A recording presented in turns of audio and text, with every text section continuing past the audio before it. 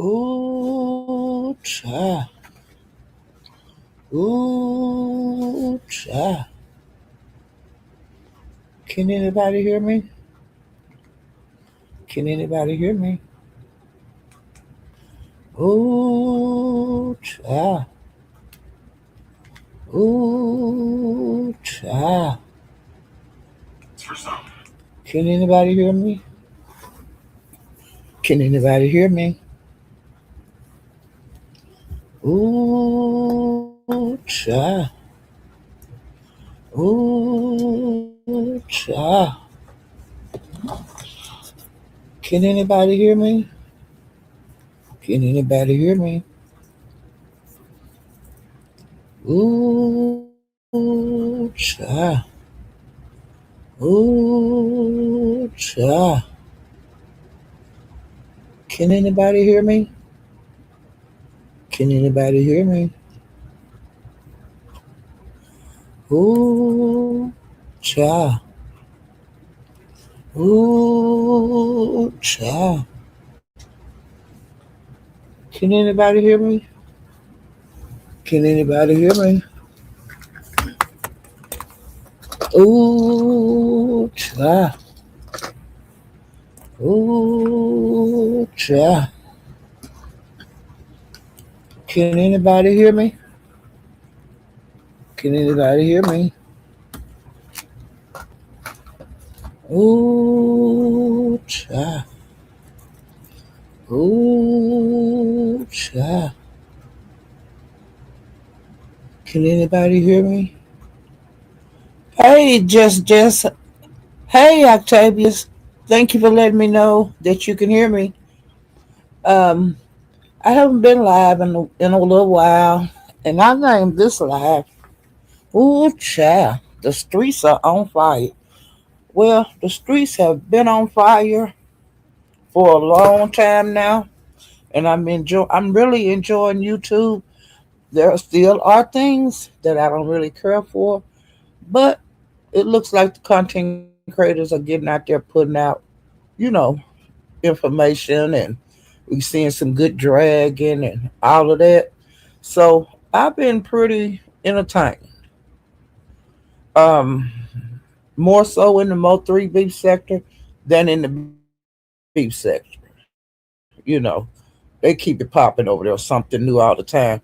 Another thing I've also been doing, being on Twitch a lot, and you can kind of get lost over there because the lives be so long. But I'm happy with being on Twitch. And the other day, I went over to Kick. Um, I was watching Big Lack on YouTube over in the wee hours of the morning, and he said, "Ooh, I got something to show y'all, but y'all got to go to Kick to see it because I cannot show this on YouTube, and I can't do it on Twitch because he keep getting losing his page on Twitch." Well, child, I went over to Twitch. Over to Kick because I'm nosy as hell. And when I went over there, it was a lady walking down the middle of the street, and she didn't have no clothes on. She didn't have nothing but shoes on. And come to find out, it was Kanika Jenkins' mother, and that's the young lady. She'd been dead some years, but it was a big controversy about her passing. Okay, that's the reason. That's one of the cases that that's one of the reasons that I don't watch the crime network much anymore. That area of YouTube because it was getting to me. But I think her mind may have snapped, and I don't know what happened would make her do that. I don't know if she snapped or drugs or what, but yeah, she was walking down the street butt naked, and the police and the ambulance, they was trailing her and trying to get her, trying to talk her down and everything like that. But that's what he showed over there on Kick, and I was saying, my God, today. But and we was people were saying that was a play that wasn't real and AI and whatever else they could think of. and that ain't her mom. Well, come to find out, it was her mom because it's on YouTube now. It's on Facebook, Instagram, Twitch, everything. It's on everything. And I heard that a couple months ago that she was gonna start back doing interviews, and they say allegedly that it's because she's flat broke. Uh, she got a lot of money, you know, people donated, like they were saying a couple of million. I don't know, but they say she don't have any money left now. Hopefully, she didn't blow the money. Hopefully she got some. But she was walking down the street butt naked in Chicago, and it's cold in Chicago. Okay, and I really hated to see that. You know, anybody go through that. Walking down the street naked. That's it's something really wrong. Hopefully, she get the help she need um, to get through this time. You know, and people have been saying a lot of rude things and stuff. I ain't going into that because you know how people is. Uh, but hopefully, she'll get some help. Hey, you little Negro, Lighten. I hadn't seen you in a while. How you doing, sweetie? Yeah, I hadn't seen you in a while. Let me see. I spoke to everybody. I ain't got but a few people in here. But I'm just going to go over a couple of things that I have. And I'm going for like over a week ago up until now on the content today. Let me see. I'm going to start with a little of the news. It's not very much. Let me see. Scoot it on. I don't never be ready, child. Okay, wait a minute. I gotta scoot all this up. I don't want to make it big because it'll take up my whole screen. I messed up some kind of way before I came on here, and my notepad is teeny tiny. Okay, I'm getting there. I'm getting there, child. Let me see. Okay, now one thing I found out the other day that Nicki Minaj, she won a lawsuit against a blogger, and the blogger name was Milagro Cooper, and that Milagro was found liable for defamation of character. So I thought that was interesting just to report a little bit on. She Nicki Minaj says she lost contracts. They that Milagro was making up different things, putting it out on her, and it had something to do with her ex Tory Lance, and allegedly this blogger were trying to make her look really bad in the public eye, like to help him get out of prison. Well, they say that's all it boiled down to. The Nikki won like 75,000. I mean 75,000, yeah. And they say 50,000 after the lawyer fees and stuff taken out of it. Um, and Nikki had allegedly spent millions to fight this case that she was fighting the blogger. It was like millions of dollars that Nikki was out of to filing the case and getting attorneys and stuff, and investigators and all of that. But Nikki feels like she really didn't lose in the end because it's going to help other people fight people that's defaming you. They said this blog had put out like nude, like porn videos of Nikki, and it wasn't Nikki. It was that AI shit, and she got money for that, and lying about different things about her. And I was surprised she didn't win more, But I'm thinking that the reason that she didn't get more money is because the blogger is just a regular person and ain't got much. So I think that maybe. And then this is one of the first cases that's going like to the big courts for like that AI shit that look like you but it ain't you. So they said that the cases that the law was passed like in October concerning this issue that has been going on for a while with the AI stuff.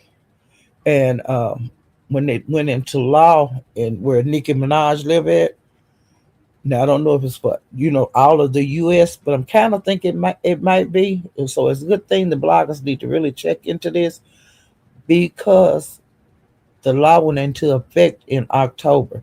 As soon as that law went into effect, that's when Nicki Minaj filed her suit against this blogger. And they say it's going to be other cases concerning Nicki with situations like this, different bloggers putting out stuff that's not really her and things that's not really the truth. So they really getting ready to crack down, and you know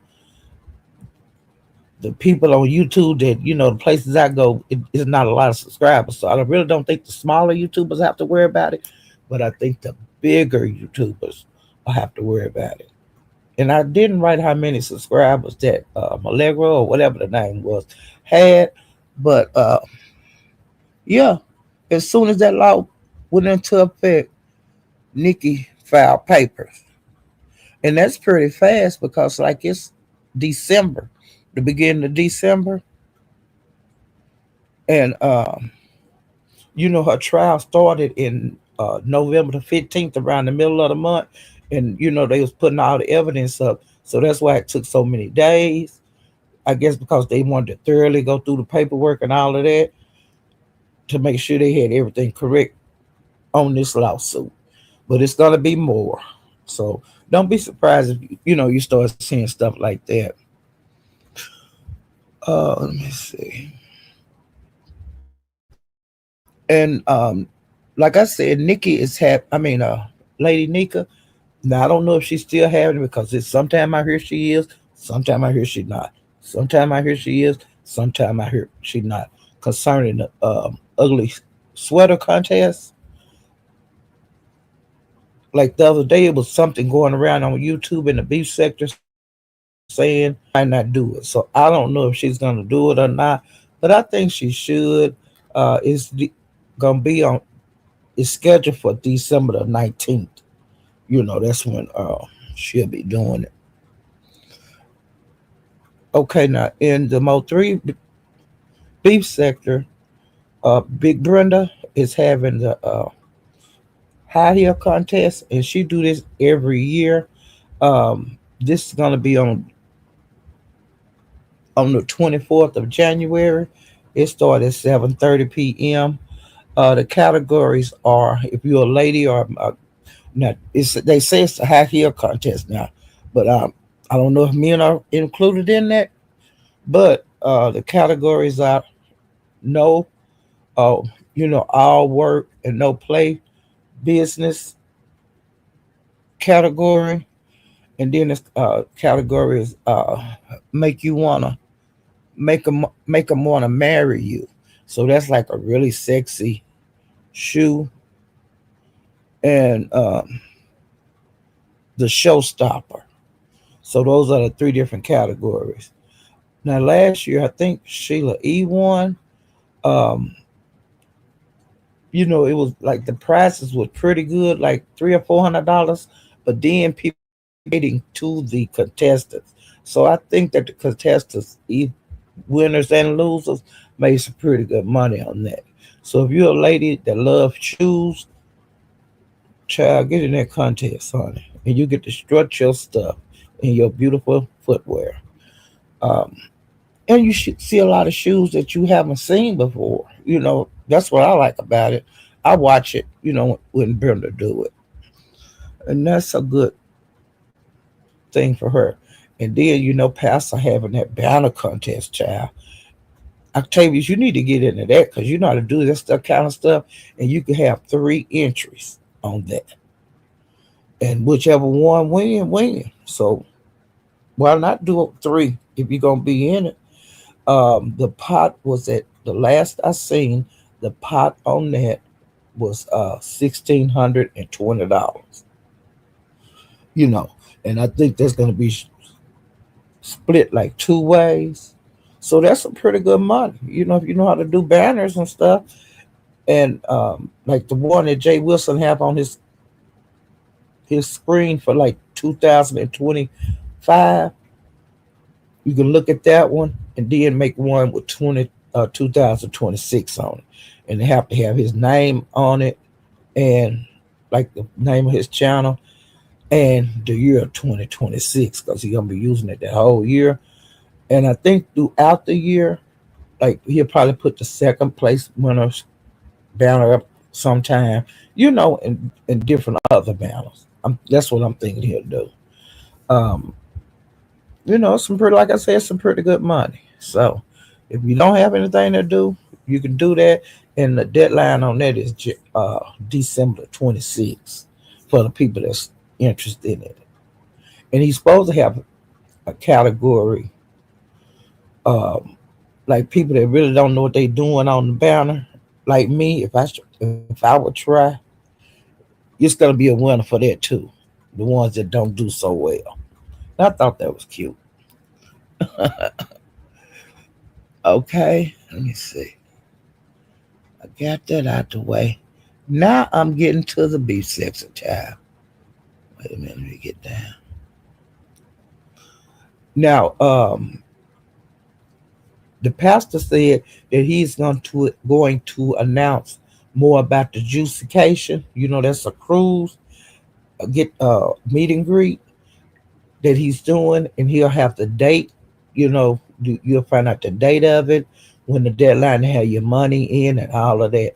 So, honey, he having the juicecation again, 2026, child. And so it's gonna be somebody crash it, just like the B section always doing that. I'm surprised nobody hadn't ever crashed. So far, she been doing good. Hers haven't been crashed that I know of. But there has been Roe and Ness has fell out since the Nesscation that was in October. Roe and Ness have been dragging the hell out of each other, child. When they feel like dragging each other, they drag each other. And honey, Roe is not backing down at all. That he is not the same Roe that he used to be that I remember. That he couldn't take being dragged. But now he can take it and he sure do give it, okay? I kind of think that Roe and Nessa make up, but maybe not. Maybe not. And Lemon, he's having a lemonication in Vegas. Well, guess who's invited now and have their airline ticket purchased? Ness, she's gonna be there. So I don't know who else will be there. And I think that little PA guy, that new guy, that white guy that be on Lemon panel, he going allegedly he's taking a train. He said he don't fly. So he going on a train. And I don't think nothing wrong with that, but it was kind of making a big deal out of it. Some people just like taking their time traveling. You know, everybody don't want to fly. Some people still catch the bus. To places. So I don't see nothing wrong with traveling by train. Because when they were saying all of that, I think I was on the panel and I said, well, Duke Farrow, he was on a plane right then on that line. I mean, a train. He was supposed to be going to Vegas, but I don't think he went to Vegas. Wherever he didn't go to Vegas. He's somewhere else, and where I don't know. But he was on a train going there, wherever he was going. And since Duke has, the location he decided to stop at, he was out there digging a grave the other day, child. And we were saying, Lord, who is Duke gonna put in that grave? But I think he was just putting on a show, because ain't nobody, you ain't gonna dig no grave on here to put nobody in, you know.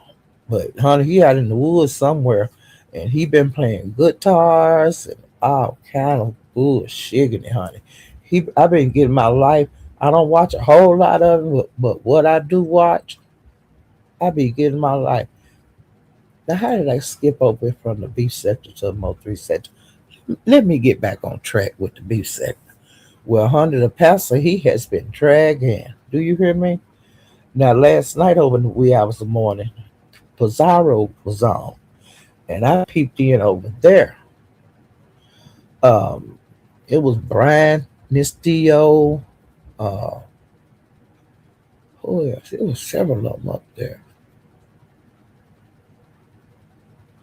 Let me see. It was several of them up there, and something kept telling me that the pastor was gonna fall in that chat. Well, child, he did, and him and Brian have been going back and forth a little taste, which is normal. But honey, pastor hit the damn link, and I said, "Oh shit!" And I can't think of who that was. He got into it. It was a girl. She was asking him something, and he was answering her back, and it went from there. And he was calling her hoes and all kind of stuff. And I was saying, Pastor. Well, another reason he hit that link was regarding Brian, because Brian was up there and they have been being into it a little bit.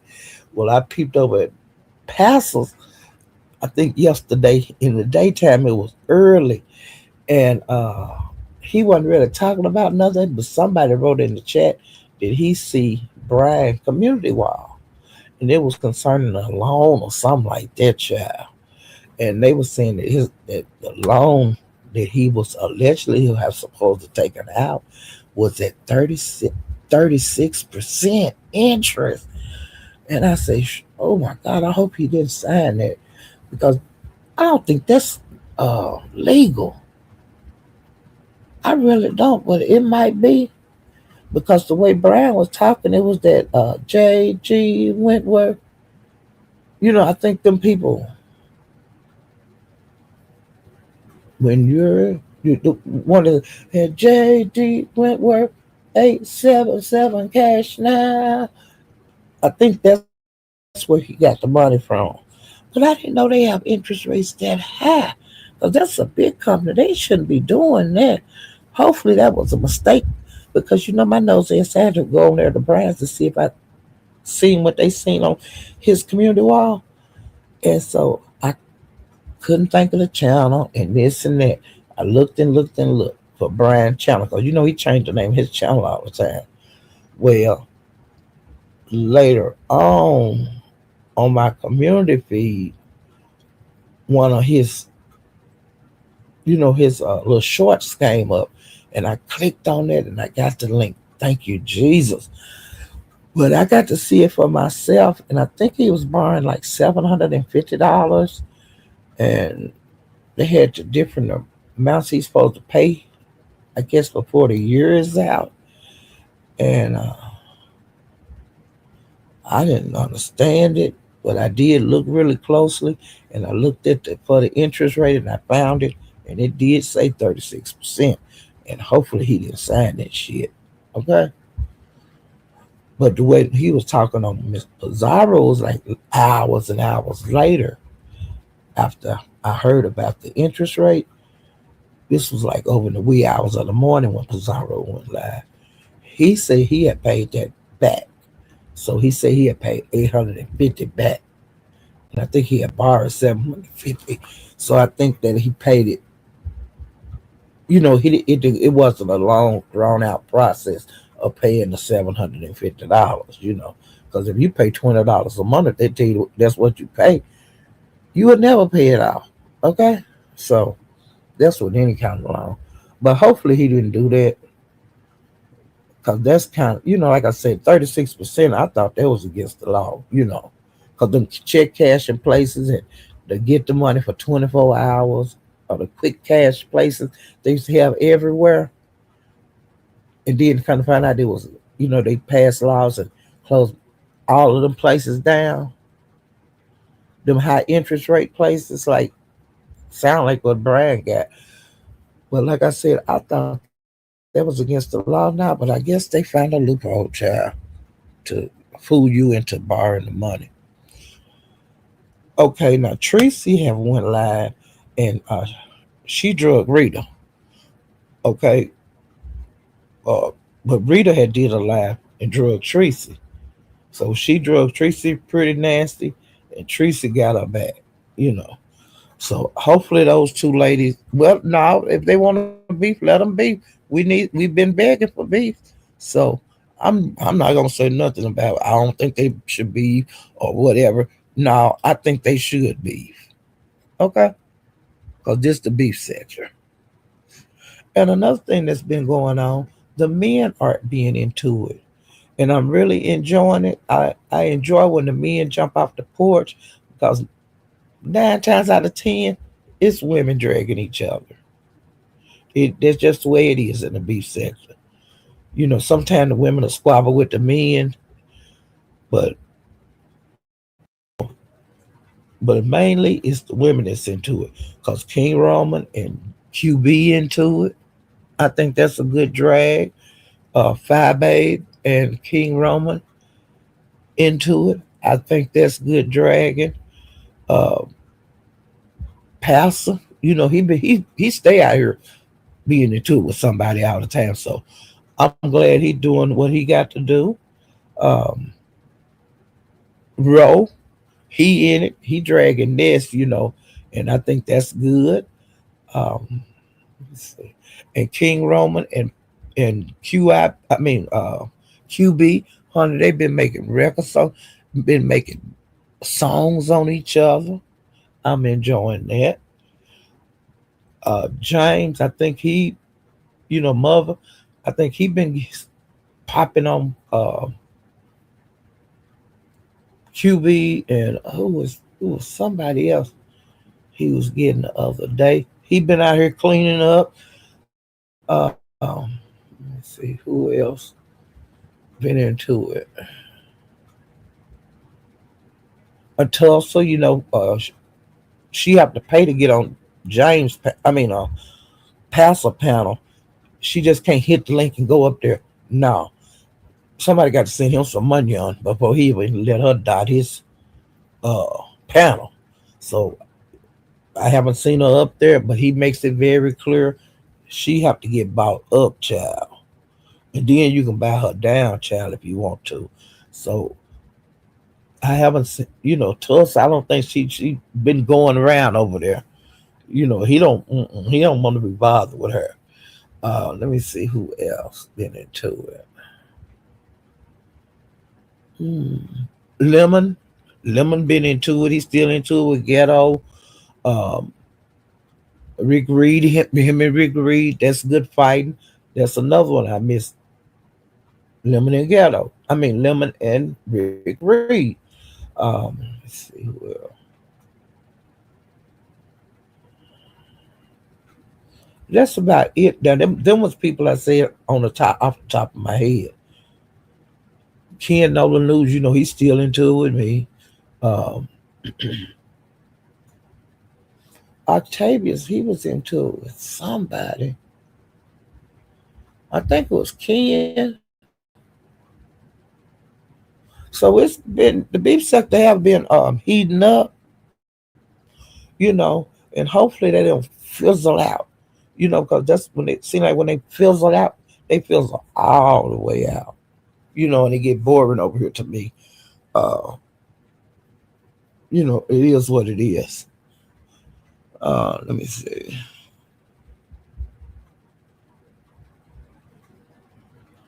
And then, Ness was on Lemon Pound Love tonight because they made up. So Ness goes to his live now, and Lemon goes to her, which Lemon really do like Ness a lot.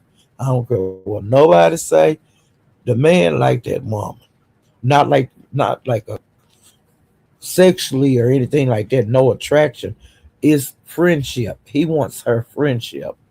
So hopefully this will last, and they can have a good time in Vegas.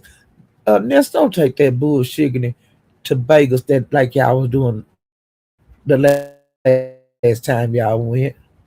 Don't be trying to make fools out of people that you meat and stuff. That's not nice. Be nice. It won't kill you to be niceness. You ain't got to be nasty all the time.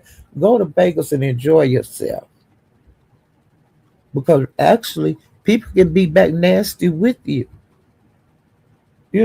Like Ro get nasty with you. You know, everybody don't want to kiss your ass to get along with you.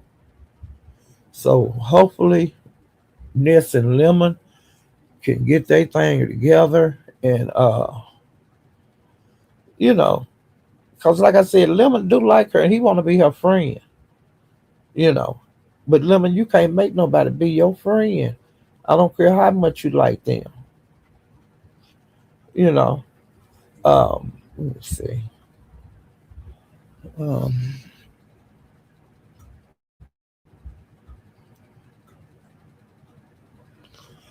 and they said something about the show the other day, and I think it's because King Roman had put like some one of them community posts because I got the notification. It was a picture of him and Ty, and that's the lady that funded a lot of the money for the show that was supposed to be years ago. Well, that has been coming up that the people are going to Vegas to start a new show. I think it's a dead fish in the water. It's not going to be a show anymore. It was that mess that they did for a show years ago. It was a flop. So if they are, I do not believe that King Roman was out there taping for no show, and all of that. But some people, you know, been putting that out there in the air. And Sean Bradley, he let it be known that no, I'm not working on no show. And if he was, it would leak out. You know, I think it would leak out. That's something hard to keep a. You know, somebody gonna tell something, and it haven't been nothing out in the YouTube sphere until lately about there being a show. But I don't think it. I think that'll be just another waste of money. But it ain't my money, so I don't care if they do it or not. If they do try to do a show, I'm gonna be watching it. I'm gonna watch it just like I watched this last one that never did become a show. And when Tracy was dragging rehab, I mean Rita the other day, she was saying, "Honey, Rita, you got bigger fish to fry than her. You need to worry about raising your kids. You need to worry about going into a rehab." Um, you know, she said that she don't feel sorry for Rita, but she feels sorry for her children. She don't feel sorry for Bill, feel sorry for their children. And she also said that she ain't. You need to worry about dragging your little boy up and down the street like you was that night at 2 o'clock in the morning. And she said that Rita was mental, and she said that her titties hang down to her waist. And Tracy also was dragging Diva Tomboys. They've been into it for a long time, but they really haven't went after each other hard. Like I know that those two ladies can go against each other. They have it just be little stuff they say, sly remarks and stuff. And Diva and Tracy used to be cool. But hey, like I said, that ain't none of my business. If they want to fight, they can fight. Cause I ain't telling nobody not to fight because I have to fight out here. Okay. And Narita was dragging Tracy too. She was saying her Tracy titties hang down to her waist, and she didn't have no shape, and she couldn't keep a man. Saying stuff like that. Can't have no kids. She was saying stuff like that against Tracy. Let me see. And I think that they've been talking about the fake making up because the way Ness and Lemon made back up. And it is a lot of fake, If you think they people they friends, they are not friends on here. And just cause they meet each other at a meet and greet, that don't make you friends. You know, that's the way I feel about it. But I ain't running nothing. Okay. And Lemon has been having some good lives. Now some of them he have taken down. Um, like the live he did, I think was night before last. He took that live down, and it was a pretty good live. The parts I seen, uh, I think I stayed over there about 4 hours, and I went to the Mo3 sector. A whole lot didn't happen on that live, but him and Krista had like some bad blood going, and you could tell that Lemon had got like tired of her being on the panel again, and I don't know why he keep texting her until it'll drop by, and you know, and you ain't got to be worried about getting bogged down and this and that. But the way he was talking to her real bad, but she was talking to him bad too. But I had got up there and I said, Lemon, you have to be careful because if you don't want her around here, if you just want her around so you can talk to her real bad and say bad things to her, it's not worth it because it's making you look like you bullying her or either abusing because you know how verbal abuse can be. And if you sit over there night after night and the person calling you bitches and just derogatory to me, it'd be something I would never put up with. You know, period. I wouldn't have nothing to do with you. You know, but that's me. Um, like if it was my panel, and I had to just cuss somebody out every time they come on my panel, I wouldn't let them on my panel because I think you can get struck like for bullying and stuff like that because that's how it feel.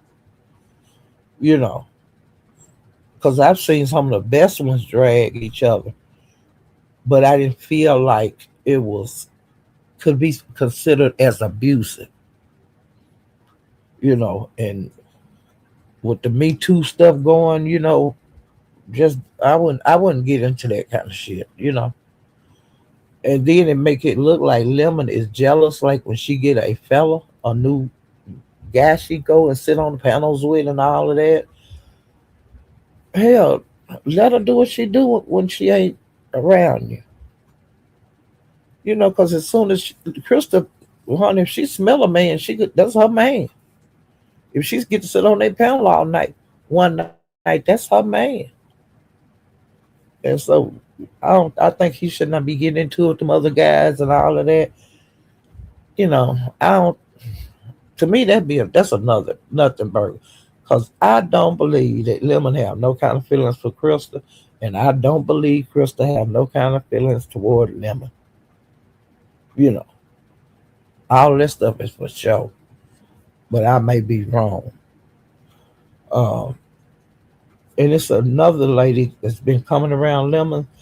Her and Audio had some kind of relationship going. Well, they fell out, but now she hangs with Lemon all the time. I like her being on the panel. I like her because people have come at her and she go back at them. And I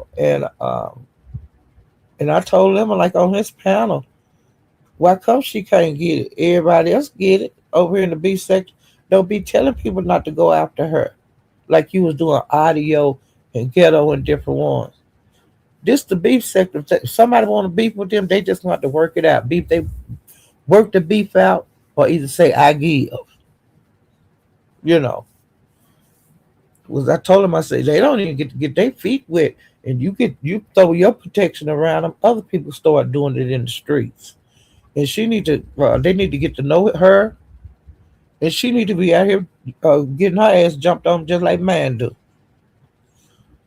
And she was like, Miss Paulette, when I said that on the panel, I was saying, you need to get your feet wet. You know, letting these people come in, they ain't got to fight. But then they get to call y'all kind of bitches and stuff. No, they don't work like that. If I'm getting cussed out, she can get cussed out. If I get cussed out, audio can get cussed out. Any of them. Anybody should be able to get it.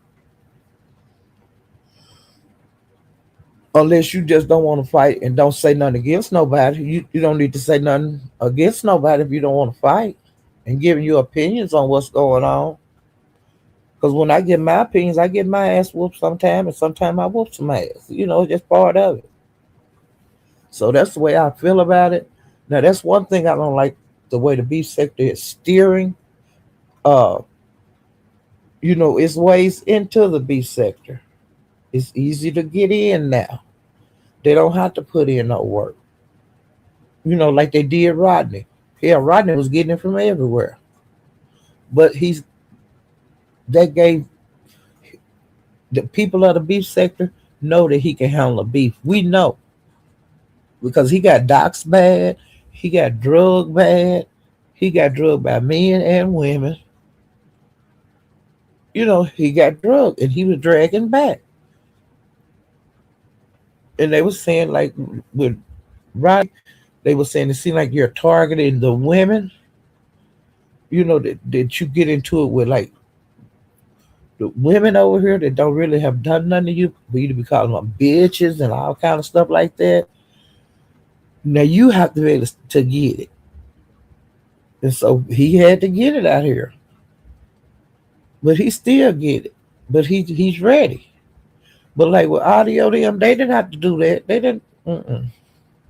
They had he like 300 subscribers when he come to the beef sector because I checked. Because I subscribed to it because I wanted to know about him. Because he said he come from a sector that he was dragging this racist white guy or whatever. He wasn't showing us he was doing no dragging over here. Because every time somebody would say something, them would jump in front of him. And I was saying, no. So now he get drugged, since him and them ain't friends. But I told him, you need to stop that shit trying to protect these grown ass folks around here. Because they expect it all the time. Now I'm going to tell you something that I got pissed off about. You know how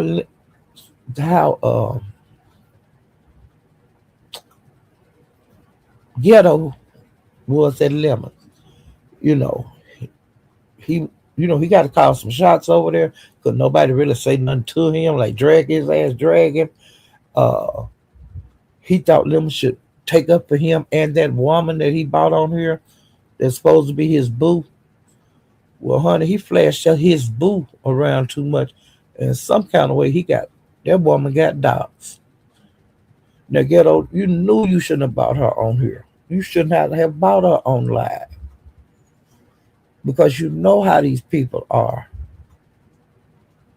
And you're not saying much about that woman getting doxxed because you had to leak the information out on YouTube. And a landlord, the one doxed her, and they say he doxed her over there at Lolo's, and they tried to blame that on Lolo. How the hell? Lolo didn't know that man was up there doxing Ghetto woman until Ghetto said that was his woman. These people got this shit ass backwards, don't they? Ghetto, you can't blame nobody but your damn self. Because you had to give out some information on that lady for them to be able to find her and dox her. Because then nobody on YouTube know who that lady was. You should have kept her in the background. Just like you had been. But then, like, when you bought her out here, when she started talking that shit and calling people bitches and stuff, Tulsa let her have it with both barrels, and you didn't do shit. You got mad and said Lemon should have stepped in and did. No, you bought that woman on here. That was your job to protect her. But you dropped the ball once again. That'd be like Octavius and Kiki when they had their relationship. Kiki was getting drugged all over damn YouTube. She was getting drugged all over YouTube before he got with her. So by him getting with her, that wasn't gonna stop them people from dragging her. He had to jump in there and fight right with her. and he got doxxed in the meantime. It is what it is. You know, and Octavius, I think he still fight for Kiki because she's special to him. But it don't stop people from dragging her. You know, it don't work like that. You know, and she gets in and she dragged for him too. I've seen her jump in. When they get on him. You know, you take a team. If you girlfriend and boyfriend on her, because they gonna show go after you. You know, that's just the way these sectors are. You are to get out of those expendable cigarette holders. Hey, Vibrant. Hey, Sassy.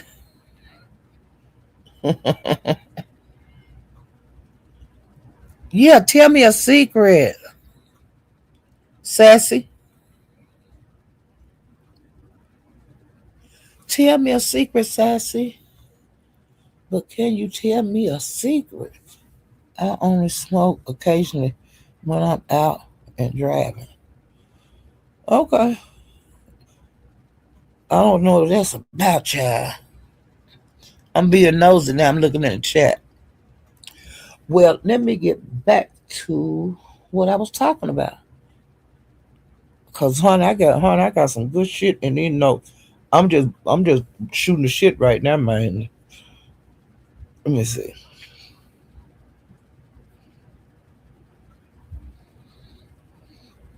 Okay, now Catherine, both thing, Catherine, she be in the shit and don't even know she get in the shit. But I think she be knowing she what she doing, but she like to act like she don't know what she doing. Well, uh, they had that big mess about the dressing, uh, the cornbread dressing saga. And Pastor just said I ain't having it and this and that. Well, after that went on, they was over there in Tulsa, and this kind of cornered Catherine to answer questions. And so while Catherine was answering those questions that they were asking, because they was being nosy, honey, they picked her like you pick a turkey, child. And she said, "No, I don't really go over the pastor. I don't feel comfortable. It makes me uncomfortable over there." And honey, I don't know if the pastor heard this when she said it, or if somebody, bug in his ear and was letting him know what was going on over there. Ness's child. And Pastor went live that next day, and he was saying, I make you uncomfortable. Why come you didn't tell me I made you uncomfortable?" And he said, "And you over there with Ness them, and they done called you all kind of bald head bitches and everything you could think of, and just talked about everything about you." And he said, "I've never called you no bald head bitches, and I ain't never did you like that. But you sit up over there and tell me I made you uncomfortable." And then he went down a list of what made him uncomfortable about her child. Y'all hear me? Honey. Ooh, Lord. Let me try to get to it. And then Hershey got her ass up there. And Hershey is good and messy. When Pastor was talking about Catherine making him uncomfortable, and then Hershey got up there and she was putting her 2 cents in, child. And when Hershey started talking, she ain't gonna shut up. Uh,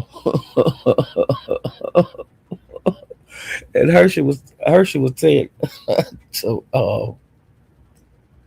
Hershey was saying to Catherine that they played out. Ness and Tulsa was playing out in Catherine's face, and then uh, Hershey told Pastor, "And they've been playing all in your face too." And Hershey was going on, and I was hollering. Do you hear me? Then he got he started back dragging, and he said, "In lovely love, I don't want your man." He said, "He don't want your man," and he said that they was hitting lovely love, and when the cornbread fiasco was going, the cornbread dressing, the lovely love and Catherine was hitting everybody panels and stuff. And then child lovely love dropped down in his panel one night. And that's the first time she had been back over there since the dressing fiasco, honey. And Pastor let her know in her face, honey, I didn't want your man. I got a man. And he was letting Lovely Love have it, and Lovely was saying, but that ain't the way. And then he would cut off again, and she couldn't get a word in edgewise. Do you hear me? Every time she was saying, but that I want, and then he would cut off again, and I was saying I was hollering, and Lovely Love kept dropping off, child. He let them have it. Okay.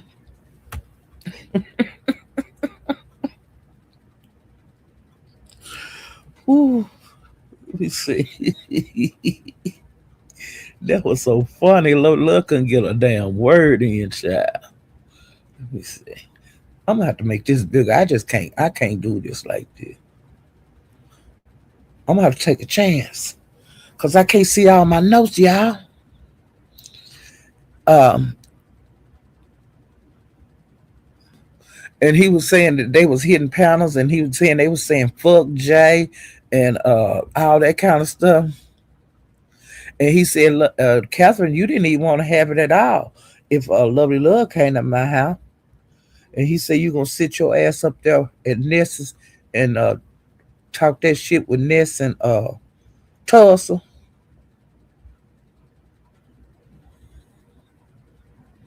And he said, what did he do to make you uncomfortable at his channel?" He said he welcomed you. And he said when people were calling you bald head bitches, two faced, uh, you ain't never been called them names on his panel. He said that you sitting up over there at Ness's and with Tulsa and Ness, and he said they done called you every damn thing in the book. Okay.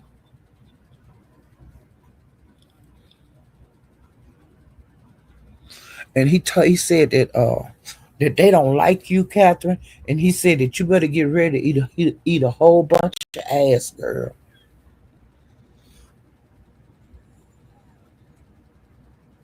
And he said again, what's in you is coming out of you. And he said that. I said that on my last slide. He said that. He said that over a month ago, girl. And he said you ain't getting no apology out of him because he ain't did nothing to you. And he said he for all the years the child been cool. He said you had sent him a whole lot of emails, but he said he ain't gonna read your personal information out on here, girl. Okay.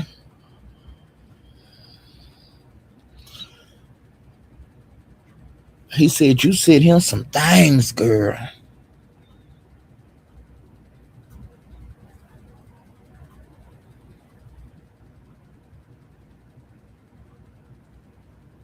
And he said he didn't even talk about all that foolishness that you told him about or that church you went to that time.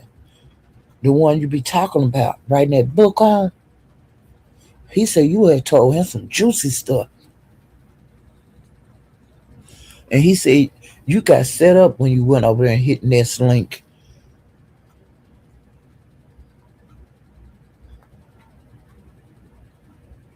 Okay.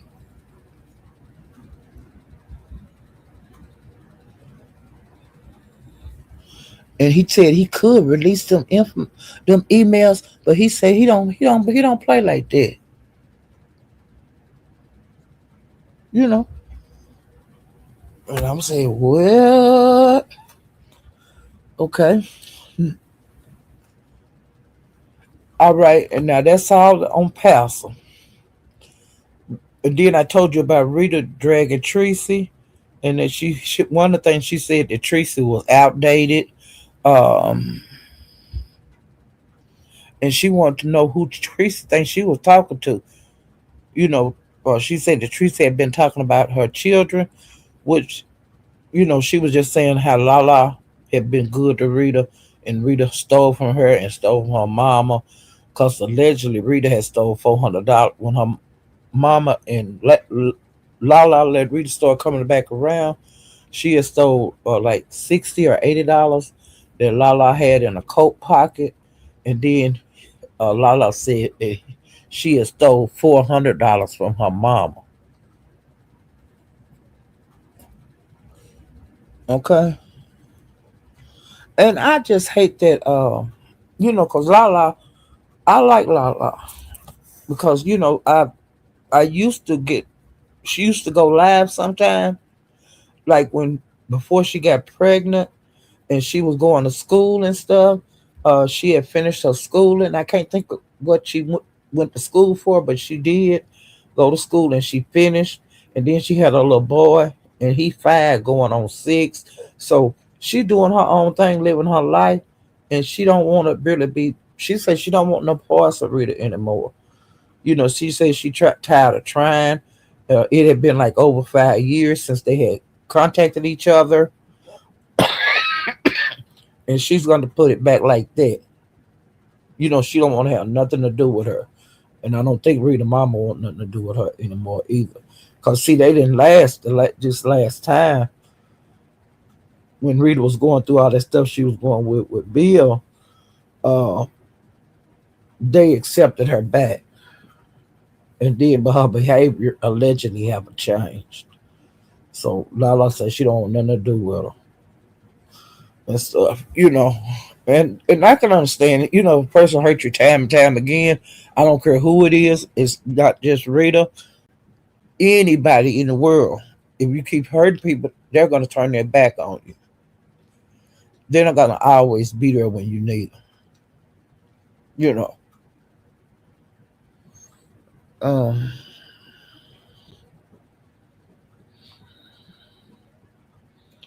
and Rita said that when she was dragging Tracy the other day, she was dragging Tracy because Tracy had spoke on her and Bill information like 13 days ago or something like that.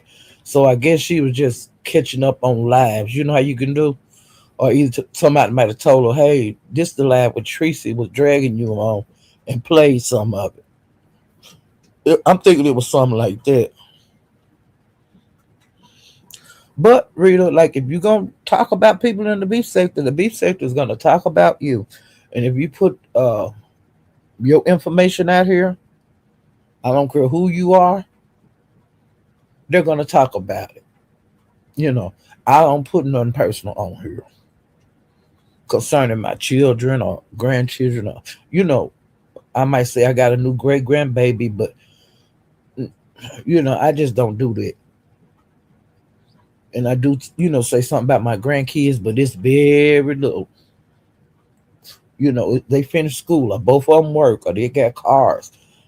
Just small stuff like that. But as far as going into their business, if I'm having an issue with one of them, you guys would never know. Okay. Like if I'm going through death and stuff like that, you guys would never know. I've been through several deaths since I've been on here. Lost a brother and a sister. Lost my mom. Y'all didn't know nothing about this shit. Y'all didn't know what I was doing. Didn't know what I was going through. You know, it is what it is. Because these people have put that and stab you in your heart with it. And I ain't the one. Okay.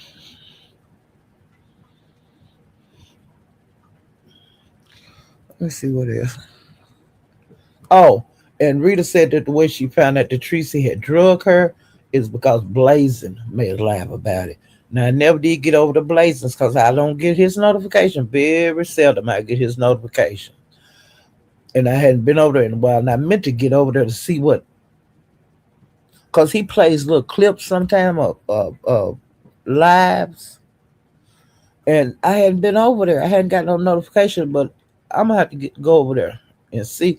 I need to start me a note thing of videos I need to go and watch because I forget to go back and look at them. And his is one I forgot to go back and look at.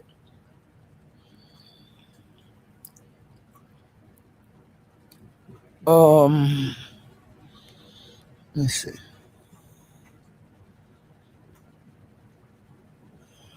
And Rita said that Teresa was a dope fiend and that she smoked crack. Now I don't know nothing about that.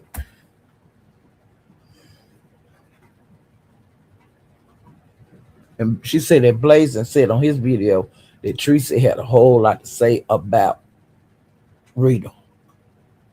But like I said, I haven't seen his video, so I really can't say a whole lot about that. But I was just wondering why that one day Rita was dragging Teresa and she had her name in the title and she had Blazing's name in the title. And that's why I looked at it. And she's still going through her situation. The last time I watched Rita, now this been like 4 or 5 days ago, she was thinking that somebody was coming up in her house. And I think some windows don't have locks on them. And I think some people can come in through her basement or something like that. But honey, you need to get that. If that house like that, you need to get out of there and get them kids out of there. You know, I would. I couldn't stay. I couldn't stay in there.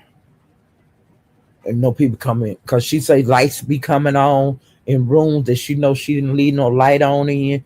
You go back in the room and light on. Or if you leave the light on in a room, you go back in there, it's off. See, I can't take that kind of shit. No.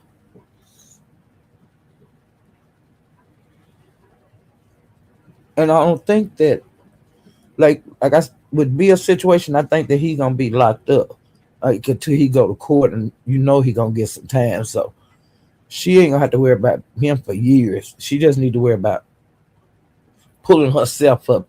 You know, um, I know it's gonna be hard, but it is what it is. When you get lemons, when life give you lemons, make lemonade, honey. And Rick Reed has still been dragging lemon. I think he did a live yesterday. I did not get to see it. And since I've been on here talking to you guys, I got to look at his Thanksgiving dinner. And now you know Rick love to cook. Now his food looked good. And I went to different channels looking at different content creators, the food that they serve their family. And everybody seemed to have done a good job that decide to show, that their dinner. And some of the things that Rick has said to Lemon is that people want to see him crash out, which, that's a big part of his show. When he go off. And Lemon is scared to death that he'll lose another channel. But look like everybody out for each other after each other channels. So you just got to buckle up, and then and but you'll never know a lot of times who struck you. And I've always said that uh, being a part of like the pieces, I got to see a whole lot of how the YouTube work. You know, uh, Tracy had said way in the past that people used to start striking her as soon as she hit her live button. And I'm sure that people out there that still do that. And she's not the only one that's being done to like that. I think that like when Lemon be live, I think the whole live people be trying to strike him, but they just haven't gotten it. Like a good strike. Um, and he just want to deal with that. And if you're doing something on your panel that you kind of iffy about, I don't think you need to do it. And to me, Lemon get too many chances to people. Um, he have people on his panel he know don't like him. So if you know this person don't like you, don't you know that they'll p-bomb you if they can, or they'll say the worst stuff will come out of their mouth. You know what I'm saying? So they can strike you, or they have somebody in the cut striking you. Because y'all be texting and emailing each other while you're on the panels and stuff. I don't want no part of that shit. This thing right here, this YouTube is not that serious. Okay? And if I get struck down, it's gonna be because of Paulette. It ain't gonna be because of nobody but me. You know. But his like lemon, like he's in a twirl right now, just like a spinning top. He don't know which way to go. And I hope he get through this, you know. But some things are gonna have to change. That's just the facts. A lot of people don't like change, but sometimes you got to change if you want the situation to get better. And he it's a lot of people that want to see him down. There's a lot of people that was happy when he lost his channel. I wouldn't. I don't be happy with nobody lose their channel, even damn Shakim. Okay. Um, Another thing, if they strike each other, if they just keep doing all this damn striking, okay, the people lose their channels. Uh, then they got to start over and all that kind of stuff. And it be like I say, the beast said they got a little footing right now, but if y'all strike each other out, a lot of people just might give up. You know, it is what it is. Well, like I said, I've been enjoying the content that the beast had been putting out lately because it's content and it's content that we like. We like beefing. We want to see beefing in the beefing. What the hell you over here for? I be beefing. People beef with me all the time. And if you don't want to beef, I think you need to go somewhere where they don't beef. If you want to be on the walking on clouds and tulips and stuff, tiptoeing through the tulip, you need to go find your tulip field. Because the beef sector is not that. And it is what it is. If you can't take the heat, stay out the kitchen. Okay? No, that's just the way I feel about it. Uh, it's just me. But like I said, I am glad to see uh, Fiya Babe out here banging. I'm enjoying seeing QB come back out. Because QB over there in his own world, he be talking this shit all the time. It's time for him to get back out here on these streets like he doing and get the banging. You know, Rico, uh, Rico Barber, he been back out here on the streets. I'm enjoying seeing him. He a OG. You know, he been hitting that Roman. He been hitting that Lemon. Well, to me, Lemon and him, it's not just nasty or anything like that. Him and Pastor been into it. Rico and Pastor, they been into it. I'm enjoying that. But they ain't talking about striking each other. They say what they got to say and be done with it. If I don't want to fight you tomorrow, I ain't gonna fight you.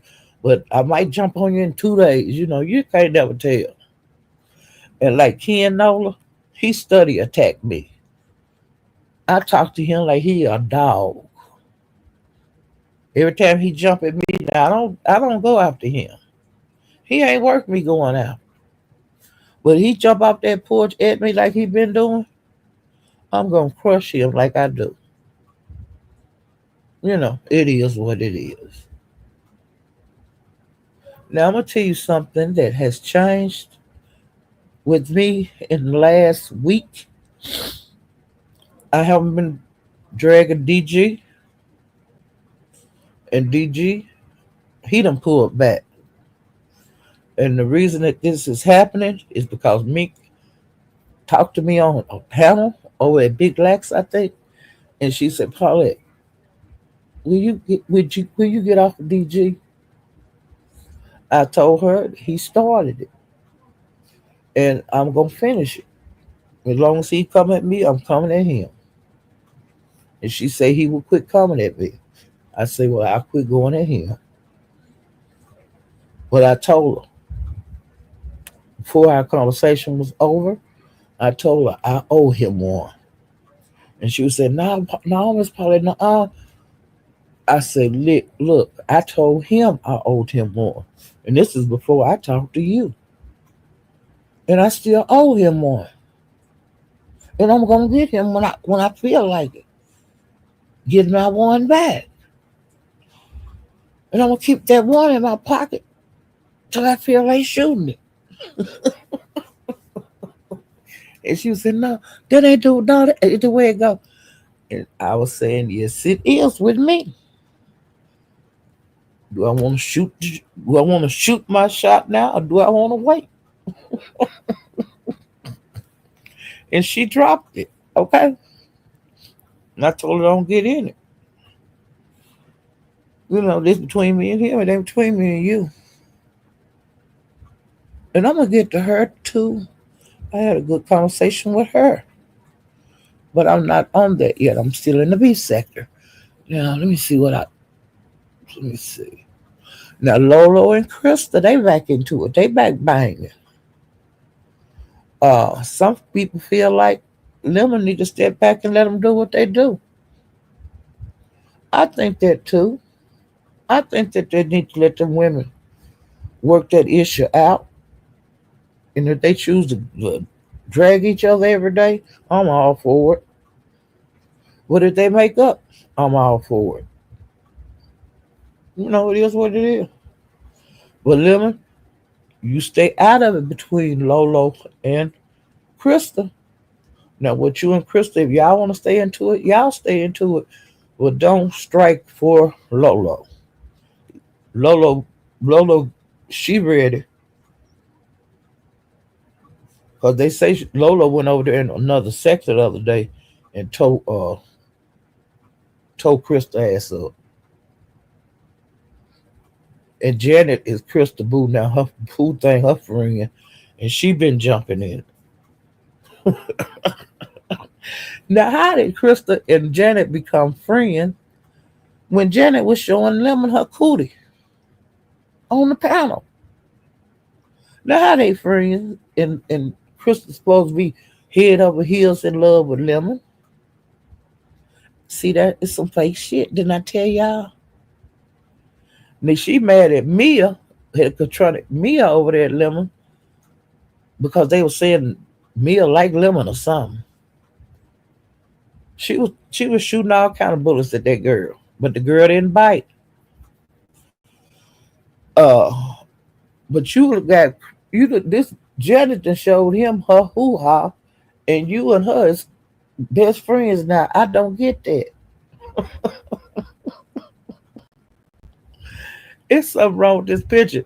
Now there was a rumor out on Mia, and she got slugs shot at her, but that was actually Ussy show, and you ain't shooting no slugs. Y'all best friends now.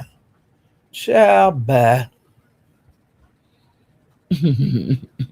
Somebody had told a lie like Mia and Lemon was gonna share rooms in Vegas, and then Krista called, text him or something about it, and then it came up on over the panel, and then that's how we found out about it. Well, Mia, she don't seem interested in Lemon, and I think that they got figured out kind of early in the game with them two. But the hell, you never know with these people how they act. Them may come home tonight and they in love. So I don't know. Crystal kept texting Lemon with a bunch of bullshit, and that was really getting on his nerve.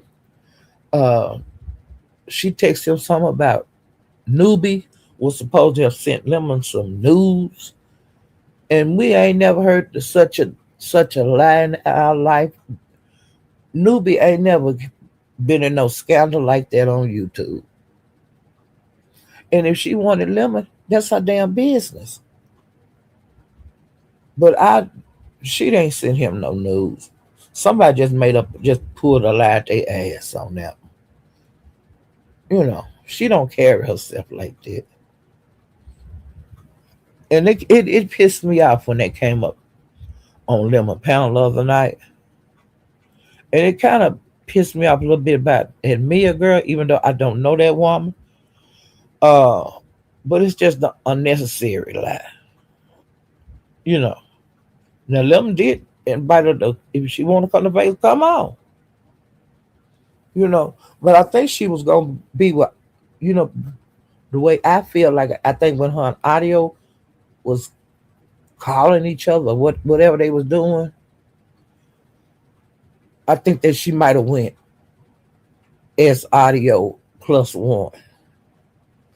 But then see they fell out, and now um, I think that she's going, but she's trying to find a person like a lady to hang out with a little bit.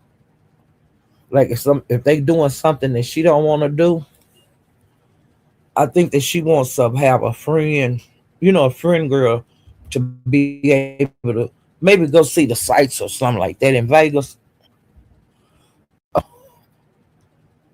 You know, I don't see nothing wrong with that. And she keep asking Lolo.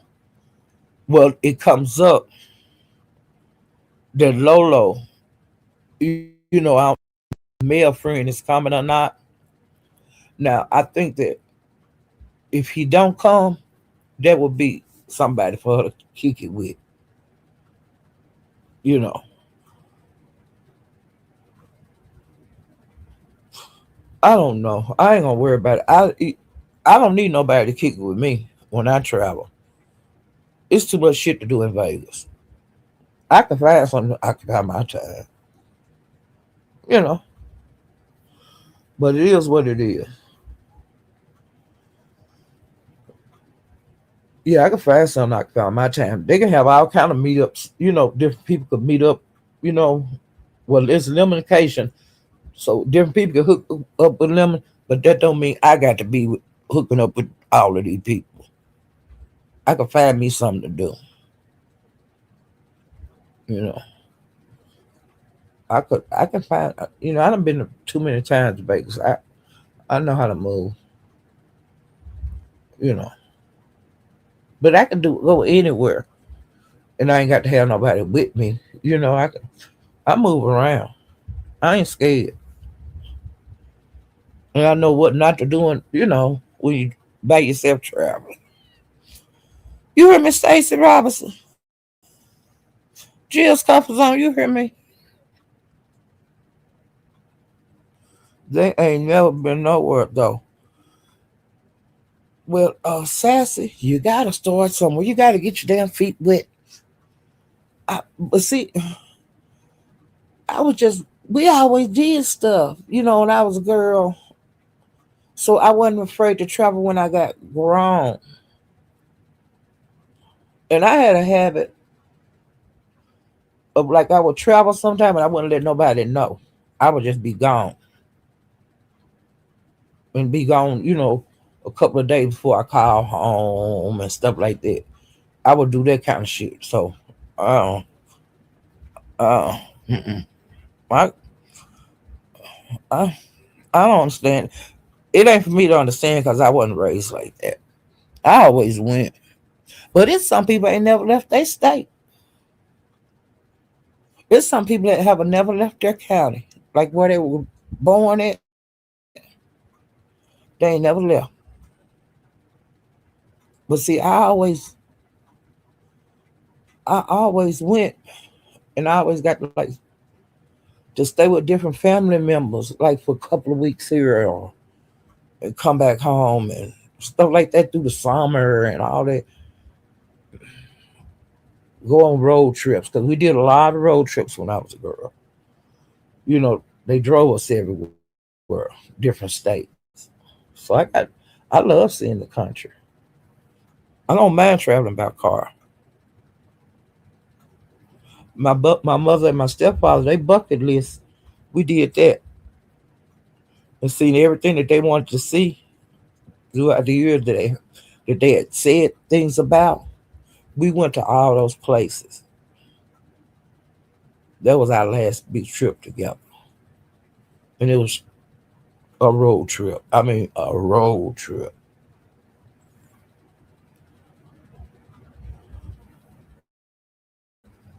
Hey, the bushes. Hey, is my time? Is no. I am so H Town.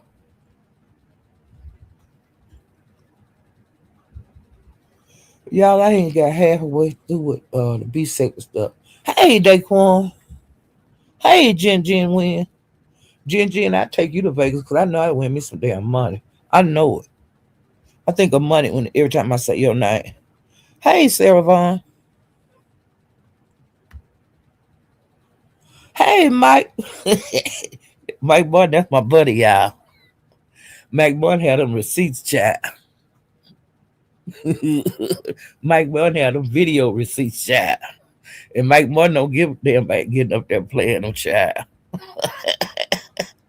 Hey, Jay Parrish, I didn't miss you this time. Hey, Peaches. Child. Mike Martin, he'll get up there and he'll play them damn receipts. A lot of people don't like him for that too. And Mike Martin, he'll ride down on a bitch. Mike Martin, he'll ride down on a bitch. Mike Martin take pictures on your porch, y'all. Mike Martin ride by your house and take a picture. Ooh, child. Mike is a best job. I like Mike. He take a lot of stuff too. They call him everything. I don't like it.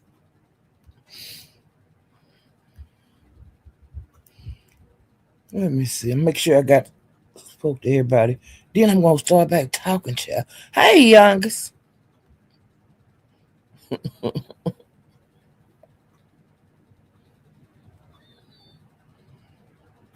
Hey, she talked too much, and she never shut up.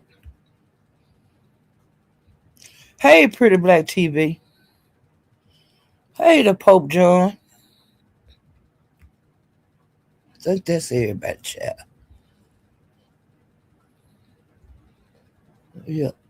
Now I'm gonna go back down now. 'Cause I didn't want to go too high where I couldn't see. I couldn't get all the way to the top, but I think I'm pretty good.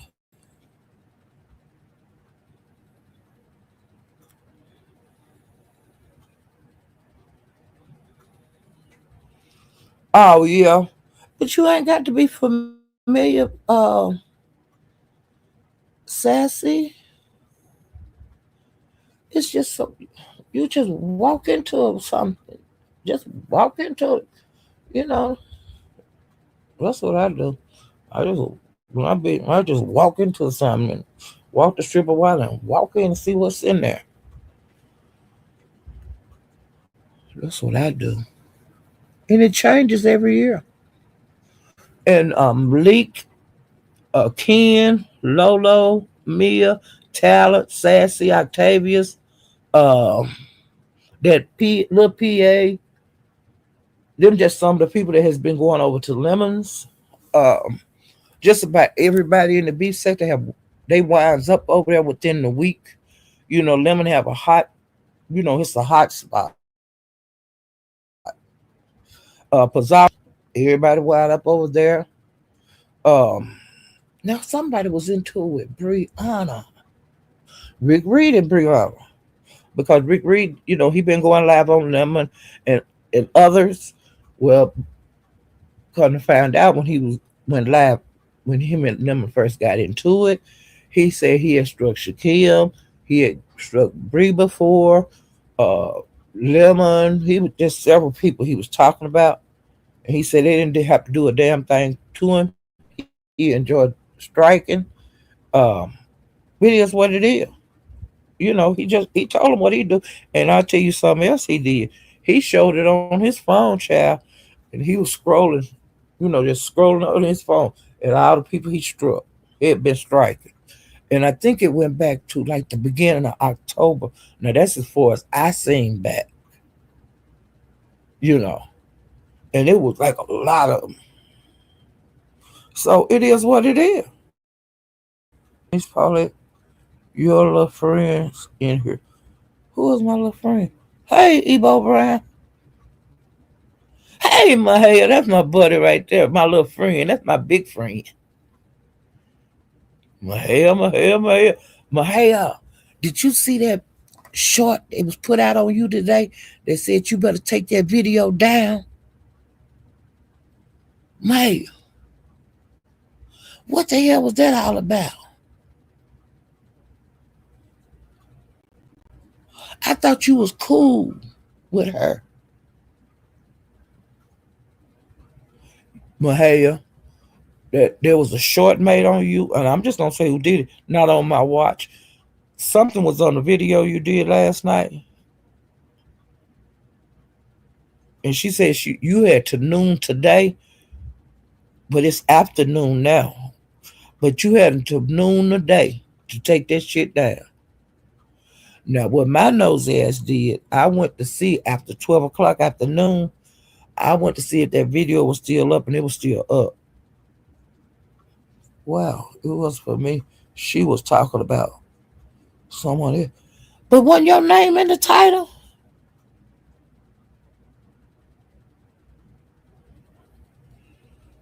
It was to someone else. Let me ask you this. Was it about flame?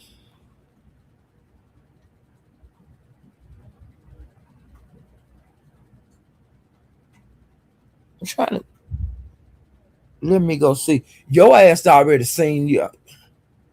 Okay, yeah. Okay. All right. Well, I'm gonna talk about that when I get to the Mo 3 sector, but I'm still on the B sector. Okay. And I guess I'm going over the stuff that's been, you know, some of this is a week old because I haven't been live, you know, in a while. Hey, the fat Kevin Samuel.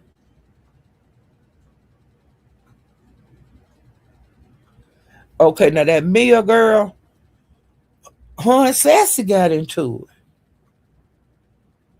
Now, see, Mia got a smart mouth. That's another reason I like her because she feel like anybody that say something to her, she feel threatened kind of. She remind me of audio. Okay, like if a person asks you a question, but you can't the way you aggressively answer back because that's what it is. It could easily lead to an argument. But Sassy didn't argue with her. You know, Sassy would just want a plain understanding of what the hell was going on. But Mia didn't. Mia was like in she was in hey fire babe. Oh, that's fire babe. Okay. Fire babe. Okay. But Mia was in defense mode when Sassy went up there because they was already asking her questions about something. And she had put her guards up. And when Sassy was asking her something, she was asking her like just a plain question, but the girl would answer Sassy back, like, what business is it yours and stuff like that. And says, I'm just want to get a clear understanding of what this and that. And she was saying, what is it? How's it your business? Or what ain't clear about it? But they didn't go. They didn't get to dragging. I was really glad. Um, let me see. And she got into it with pizza, and she got into it with audio. But audio was trying to make it look like she was a fool, and she wasn't falling for that shit. But come to find out at the end of their little spat, audio and Mia spat when they like severed ties, allegedly. He was trolling her in the chat. He on the panel, she in the chat, and he was trolling her. Like a lot of these people that's troll, they be sitting right up there on the goddamn panel. They be putting stuff in the back chat, they be putting stuff in the chat, and then they be talking to themselves on the panel. They answer it, you could tell who they are. Bitch, what you doing in here? What the fuck is you doing in here, ho? I ain't hiding from you. Old ho. You just ain't as old as I am, ho. I knew your black ass was gonna I knew your black ass was gonna wind up in here. I must have over 20 people. Something you can't get, ho.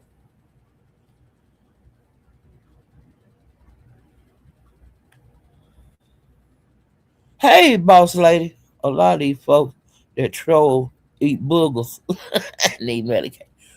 A lot of them got too much time on their hands. And then I ain't got no troll page. Everybody knows my troll, bitch. You study making them. And I started to cuss Ken out the other night when we got into it and he ran off. But he didn't actually run off at Lemons. And then how he was talking about me as this other person, but talking about me to moderators. And I was looking at how they were writing. And so I put in the damn chat. I didn't put it to nobody. I put first line, second line. You know what that means. In New Orleans, the first line is the family. Like when you die and they go and take your ass to the cemetery, the first line is the family. The second line is the band.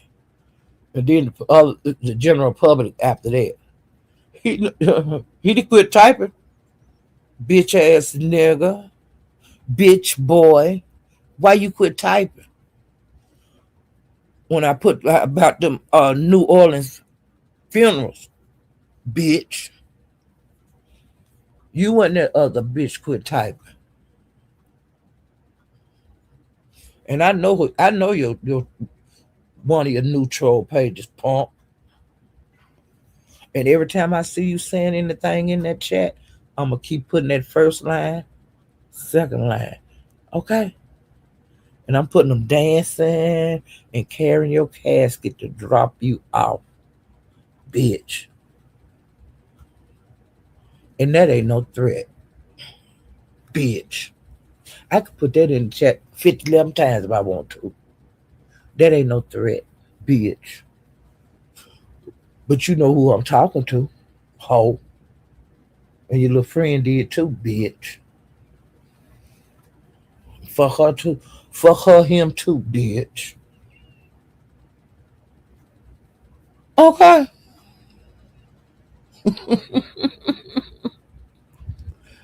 And Rick Reed has said that he had been flagging Lemon, Bree, Shakim, and others. And he said that Shakim could use that live that he did, and he would come over there and drag Lemon with Shakim, and then he would take one of Shakim's strikes out. Well, Shakim, I'm gonna tell you this here. Now you eating this ass, and now you finna eat Big Reed ass. Boy, you gonna be full of shit. You hear me? That's a lot of ass kissing. You got to do like Ro, be a man and quit eating her ass. Okay? But since Roden left, now Lemon back eating her ass. She keep her ass kissed over there. She keep about 3 or 4 of them. Y'all are pitiful in the head. And tell y'all what to do. Hey, trouble, just ignorant. And Ro, you better not take your black ass back over there. But you gonna go. You too nice. But you escape for now. Okay? Enjoy your freedom. Okay, now when Lemon lost his page, he lost his page about 2 o'clock in the morning. Okay? Because I was moving around. It was Thanksgiving morning. Um, I was moving around and the word will start going through in the B sector real fast that his page was gone. I was saying, damn. So I went to look to see if it was actually gone. Well, it was. Um, I was writing. I was in the B sector when the shit when they started putting it out that the page was gone, and I don't know what time Lemon found out, but I seen the shit when it happened. It was a trip, and I was saying, well, when he wake up, it's gonna be Happy Thanksgiving, and I wanted to see how he acted that night when he came on, and it was a blow to him, okay, because it was his main page. Lemon don't know a lot about YouTube. I guess he just haven't been paying attention throughout the years. Now I know that you can't get no strike. Like three of them in 90 days. Because if you do that, your page is gone, and it is what it is. That rule been in effect forever. And how he let that get him, I don't understand. Because he should at least know that base. That's basic. You know, when the people get so many strikes on their page, they go their bag up page. But when he had that situation with Shakim striking him, he wouldn't even go on his bag up page. It messed him up so bad, you know. And people was offering to help. I don't know what happened with that situation, but that flag didn't count. But he had been getting struck other times, and so before the 90 days was up, that last strike got him. It is what it is. I don't understand why he didn't make him some bag up pages. He have one I know of, and he might have two, but he need to make him. Since he go live almost every night and he do long live, he need to make about 6 damn pages. It is what it is. Since he don't know the rules and don't, because he's not like I said, he should have knew he was in danger of getting that third strike on his main page. He should have put that page up and not bought it out to way over the 90 days, And he could have been building his other pages up. What this bullshit was going on. Maybe he'll make some more pages. Hopefully he do. But if he don't, that's him. He a grown man. Now yesterday, um, I was moving around the beef sector, and I've heard about it. He was on Discord. Had a party or something going over Discord. Well, I went over there to the Discord. To peep in. I found that out at Lolo. I did go to Discord to see what was going on. Wasn't very much going on in there. They was like listening to Lolo live because Lemon had left Discord to go to Lolo live and talk about how he had cussed Krista out. So and I stayed in there for a while, and then I left and did some stayed at Lolo's for a little while, and then I went on back over to the Mo 3B sector.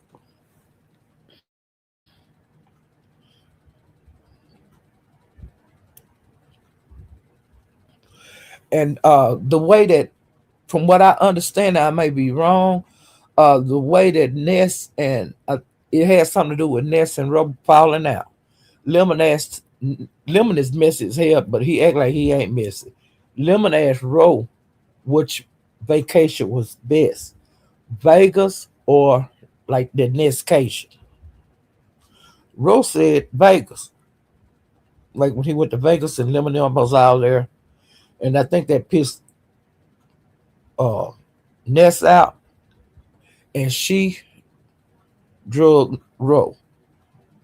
She was calling him like nerds and different things. And honey, Ro hit that goddamn lab and he started dragging too, child. And I was just proud of Ro. I'm still proud of Ro because he's still dragging. Let me see. I'm going on. There's still a lot of names of different people that was on his panel, but it's not nothing that really to talk about. I don't need to call their name. And child, Bree said on one of her laughs. Now I didn't go back and watch Bree laugh because I have too many places to be. But Lolo called Win a Bree saying that she was slow. Okay, and Lolo said that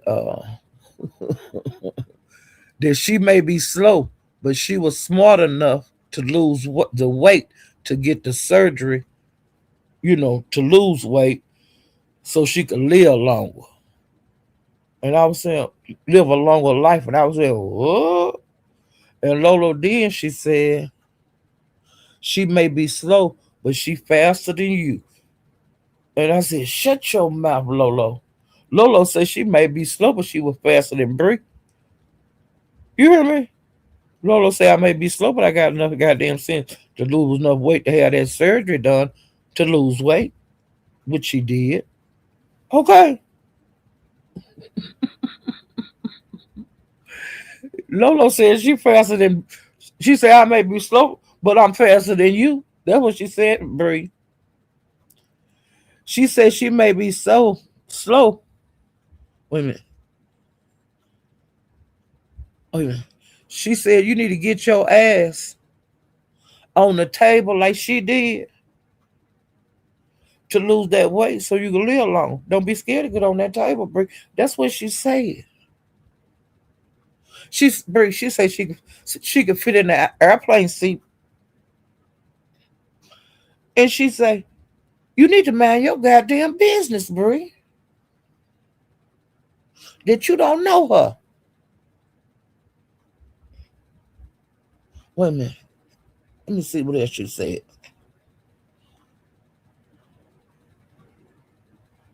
Wait a minute.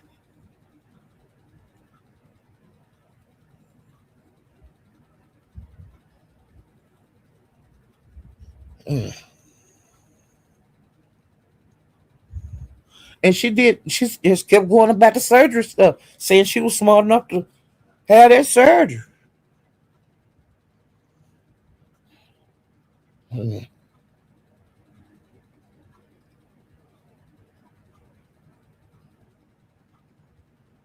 And then they was telling her, thinking that how they be saying that Lemon need to tell Lolo this and Lolo need to tell Lemon that. And Lolo said she'll need to do a goddamn thing. That Lemon is a grown man. She can't tell him to quit fucking drinking. Y'all tell him to quit fucking drinking. She said she ain't. She don't feel like getting cussed out. I don't. I don't blame her. Just cause she his co-host. That nigga was drinking like that for them. That cool. If his mama can't make him quit drinking, can't nobody make him quit drinking. You hear me? Lola was dragging, honey, and Lola and Lemon was saying, "Wait, what happened?" Cause he'll leave and go smoke, and when he come back, all hell done broke loose. Well, Lola was talking that shit, and Lemon, "Hey, wait, what's going on? What?" And Lolo kept going. I was laughing. Lord Jesus, that was funny. And Rick Reed, he had got into it with look. That's when that night he got into it with that little PA. And Lemon, I'm serious. Did that shit come out of nowhere? Okay, because a lot of people missed it because it was over in the morning. Because Lemon do them all nighters. Well, they had been up there for hours. It was a pretty smooth live. But then hours later into the live, some kind of way Pennsylvania came up, or Philadelphia, wherever. And one word led to the other, and y'all, it exploded like a firecracker. That man, Rick Reed was dragging that white guy, and that white guy was dragging Rick Reed, y'all. And Rick Reed was calling him hunky and Peckerwood and white trash and all that. And the boy was saying, "You're racist," and they was going back and forth. The guy wound up taking his hair down, child. The guy wound up taking his goddamn shirt off. He was so pissed off. They drug each other about an hour and a half, y'all. It was bad. Okay, it was bad. But when they was dragging each other, when Rick called that man all the slurs about being white, Lil Pierre, Lil Pierre didn't have very much to fight with because he don't know nothing about these people over here in the B sector. Rick Reed mama white.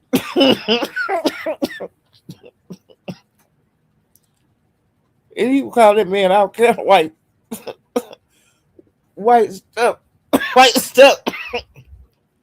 Y'all, and the man say, "You just as white as I am." You know, you telling Rick Reed that, which is the truth, because Rick Reed mama white, but the man didn't know it.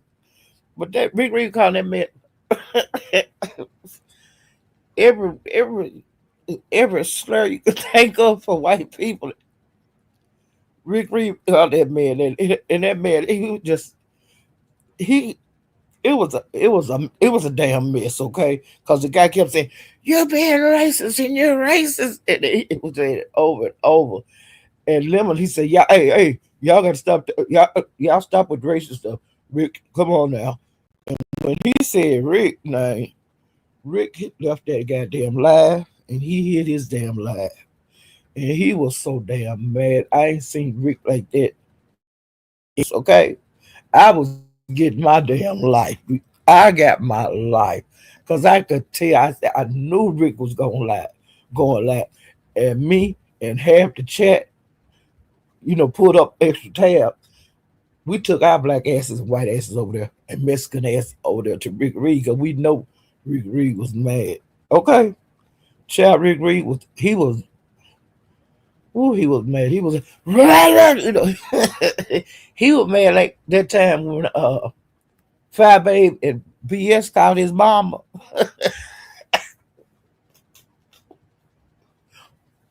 Rick was that. Well, y'all, he was there. He was mad like that. Now he wasn't quite as mad as he was when they called his mama, but that's the first time I ever see Rick real mad. Now, he was mad at them girls for calling his mama, and when Lemon told him to stop with them racial things, honey, Rick Reed he left there and he went laughing. He was madder than hell. Do you hear me? And you talking about dragging. He was dragging, honey. And Rick Reed still pissed off. Oh God, Rick Reed is still pissed off. He's still making lives on Lemon. Oh my God, he be saying Lemon, and you better not try this. You better not try to get along with. You better not try to make. And Rick say Lemon gonna do. Lemon wind up doing it. I've been getting my life, y'all. But Lemon, that damn Rick called that man all kind of white MFers and white SOBs and your pickle and all that. I mean, I was in that chat. I was saying, Rick Reed, Mama White. I didn't type it because I didn't want Rick Reed to get in my ass. I'm saying this on my live. I was laughing so hard because that man, he was white, but he didn't know Rick Reed Mama is white. She literally white. And the guy was saying, "You're damn near the same color as me." And I was saying, "Hell, because his mama white, because he white." Oh my God, I got my life. You hear me? Yeah, little P.A., he tried everything, honey. He took his hair out, it was all over his head. It looked like a wig. An uncombed wig, child. He was pissed off. And then Lemon say, "Man, put your shirt back up."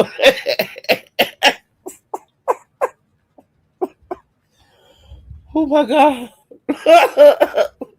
Lemon threw that laugh away. But honey, I wish you'd have kept that laugh and clipped but if he'd have clipped the bad parts out, y'all would have still missed it. Under they argued about an hour and a half, and I mean they were talking that shit. Miss Paula, it's just like you said, you're proud of Ro. Yeah, I'm proud of. Try to tell you proud of me, but telling the truth, the lemon has been very messy for the last few weeks. Especially my child, he might not. Oh my God.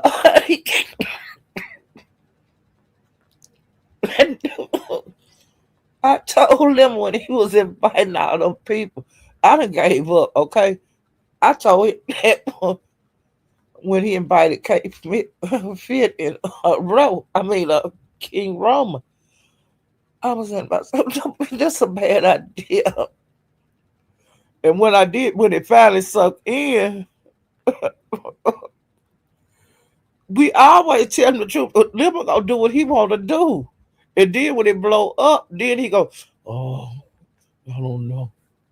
Everybody against me.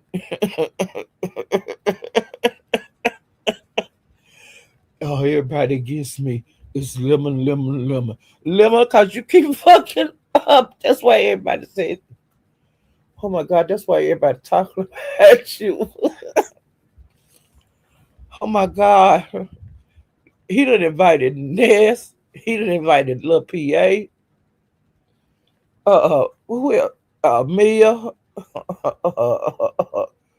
Who else? I don't still don't know if King Rob and them going or not.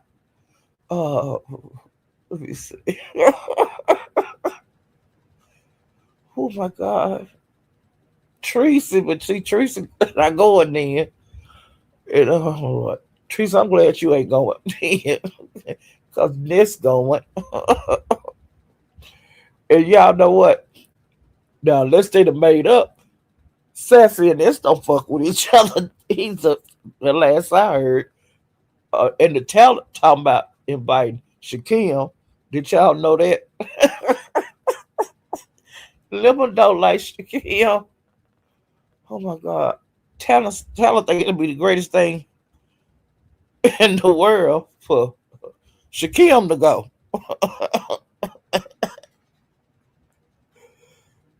I thought that since I said when he invited Ness and bought her ticket, I was saying, since let's get along. Oh my God. I don't know why he invited her. But that's his trip. Oh Lord. But like I said, I could go on that trip. I don't have to fool with you. I don't have to be around you. I can find me something else to do. You know. Yeah, Lemon a shit starter. And I said, Lemon, I said, if you're going to invite people, you need to run it back by the people that's already got their ticket. You know, I'm talking about Sassy and Talent, Ghetto, because them the original people that was going. Before you like ask the people, like put them on the spot and ask them, and they say, yeah, well, I'll buy your ticket. Who gonna turn that damn shit down? Okay.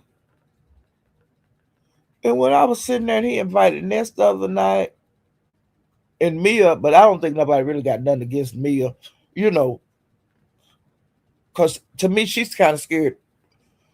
She's acting kind of scary as far as going on the trip, you know, because she probably ain't never been to Vegas. You know, it's a lot of people ain't never been to Vegas. You know, I ain't been everywhere in the world, but I've been a lot of goddamn places. You know, I can handle myself out of the country and everything. But a lot of people haven't even left U.S. soil or their own state. You know, and I was like, well, I can't believe that. Because I would get in my damn car and I'd be gone. Especially on a road trip like, shit, I have deuces to Monday, you know. I work Friday. I am gone, you know. But a lot of people don't have the courage to do that. Then a lot of people have never owned a car. You know, so a lot of people on here ain't never had a car. I didn't even know how to change a flat when I was doing that. I got the gist of fan. I don't watch enough people change a tire that I believe I could change one, but I would have to go to the nearest service station to make sure that my little, the things are tight. I know how to look and see if the car need oil, and that's it. And I ain't gonna take the thing that go on the radio off because that shit ain't gonna blow up in my face. I ain't gonna never do that. I know how to look at see if the oil need changing. I know how. I got a general idea on how to change a tire. But like I said, I would have to go to the nearest gas station to make sure that I got it on tight enough or if I did it right. And that's all I know about the car, but I know how to put gas in it and I know how to put it in drive and drive down that road and go to another state if I want to. I know how to do that.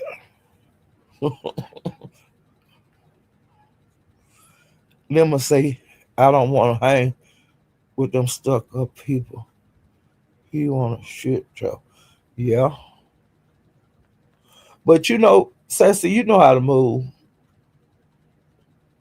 You know, I did happen to go out to eat with him or something. I eat, hey, I got a headache, and I'd be in one of them casinos somewhere. You know, you'll never catch me slipping, and nobody wouldn't come up in my room because they nothing up there for them. Period. And I really wouldn't hang it. I wouldn't hang out at their room. We'd have to do everything on the floor at the casino, different casino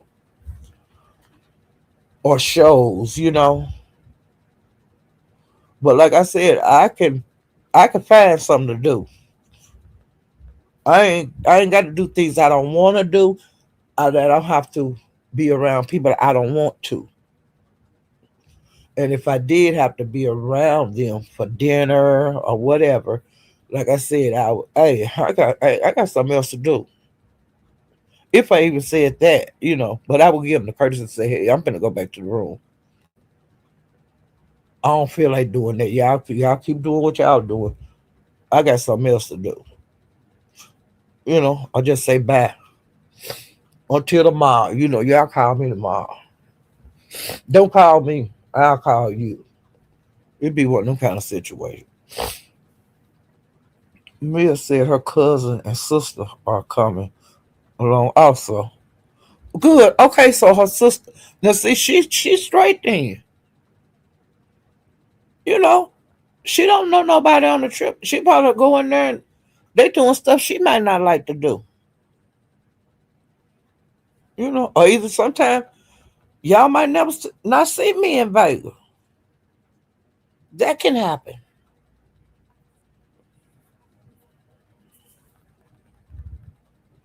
Well, it's good that because like I said, she seemed she kind of iffy, like scared to go because she keeps saying I need a plus one. Or do you have a plus one? So the vibe I was getting from listening to her talk is like I want to go, but I want to have somebody with me.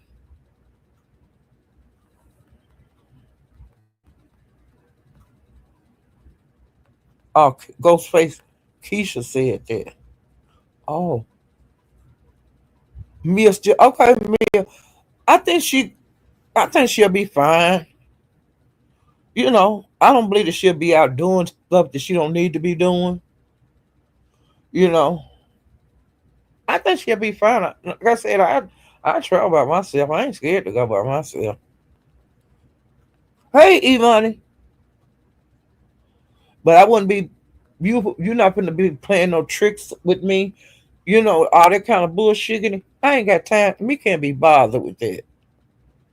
And trying to make me look stupid or I'm the last to know. Oh, fuck that. Okay. Mm-mm. Hey, C Val, Madam O. Yeah, I ain't got that. I ain't got time for that. But it's not my damn trip.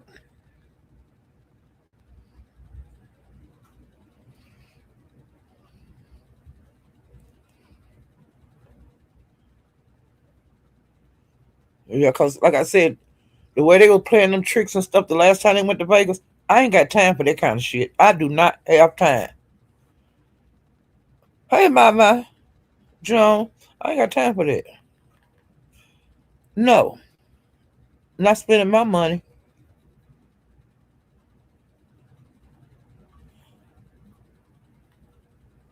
Yeah, if I ain't got time for that, just making sure I spoke to everybody. Hey, Ebo Brown, get back to what I was talking about. Okay, now that's enough of them, Cation child. Okay, let me see. And somebody been calling the maintenance man that got it, that was fixing lemon heater or whatever, and they started grilling him and stuff. Which, lemon, you be setting yourself up for the kill. If you want to keep doing it, it's up to you, baby. You know, uh, I don't understand it, but they say people calling the man job, and he begging them to stop and leave him alone. And see, that's another thing about the beef sector. They look closely about. They listen very well to the conversation that you're saying, and they pay close attention to your background or you. You know, people used to get busted on here years ago from showing their work badges. Forgetting to take the work badge off. People have gotten doxxed by them looking at the walls in the room and finding them. You know, it is what it is. And Lemon, I kind of blame you on a lot of these situations because if that man was there to fix the heat or the air or what the hell he was there to fix, let the man do his fucking job. He don't need to be on YouTube. Now that's my opinion. You know, it ain't that serious. And to me, it ain't that serious. I leave them people alone.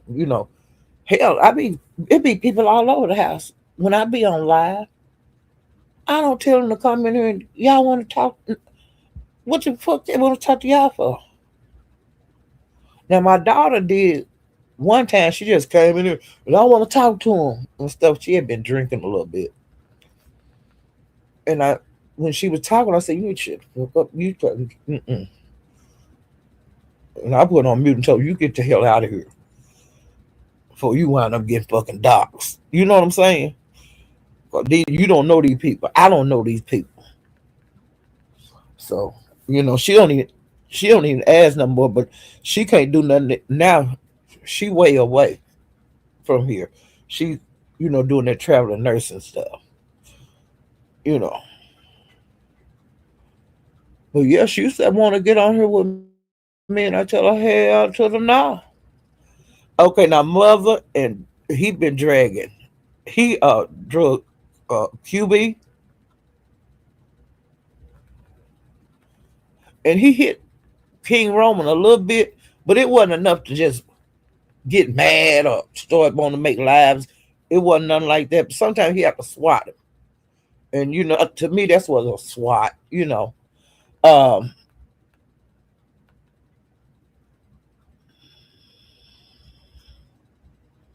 and evidently QB had did made a song up about somebody. I'm thinking King Roman maybe, and I don't know if he threw James in there a little taste. I don't know, but James said that he need to quit worrying about him and other people. That if he want to make a song, he need to make a love song about Emmanuel, and that's QB husband that passed. And he said you need to make a song about when you were selling your ass, QB, before you met your husband Emmanuel. He said you need to make a song about that.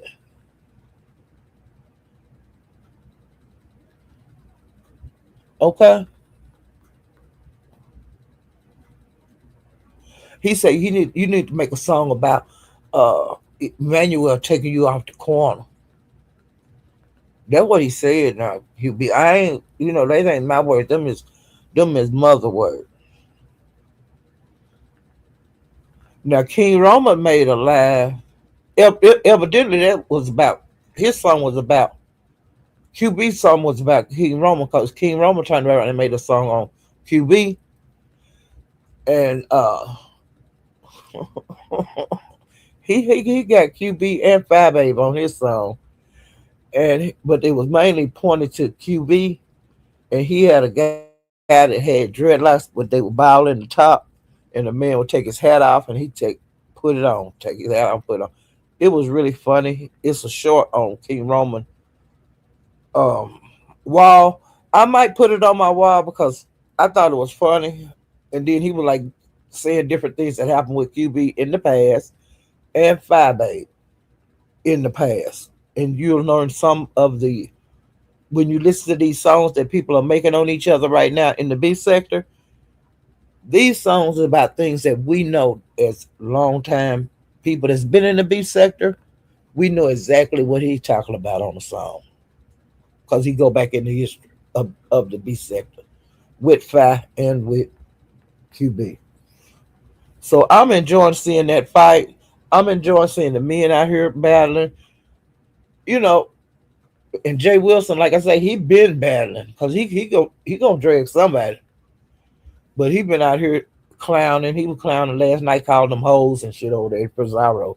I got my life. I love when Pastor drag, because he is so funny, and he don't change his. He very seldom changes expression on his face when he be calling you dumb hoe and bitches.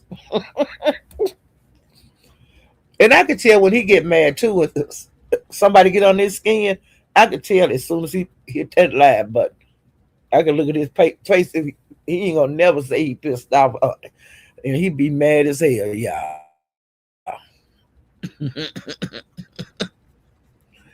But yeah, they doing some pretty good dragging right now. Let me see. Uh,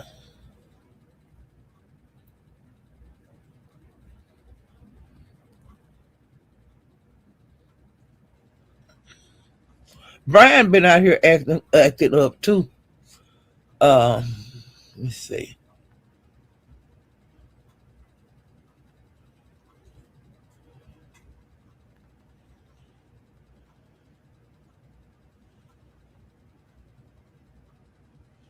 Wait a minute.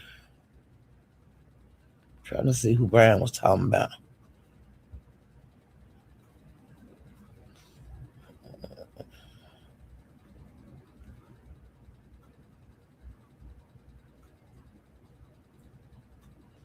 Okay. I think he was talking about Roe on here. Because Brian drags Roe and Roe drags Brian sometime. They make up, then they fall out. Okay, so they have fell out again. And when Brian was dragging Roe, he said that uh the ghetto had called Roe stupid and a dummy and all of that. And he said, why come you didn't go in on ghetto like he did Ness? Because Roe and Ness have been into it. And like I say, Roe have been dragging the hell out of Ness, but Ness been dragging the hell out of Roe. And Brian said, why come you didn't buck up at ghetto when he was calling you dumb and stupid and stuff, Roe? Now I missed wherever you and ghetto got into it, Roe, but I want to see it, but I don't know what live it was. But they say the ghetto talked to you like you had a tail, Roe, and you didn't say shit back.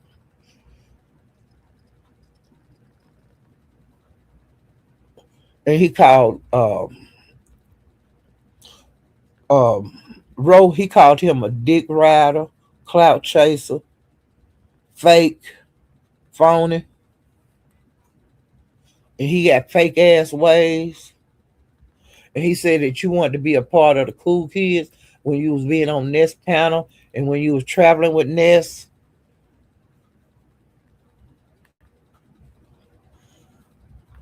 Let's see what Brian said a lot of stuff about Roe.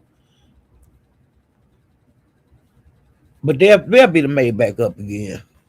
And when they drag each other, they do got Brian and Roe, they go low, and then they tell each other business, okay? And Roe, he say Roe called Ness called Roe a nerd.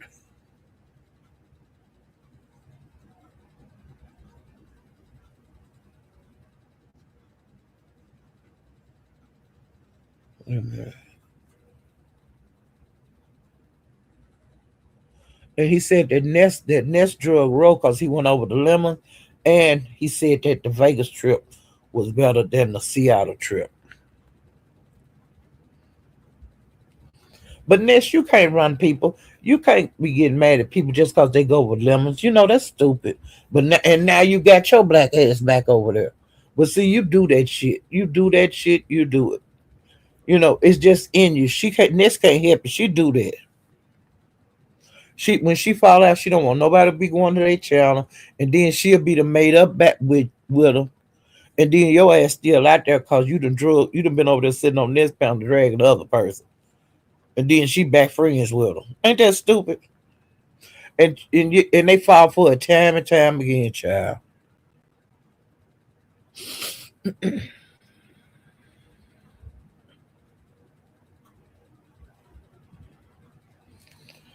And then he started dragging this child. This was so funny. Brian is so funny sometimes. Uh, and he was dragging this, and he started playing. Have you seen her? Tell me, have you seen her? And he was talking about that's what his next son be saying about his mom, saying, "Have you seen her? Tell me, have you seen her?" And I fell out. Do you hear me? He said that Ness need to devote her time to her son and not him. Not be dragging him. You need to devote that time that you drag Brian. You need to devote that to your son. That's what Brian said, child. Ness, you hear me? And he said, all them get-togethers and shit you have, you need to get your ass to Florida or wherever your son at, Texas or wherever. That's where you need to be trying to get your goddamn vacation to, instead of all these strangers doing them nescations and stuff. That's what he said, Ness. And then he kept playing, have you seen her? Tell me, have you seen her? And he was singing y'all, and I was singing right with him, child. Oh my God. Sparkles have been on the rampage as always. She do them little drive-bys or hit the panel for a second and drag somebody and then drop down. Well, she been doing that. She been doing pizza like that, Tulsa, when whoever else she feel like dragging. She jumps on lemon panel and do that a lot. And she go on Pizarro panel. She Sparkles be hitting panels and saying what she say. She been dragging lately though. Okay. I like Sparkle. And this is what I was gonna name my video. If I would have did it right after Thanksgiving, I was gonna name it Woo Child Oh My Gobbler. But I changed it, I put different titles down that I'm gonna name these things. Now we getting ready to get to the nitty damn gritty. Okay. Child, they've been acting the biggest damn fool over there in the both three beef sector, and I've been getting my damn life. Do you hear me? I ain't got time to even do no live. I ain't got time to make no notes. I ain't got time. Oh my God, they keep me so occupied over there. Okay.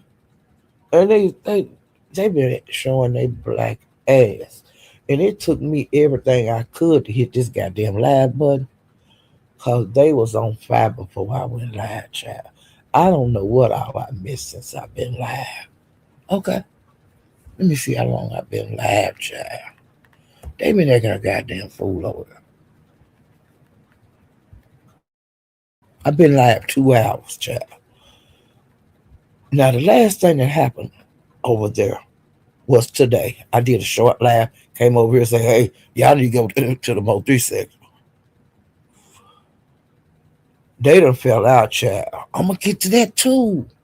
I'm gonna get to Judge Fifi and 88. They done fell out. And the way we found out they fell out, cause Sin City did a live the other night, and Judge Fifi hit the link, and Judge Fifi, she was talking that bullshit. They've been talking a lot of goddamn bullshit over there, and damn near everybody over there done fell out. Okay, everybody over there been having a goddamn fool. Okay, I've been getting my life. Okay, they been having a goddamn fool over there. Now, I've been counting down till Sean G get out of prison. Cause see, I ain't never had nothing against Sean G. I used to go to his lives every morning. You know, that would be my morning live. And he would now see, I don't know the sides of him that I be hearing about in the Mo3 sector. I don't know that young man. Now when I was over there looking at his live, he was talking about peace, love, and making rugs. You know, he was making rugs, selling them. You know, his girlfriend would come on because they live together. She's a cutie. And before he got locked up, she got pregnant. And see, I haven't seen that little baby yet. I know it's a cutie because the mama's a doll. And Sean, she's not no ugly guy. Now, I don't know nothing about, like I said, I don't really discussing this shit over there that I don't know nothing about. A lot of stuff I'm going on hearsay, and I really don't say anything about it. A lot of times when my hair be talking about Mo3 death and shit like that, sometimes I'll sit and listen. But half the time, I'm gonna go somewhere else because I don't know enough about that to be, making lives on it and stuff. Now I will talk about it when the trial go on. And see, I don't want to get into it. Nobody, they right and you wrong, and I don't feel like doing that. But we're gonna find out it's gonna be a lot of lies. A lot of lies have been told throughout these years concerning this. And like I said, I will watch when the trial comes. Well, Sean G name has been ringing over there in the Mo3 sector. Okay, and I'm gonna get to that later. But the last time I looked on here, how many days he had for him to get out, it was at day 17. Now I lost track after that because so much stuff been going on over there. So he got like maybe about 14 days or 13 days, something like that, because I missed doing my count. And I'll have to catch back up. Maybe I'll be back live before he get out. But I hope like the shit is concerning him. I hope that he don't get too involved in this YouTube shit and get himself in trouble over some bullshit. Cause I don't know if he gonna be flat when he get out. I don't know, I don't know if he gonna still be on paper because a lot of times when you get out of prison, you still have to be on probation or something. So I don't know nothing about his business. Maybe it'll come out when he get out. I don't know. But if I was him, I would take time. I wouldn't even come to YouTube at first. I would spend time with my family. You know, that's me. But I'm sure he want to get out and be around his friends and stuff. But my main time probably would be spent with my family and my woman because he got a woman. It's been a lot of mess surrounding him that's out of his control because he locked up. A lot of he say, she say stuff about who effed him and who didn't, and who lying about they effing him and playing with themselves on their lunch breaks and just a mess, okay? And I wouldn't get off into that shit. Mink has, since I talked to you guys, Mink and 88 fell out. Mink and Toya, but they weren't friends anyway. But Mink let it be known, bitch, I don't like you. You know, um, like I said, Mink and 88 been into it. Mink and Toya. Mink, she gonna say into it with Jackie. They gonna stay into it with her too. It's not just one sided. It's both sides do shit to each other. Uh, Now Meek has calmed down the last couple of days, but for like 3 or 4 days straight, she was on live and she was causing havoc. And she do that. That's what she do. Some people are bite, others don't. You know, but like I said, she ain't been on live like she was a couple of days ago. And I mean, every time somebody went live, she was hitting that pound. Throwing shit. Well, the way she got into it with Toya. Wait a minute, now you start first. Her and 88 got into it. 88 was telling that she had slept with Sean G and all that kind of shit. Then it escalated. 88 have said she got pregnant by Sean G, but aborted it. That was going around, making it, Meek even madder. Then Mink was dragging 88.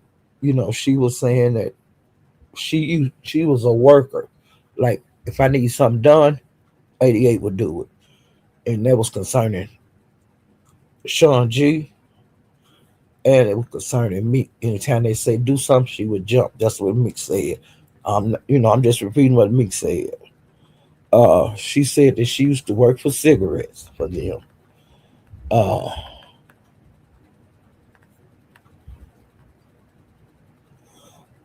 Now she also said that Sean G got her pregnant too. Now I don't know if it was the truth, but I do remember Mick saying something about she was pregnant about 6 or 7 months ago, somewhere around there. But she never did get big. I don't, so I know I don't know. She lost it because it came out that she had had a miscarriage and this and that. I don't know, but I know she not pregnant. Um, so that shit, that was the subject over there, and she was telling 88 to sit her dusty ass down somewhere. Uh, that she was a pass around, a calm dunk asshole, with a calm dunk ass, freak ass hoe. And Meek also said, I don't fight bitches. I finished them. And she said, fuck 88 and her daddy.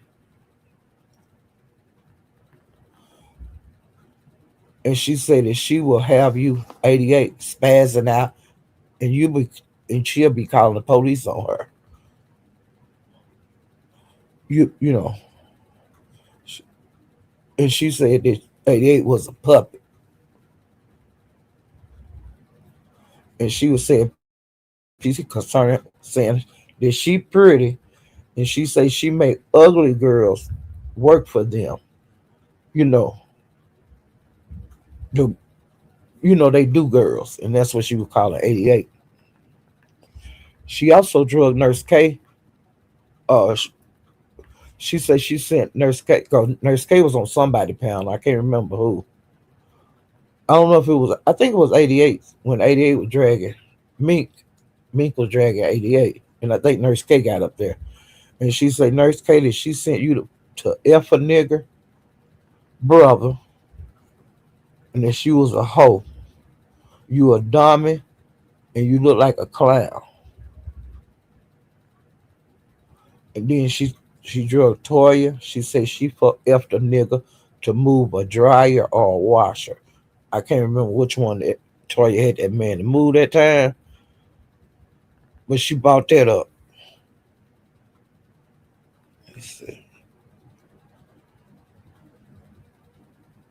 And then she said, fuck all them hoes that they just pass around.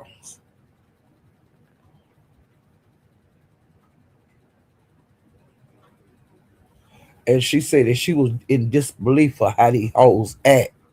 They'll do anything for like a clout. They'll sleep with guys, they'll do anything. And she also said, like, when Sean G get out, that she gonna have like a ghetto get together for him in Dallas, something kind of like a meet and greet, and she gonna have like his special friends and people that's special to her. She gonna have a party for him, like a welcome home party.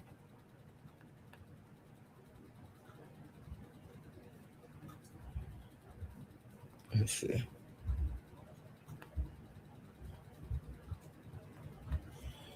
Now that's what Mink has said. Okay, now I'm going to somebody else. Now I'm talking about Duke Farrell. Now I told you I'd heard that he got married. Well, now it's coming up. I don't know if he got married, but him and his lady friend, they fell out, and they fell out bad. She made a live. I can't remember the lady name. Some people saying she a tranny. I don't know, but she do look like a tranny that I used to watch on here back when Cookie Tookie was alive. I used to watch Cookie Tookie, and then I would watch other people that Cookie Tookie used to be into it with, other transsexuals. Okay, but since Cookie Tookie have died, passed on, I don't be in that crowd because I can't keep up with Cookie no more because she dead. But see, I was winding up seeing other transsexuals and what was going on in their life when she was alive. And one of the transsexuals that she was friends with looked a lot like that lady that Duke was with. They could pass for twins if it's not the same person. Okay, now she went live one day last week, and she said that Duke, he was jealous of anybody that she contacted on her because she is a content creator, and she was Duke was mad because he thought that other guys, other influencers was trying to go with her. He was jealous of them. He didn't want her talking to none of them, like Ratchet, no, none of the guys on her. So he had hacked. She say he hacked into her website, which I'm sure she gave him the passcodes, like a lot of couples do. I believe that she just gave it to him, the passwords to all her stuff. Which they say Duke logged into her account, like her main one, the biggest YouTube page she had, and put DICKs up on the screen and just let them roll. He have done that before. He did that to Lemon Discord child. So I believe he did that. Well, of course she got struck out. So she had to start all back over again on YouTube. She was very upset and was just explaining how, you know, she couldn't talk to nobody, or if she did, it was a big deal. If she went on somebody live in the chat, he would know because he watched everything. And he would get on to her when she got off line or come on there. You need to get your ass off of here. He wound up before he left, before he broke up with her, he wound up breaking her phone and shit like that, and some of her other equipment in the house.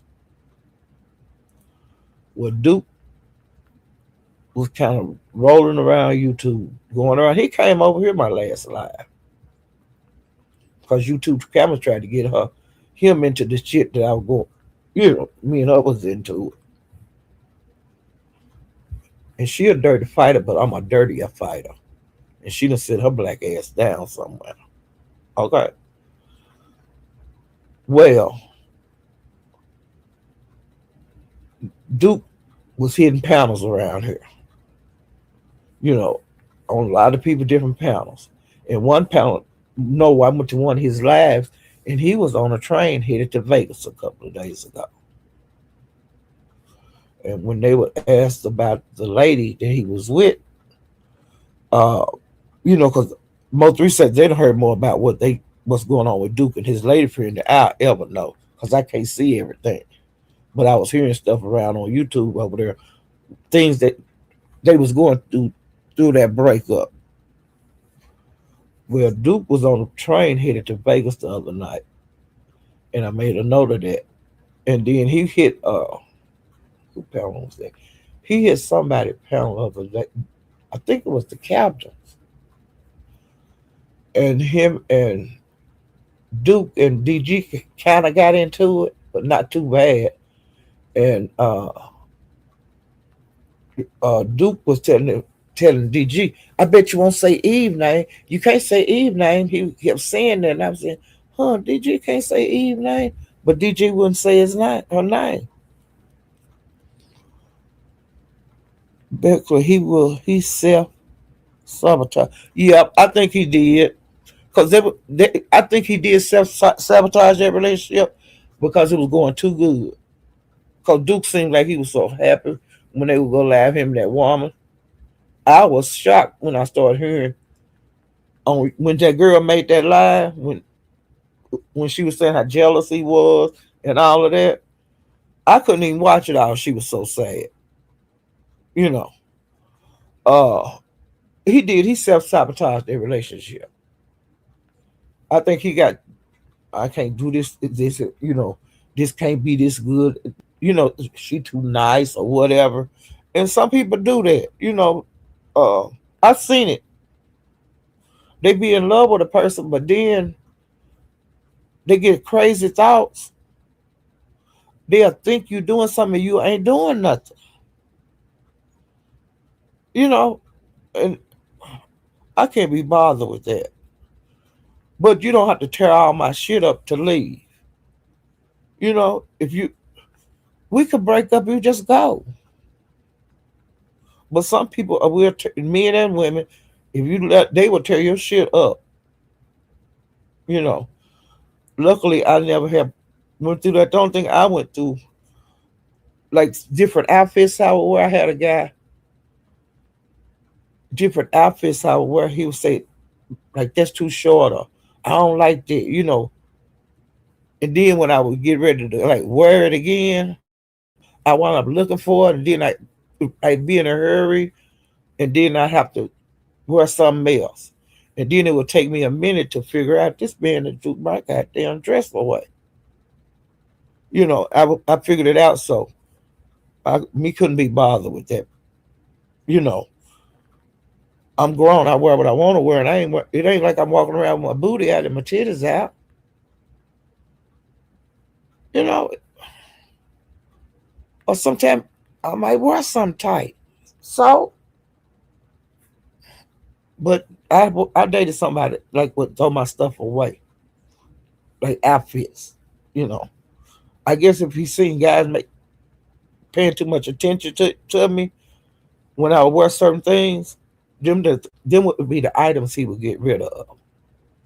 And when I really figured it out, I had to let him go. I said, "Cause you doing this kind of shit, you're gonna step over. You're gonna go over the board, and I'm just gonna quit. This is over." And I ain't got to tell you where I'm putting you. I don't want to be with you no more. You know, and that's what I think he did. But child, I seen him on the, and he was on the, he was on the train, and they bought him his dinner and his whatever it was in the look, them little airplane bottles. They brought him that to the table, and the mixer to mix the drink with and stuff. And I said, "Look at that dude." He showed a plate, and let us see what he gonna eat and mix his drink up and stuff. And I said, "Damn, get down." And so the next morning, I seen he was outside digging, and they say he was digging a grave outside. And then he showed later on, he was like I don't know if it was a trailer or a home, because when he was digging the grave, it was a trailer, like a mobile home in the back there. So I don't know if that's where he was filming that on his live. Honey, he was playing a guitar on there. He was just having a ball. Okay. Now wherever he at is somewhere that's got woods, and I think earlier in that live, it was a Jaguar he showed. So whoever house it is, they got a Jaguar and a lot of adult toys, like guitars and pool tables and all that kind of stuff. So he visited somebody like that. But when he was on his way to Vegas, he said he was going to ride down on 607, whoever that is, and he was gonna make him pay him, or he was gonna have to take a fade. He said because this guy owed him $2,500, and he wanted his money, or he wanted that guy had to take a fade, and they're like, get your ass whooped. Okay, but like I said, the next day when he came on, I seen he was outside digging a grave. Now where he was digging it at, I don't know what state he in. Okay, Duke is a mess,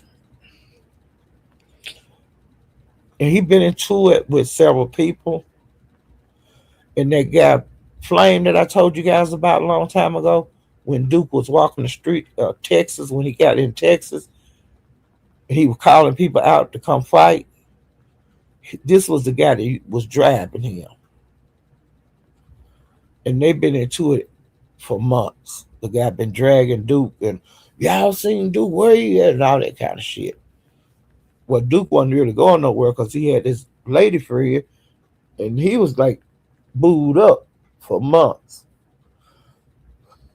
They they still into it, and they kind of been calling each other out, but they've been having other issues with other people, so they didn't really get to do much dragging on each other. Um,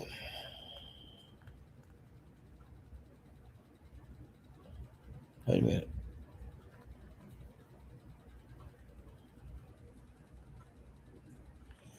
And then Duke also said that Gina played with herself for him too. Because some of these ladies they do shit like that. I don't know why they do that kind of shit, but I ain't surprised Gina played with herself for Duke. Because a lot of people that go to Duke, they be sending him their titties and all of that, and he get pissed off at them.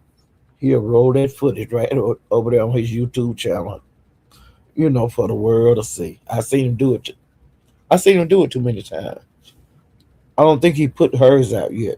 You know, uh, Gina stuff out, but if he got it, he gonna put it out. He's still on OnlyFans because he was live and I seen him on somebody panel. And he was in the bathroom, and when he be in the bathroom, he getting ready to do an OnlyFans where he be lathering up some women like looking at that and taking showers and baths and being in a hot tub and stuff like that. And he was getting ready to do something like that the other one night. He was on the panel because Duke, like I said, Duke been hitting everybody panel. Today I haven't seen him on nobody panel, but and I just figured out who Pastor was dragging at Pizarro's last night. Pastor got into it with QI. QI was drunk as a skunk, and she was like saying that it's in her brain that she can get any straight woman that she want, you know, to have sex with her. But QI, I wanted to hit the goddamn panel and cuss you out like a dog. But Pastor did a great job, okay? Oh, Lord, she's so ignorant. Pastor calling her all kind of hoes, and I clapped on every hoe he called her. QI actually think that any straight woman that she can have sex with them, and that is just offensive. Everybody ain't no bulldogger. I don't want no woman. I ain't never want no woman. Not like that. I've been approached, but it's a strong no. But she one of them people that think that she can like talk a person out of their clothes. Bitch, I don't care how you still a woman. I don't want no woman. And he drugged you like you was a dog. He told you paid the VS, you max your credit cards out. You didn't have shit left on them when she let you go, girl. You didn't even, you took them nasty ass dildos to wherever y'all was, Virginia, and you didn't even have enough money on your goddamn cost to buy a new one. Now ain't that crazy? You call yourself gonna go to here to get some, but you take used products with you to get some. That don't make no goddamn sense. VS throw that shit in the trash. And your dumb ass couldn't even afford a vibrator out of Spencer's, bitch. You hear me? Sweet baby strawberry. He talked to her like a dog. He told her she like to eat ussy when they on their period. He was talking real bad to her, but she started it. Okay? He talked to her. He drug her ass to death last night. And I enjoyed every minute of it. Do you hear me? And see, I didn't watch him today because the captain, oh my God, I didn't get to see nobody in the B section today. Honey, I was catching up on some live. Because I had been up with Royalty and I was catching up on my hair. I seen that not on my watch had did that short and had my hair name in the line and saying that, and she was paying my hair stuff and telling him to take this down. But my hair said it was somewhere else. I don't know. But it sounded like she was talking to my hair in that video. And she said that she wanted that video down by noon. And I waited till afternoon to see if my hair took that goddamn video down. And my hair did not take that goddamn video down. Okay. And that's what I was asking him when he was in the chat earlier. But he said that not on my watch was not talking to him. But she was playing your video. The part that offended her. And what's going on with Flame, come to find out, somebody put a rumor out that he had pictures of kids or something like that. Like nasty pictures. And he was rebutting it on my hair live. Saying I ain't did no shit like that. I ain't got no shit like that. And I want to know who said I sent some, who sent me some shit like that. You know, he was talking like that on my hairs last night. And I didn't get to watch all of that because the captain came on. But I don't know why people be putting them jackets on these men like that. We ain't got nothing. Why? And then when they drag the hell out of them, they be wanting to strike people.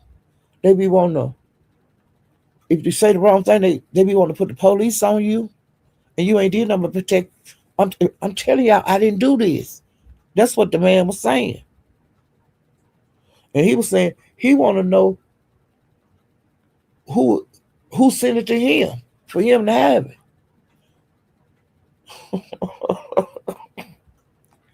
And then I heard through the grapevine, they say that not on my watch, say she contacted the police. Now, I don't know. But it's the biggest damn mess. But why they want to put the pedo stuff on people?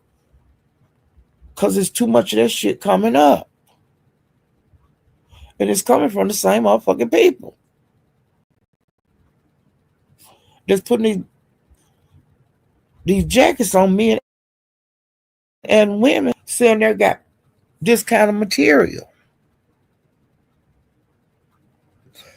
How the hell would you know if I got it if you ain't seen it?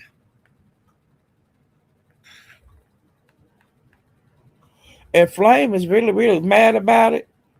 And he been expressing himself around the Mo3 sector today, last night, over into the day to today. Now, before last night, I don't know when he came to my head. Some shit had already happened concerning pornography. Where did it start from there? I want to know where this here got put out on YouTube at. Cause see, people are putting them jackets on people, and you know you didn't do it, but when you saying it on panels, they're study telling you you did. I'm putting the police on you. I'm putting the FBI on you. This and that. I don't understand it. Cause that's a harsh lie on a woman or a man. You could say no, no, no all day, but there's gonna be somebody out there that's gonna believe it, and that's bullshit. Cause if you ain't got the shit, how you gonna prove you ain't got it? I ain't got this. But I don't believe that none of that stuff. Ain't nobody gonna be that dumb to come into, like, we'll just say, the beef sector with that kind of bullshit. I'm not saying these people ain't doing that kind of shit, but that's not how that's done. You know, YouTube is the last place they're gonna put some shit like that out. Cause you're gonna go to prison. You going to you go if this kind of stuff is out on YouTube, you're going to prison. You know, and it is what it is. Cause they lock people up for that shit. It ain't no. I think no, they know that they get the police know they got this on you, and it's not done quietly. It's done very publicly. But I don't know why they keep coming up that kind of shit. Enough of that.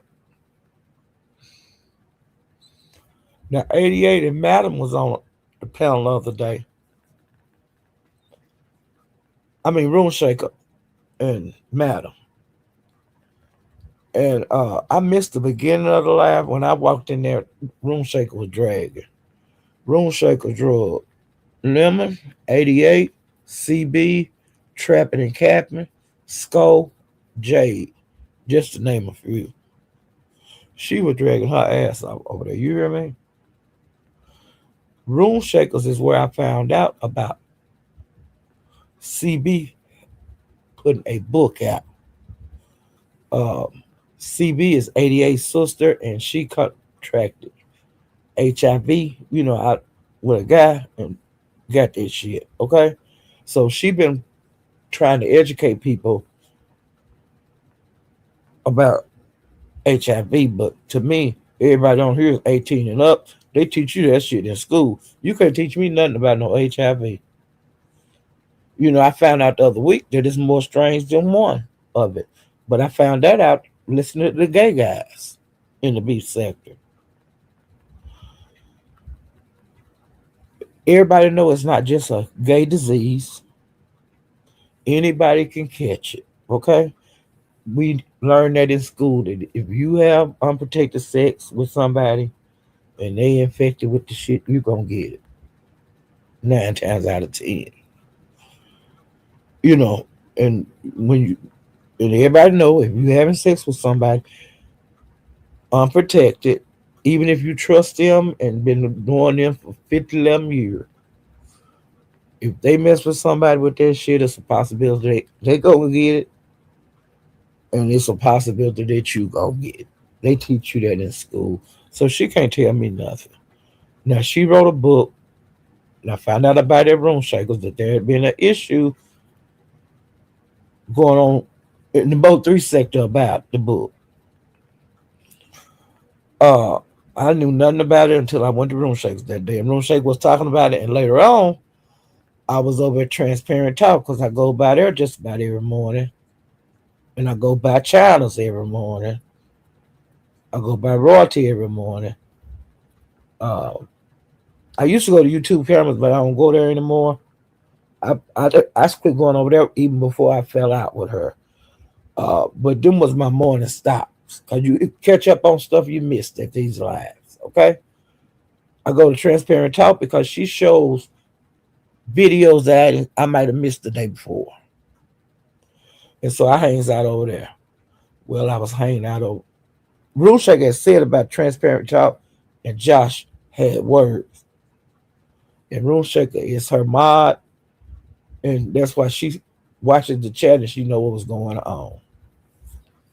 Josh, transparent talk, learned about CB putting the book out. She learned about that at DG's because DG went live before Transparent Talk.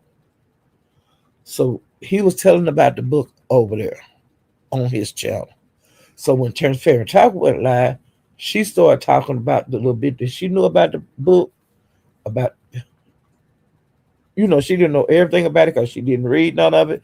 She was just doing her commentary on what DG had said. And she was saying, I think it's good that she put the book out and this and that. She really wasn't saying nothing negative about CB. But I wasn't in the live when Transparent Talk was live.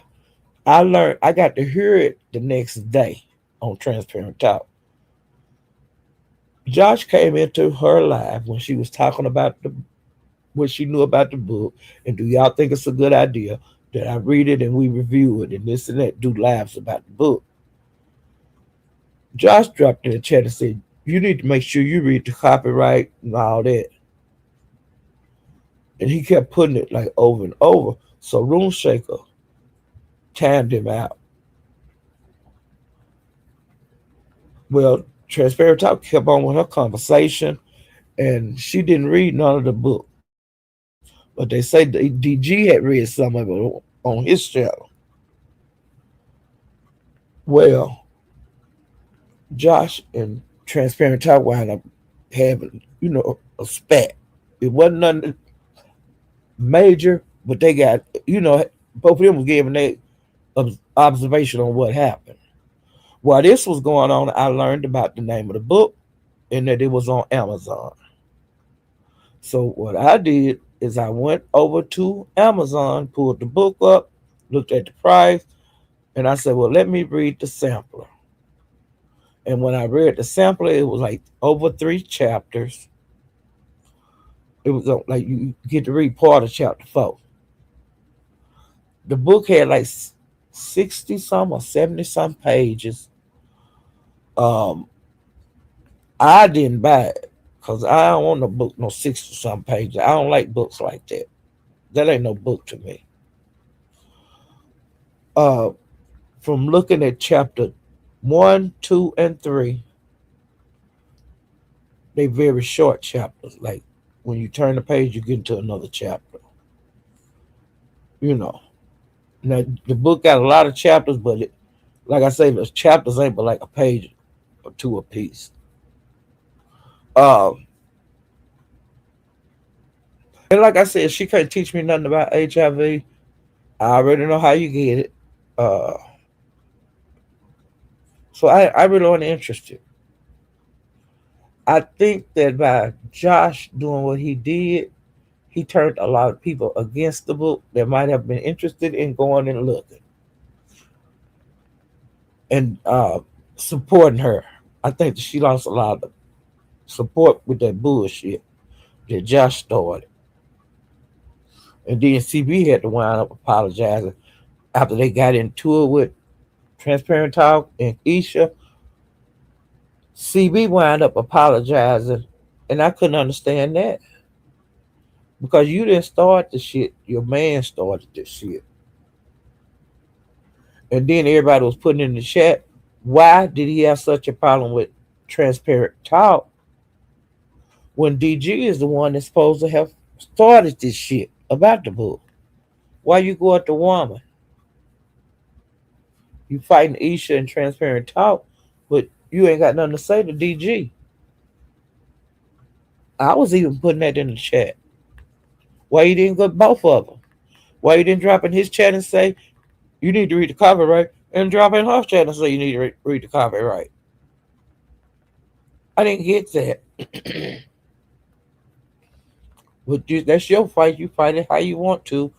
But it turned into a big old mess, and it's still a mess. Uh, Josh is still going around on panels talking about it. And transparent talk. I don't blame her. I go live. You wouldn't get walk your ass all over YouTube and talk about me, and then say I don't know why she went live on me. I'm going live on me because you started this shit with me. That's crazy, ain't it? Now you done he didn't hit everybody's panel, and then got mad because the next day Transparent Talk made a 6 hour live. What the fuck, nigga? You done hit every panel off. It don't work like that. I don't get it. You know, I don't get that kind of shit. And like I said, Transparent Talk, do what you got to do. Drag them until you get tired of dragging them. Okay? Now that's just me. Now, child, now when Big Red Diva, when she go live, I try to get over there because Big Red Diva be partying. Okay? And I like to see her have her fun. Well, last weekend, child, they had the Bayou Classic. And honey, she was outside, and it was so many people having a good time in somebody's backyard. I don't know if it was hers or who, but honey, a good time. Food, it was tables everywhere with food on them. Drinks was everywhere, honey. You talking about having a good time?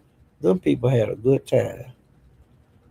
And she, every time I go to Big Red Diva, honey, she be kicking it. She make you want to go visit. Do you hear me? Because they have good, clean fun. They adult having fun as adults. Drinking and not fighting, eating good food. Everybody bring food. And just have a good time. And she say they do that every year for the Bayou Classic. And that's good adult fun, good friends, you know, just congregating together. And then she show like when she go out, she go to like places where grown folks be. People that's got grown kids and grandkids and shit. Okay? Great grandkids. And them people get together, they have fun, they go from this house to this house do it this time. You know, we going to this club and it's an adult with grown people there. There ain't no kids. It's grown people having grown people fun. And she does it, honey. Big Red Diva be partying, y'all. And next year when that wherever that Bayou Classic is, I will be going to Big Red Diva and seeing what kind of party they having.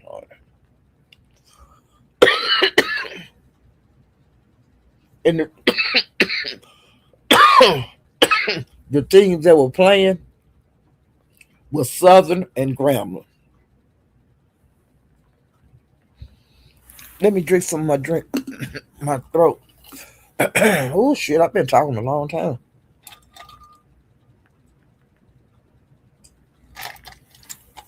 Oh, let me see.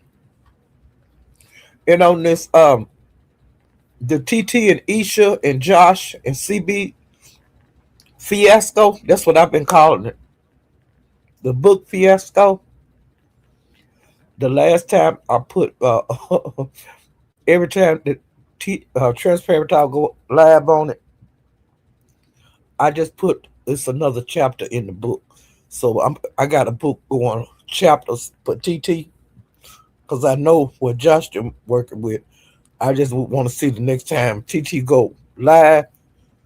Will she be talking about it and what book I'll be on? Because the last count I was on book number 3, so I'll probably miss book number 4, but I'll keep up with that, y'all.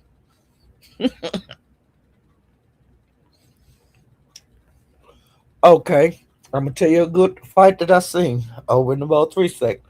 This was like about 5 days ago. Eve and Gigi, they drilled the hell out of each other. Them two sisters was dragging, honey. I was going from I watched Eve live, then I go to Gigi. I watched Gigi live, then I run back to Eve, and I was going back and forward and back. Them two sisters was dragging to the God.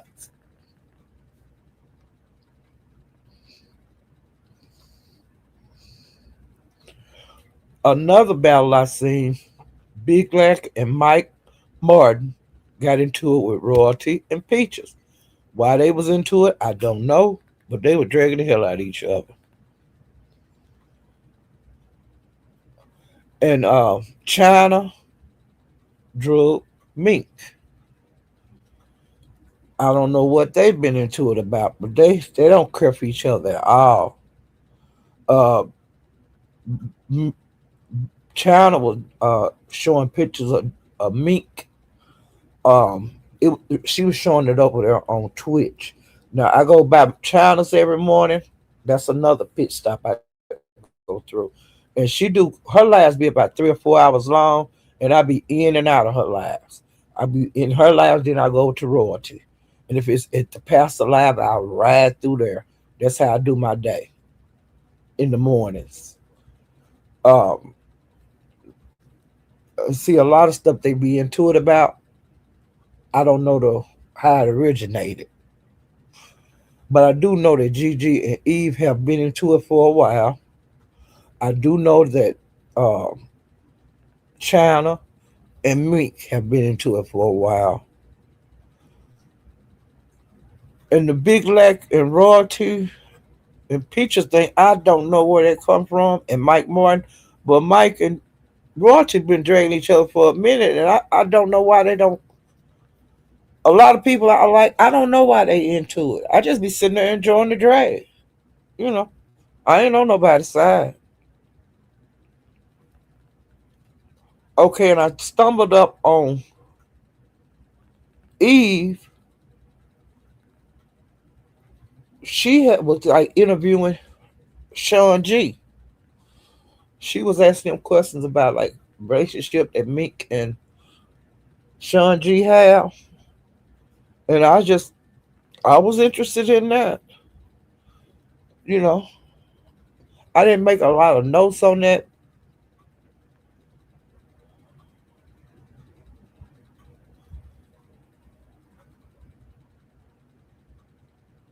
And Royalty and Wu got into it. They've been into it. Um,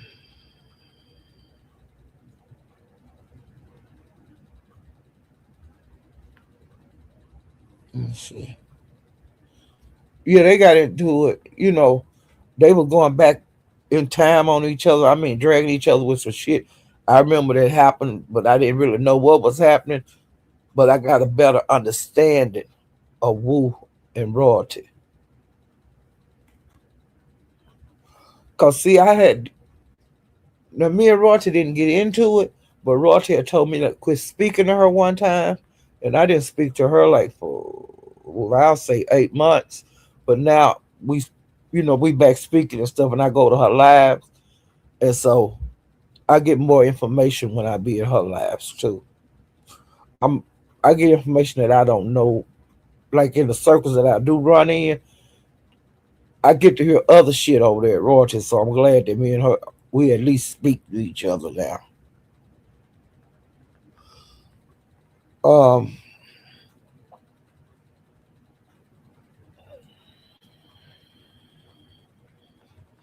Now Royalty, she has been hanging back on the ship at the captain's, but like she said, it ain't nothing like she ain't got no feelings for him like she was before, like out there battling for him and stuff. I don't think she'll be doing that anymore, especially since his wife came on there today, child. Woo, y'all. Captain Wife come on his live today. I'll get to that in a minute though.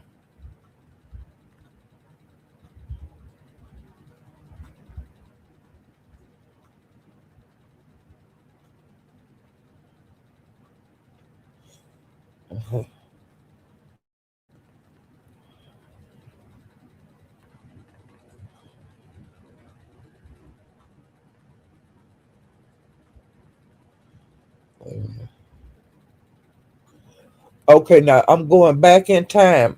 Okay, because that's the way I do my video. Okay, now Thanksgiving morning, you know, Lemon had lost his page. Well, I was hung around in the Mo3V sector a lot that day. I went to Coolins. I went to Big China. I was just moving around. And Jade, I think it was at Royalties. They was asking Jade what she was gonna be doing today. And Jade said she was gonna go out to SD Mama house for Thanksgiving dinner. And she was like, I'm just joking. So later on, I think we was at all at Mahaya's. And Jade and SD was into it. You know, they was just going from pound to pound, SD making lives. It was just a damn mess. And then he come on, I think, I can't think of it, before Thanksgiving or after Thanksgiving. He came on and him and 88 was in love. They was back together. Well, we was at Broadway's, I think. It was either at Mahaya's or Broadway. It was at Mahaya's. 88 and SD was in love. They was kissing and all that kind of bullshit in there. And he was happy. And then the next day, they was broke up.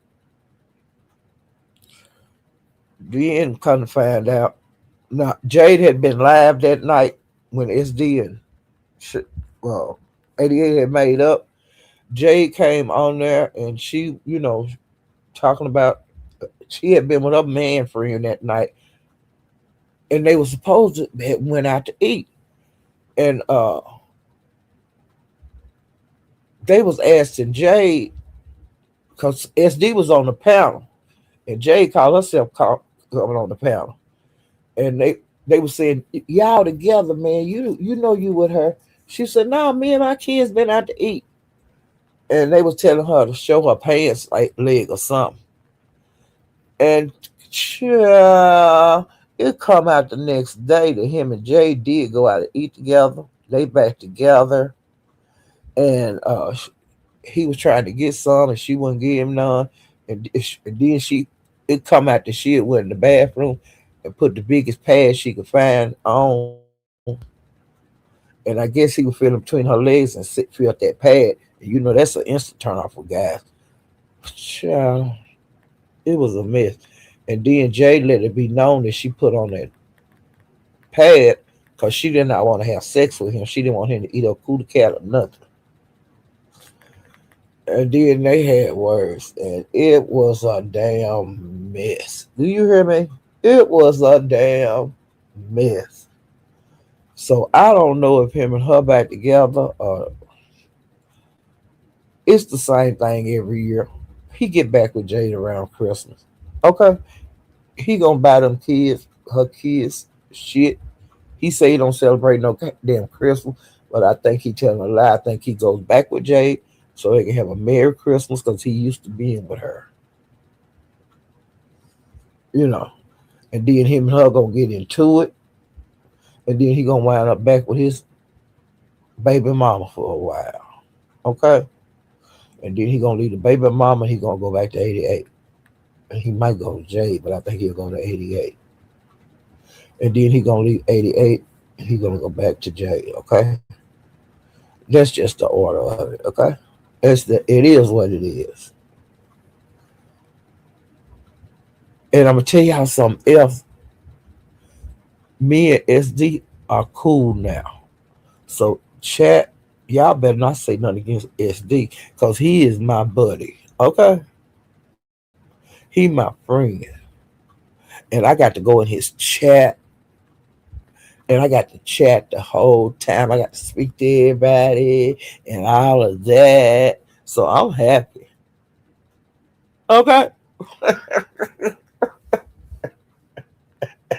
So if anybody jump up on the goddamn panel messing with SD, you put best in peace royalty. What that mean? Garmy? What happened now? I've been out Christmas shop. Child, what happened today? I did a short. I used to do them when I first started going live. I did a short, honey. Uh, Brandon, the captain, his wife went live on his channel and he was there. And she was calling Asia out, telling Asia to get your ass over here. You told me that if I go live and drop the link that you have something to talk to me about. She said she ready for you, Asia. She said if you come to her goddamn house and knock on her motherfucking door, it was gonna be on and popping. She said all that threatening that you doing about coming to her house, doing all this and all that, and talking about you don't give a fuck if her kids at home. She said you better not ever knock on her door. She said that she know you. She been knowing about you, Asia. She said you was ugly, and she said she's highly disappointed in her husband for fucking around with somebody look like you. Girl, she called you ugly. She said you the ugliest thing. She compared to you that comedian that's real ugly. She said you make her look pretty, Asia. And she said that what you gotta do get drunk to come on here and talk about what you gonna do. She said her kids is gone to bring your ass over there today. Don't be threatening, do it. And Asia, you didn't hit that. You didn't hit the panel. That woman told you to come here, and you did not go over there. And child, when she was talking that shit, it was shorts being like noise every once in a while, like people into it. That would come on every once in a while she was dragging. Okay. And then later on, it flashed up there. It was Captain, and it looked like he had got his ass tore up. So I don't know if Asia whooped his ass. I don't know if his wife. I think his wife got hold to him. And then I think last night, child, the dad got into it, and Asia wound up Mason, the captain. Okay. And she said she been knowing about Asia. And she said that she just did not open her mouth and let the captain know. She said she was just looking at his ass, thinking he's smart, walking around like he knows something she don't know. She said, nigga, she been knowing. But she said she love her husband. And she said he do his thing and she do her goddamn thing. And 88 said that a long time ago. She said he do his thing and the wife do her thing. She said she love her husband. She said she lust and she love dark skinned women. She love they us and they black skin, child. And I was saying, shut your mouth and keep on talking. She was talking that shit. Do you hear me? Now the captain took it off of YouTube, okay? But he was doing streaming and it's on Twitch. And when I went live, it was still up on Twitch. Cause honey, I was watching that shit all over because I missed the beginning of that live. And I wanted to hear everything his wife had to say. Okay. She was talking that shit. And she said she don't know why he got that ugly woman. All them pretty women in Seattle. Okay. Now the captain never did show his face today over there. They were trying to get him to turn his camera on. But whatever went on with him last night, somebody whooped Captain ass. Well, it looked like he was knotted up pretty good. If you want to see that, you can go over there and watch that live. Like I said, I don't know if his wife whooped his ass. I don't know if Asia whooped his ass. But somebody was putting them damn deep. knuckles on his head. Do you hear me? Okay. I want to see the bruises. I want to see if he got a black eye, y'all. Okay.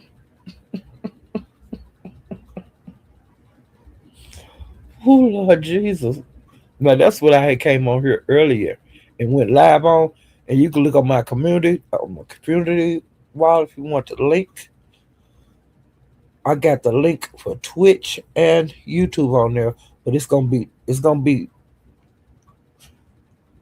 where the YouTube uh, video be at. It's gonna be like if the video been removed, but see you can click that Twitch link and you'll go right over to Twitch if you want to see his live on it. His wife talking that big girl shit. Okay, and she said also let it be known that she ain't on paper no more, y'all.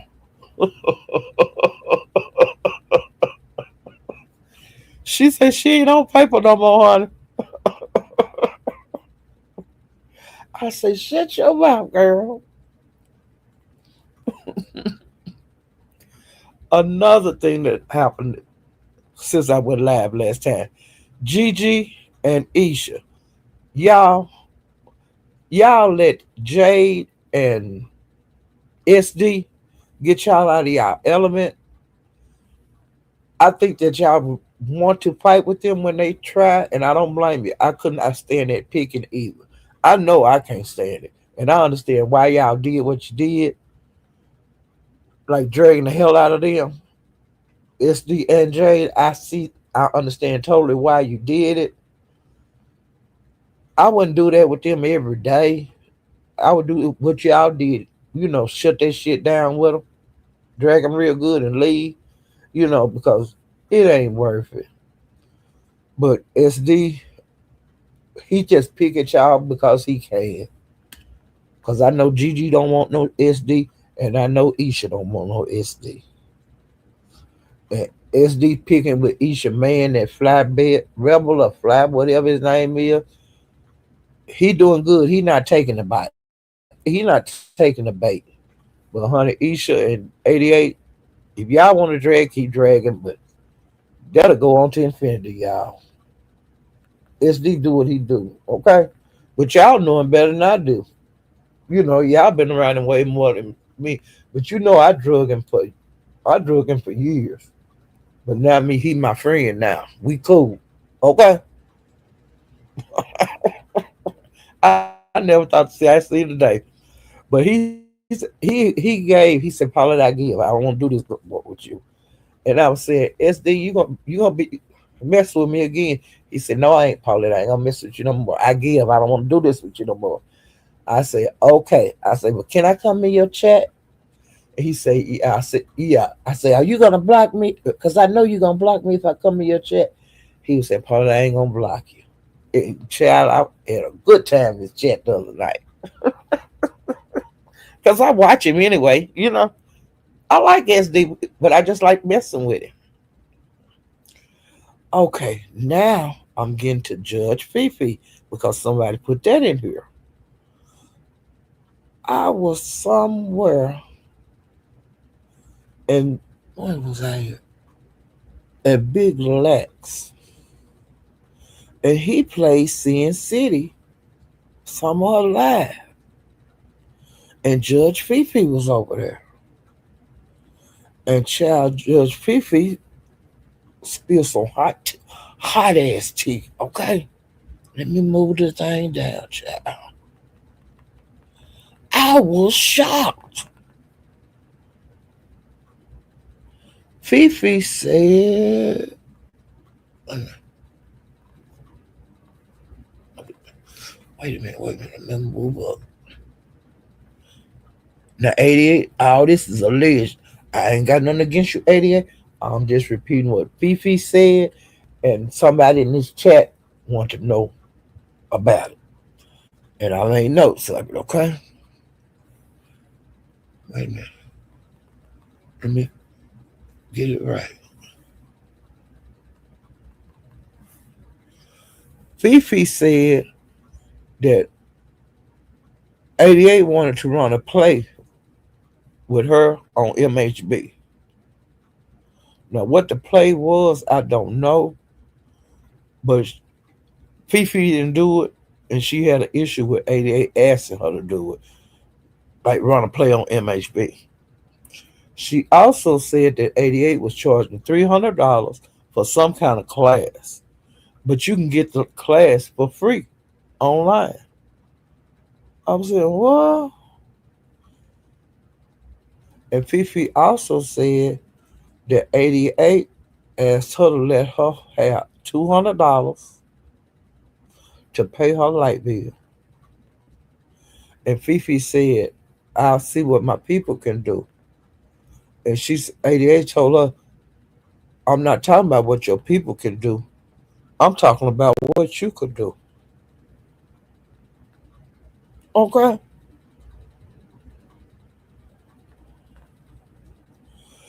And she said the reason that she fell out with 88 is because 88 showed Chanel grace. Because you know what the way that allegedly the way they've been rolling, if 88 get into it with somebody, Fifi will come to the rescue. Or if 88 don't like nobody, Fifi don't like that person. But evidently 88 don't show her the same. Fifi the same thing. That she know that Fifi don't like Chanel, and she say the reason that she don't like Chanel because Chanel had drug her children several times. But 88 showed her grace. She haven't been dragging Fifi or Chanel, and I think they kind of cool, on these panels or something.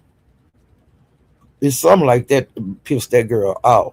Because she would always run through when 88, be out here, you know, here come Fifi. And that's just the way it is, you know.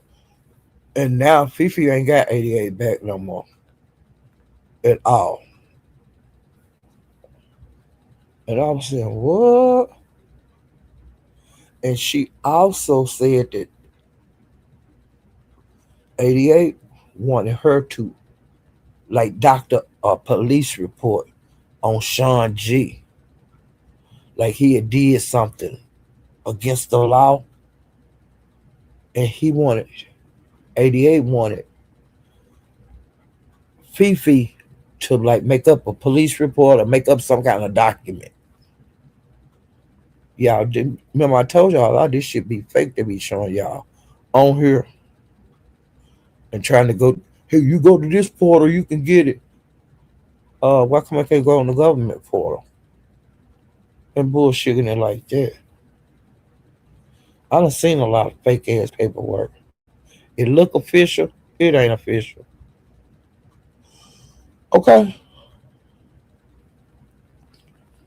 And she said that, okay, she was also showing texts between them two over there on Sin City page, child.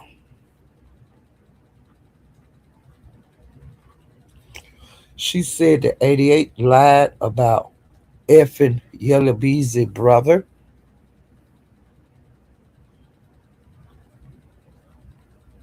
And, uh,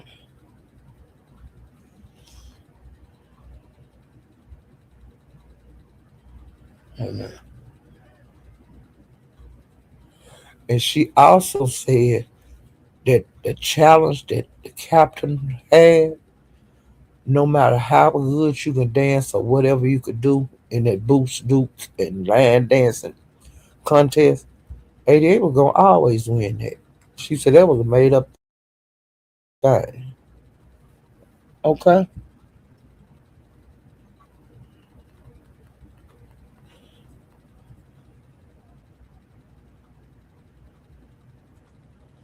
And she said that 88 had her to take Jackie Channel.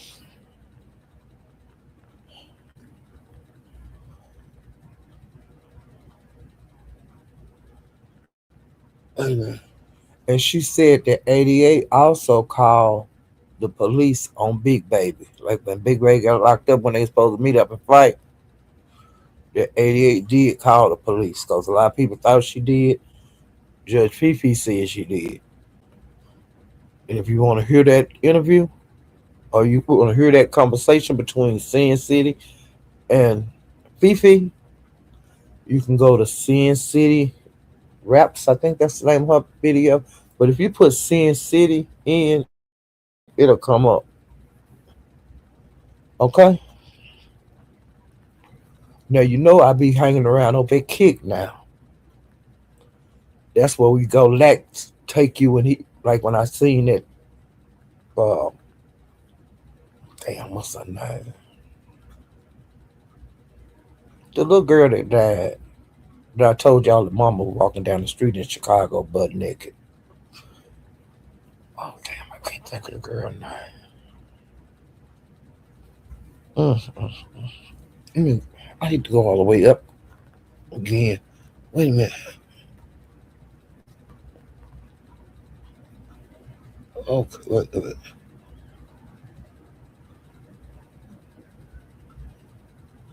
You know the little girl that I think she died in the freezer. Kanika Jenkins. Okay, let me get back down here in my notes. I had a brain freeze, y'all, because I'm trying to get y'all a lot of information, child. Because I ain't been live in so long. Okay,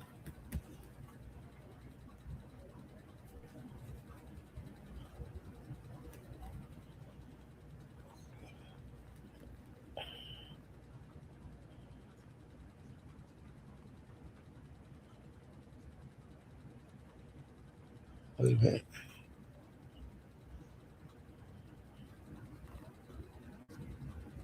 Okay, then you know I told you about when Lack was live over in the morning that we went over to Kick so that he could show us Janika Kanika Jenkins' mom walking down the street naked in Chicago.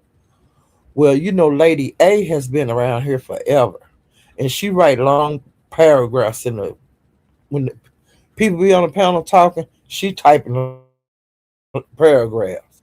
She wants you to understand everything she's saying. Okay.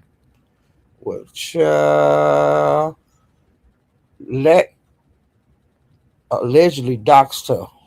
He put her picture up over there, and don't nobody supposed to know how she looked. Well, he put the picture up there, and he was comparing. He said that she looked like Coolin. Well, Coolin looked like her because she older than Coolin. And then he was doing polls on do you think that Lady A looked like Coolin or not?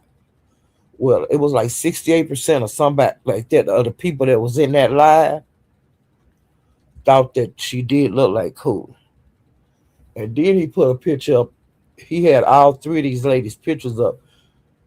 Uh, Lady A, I think she was in the middle, Cooling on one side, and Mysterious on the other side. Mysterious is good pussy. Well, child, she said that he said that Mysterious looked like her too, but she do have her mouth. Cooling, yeah, they favor, and the people in the audience, we all thought that, okay? And I don't know where, but don't nobody know how he got her picture. And he said that Lady A is the queen of paragraphs, and they were saying that she was so old that she wrote the Bible, y'all, and that's why come she wrote them paragraph, cause she wrote the Bible. He said that she looked like she still wear slips under her skirts.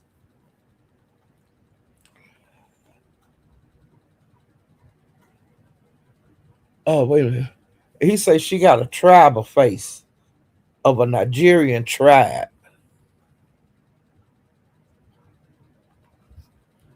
and he called the tribe the Lady A tribe.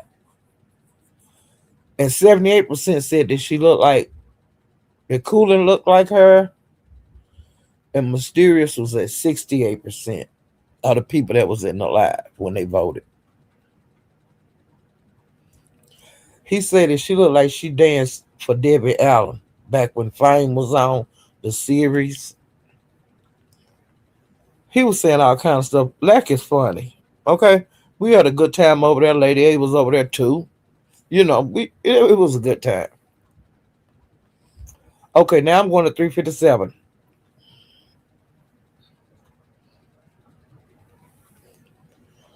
Sherry Berry was on there. Woo, Coolin. Sherry Berry and Woo was into it with Coolin.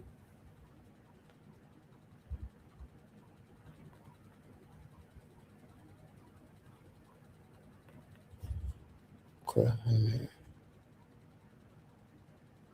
Callie and Gina got into it. Now this is like a couple of days of lives, like ever since the last time I went live. Callie was over there. Her and Gina got into it. For some reason, Gina picks with Callie all the time. She call her fat prostitutes. You got roaches in your house, all that kind of stuff. Okay.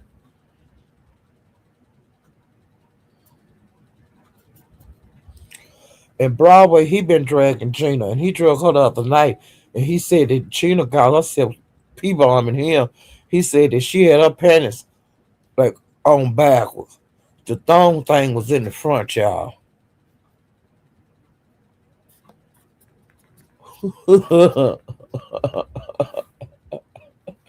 He also said, wait a minute, he let her have it the other night. Wait a minute, I was hollering, child.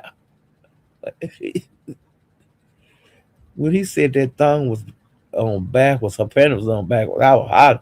But when he said that thing was going up in between her cootie cat in the front, I fell out, child. He said that the strap was in the front between her lips or her cootie cat, and it looked like a elephant toe, not a camel toe, y'all.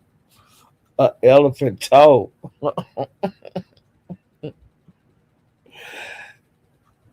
SD said he would give her $100 if she licked her dog toes. She wouldn't do it. Wait a minute. He said he would give her $75 if she licked Bontel toe with some syrup on it, like the pancake syrup. That fool went in the kitchen and got some Aunt Jemima syrup. Her man was back there in her bed asleep. Cause he worked days. I guess she worked over into the night. And that man was in there asleep on his back. He was dead to the world. And that room was filthy, okay?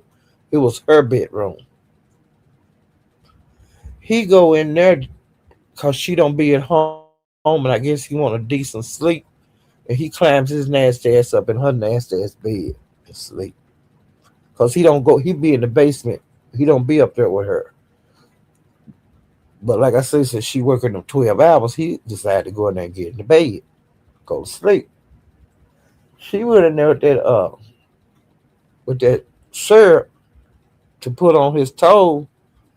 But when she took his sock off, he woke up and he looked up at her and he just got up and walked and went to the basement. He didn't do it.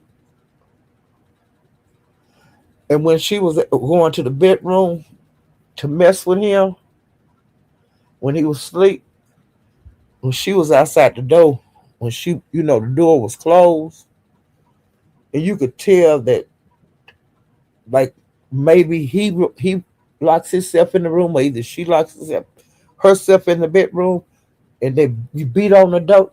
You know how people be beating on the door trying to get in, and her door was split. And I was saying, my God, today you are too old for this kind of shit. Her dog was asleep in the middle of the floor.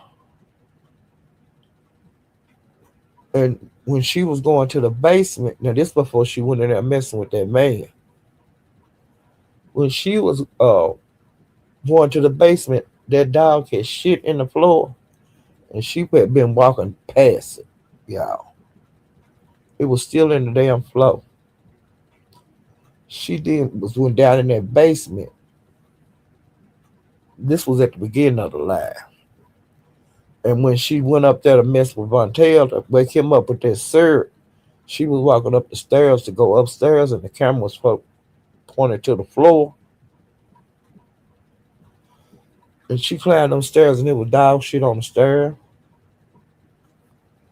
And, dried up dog shit.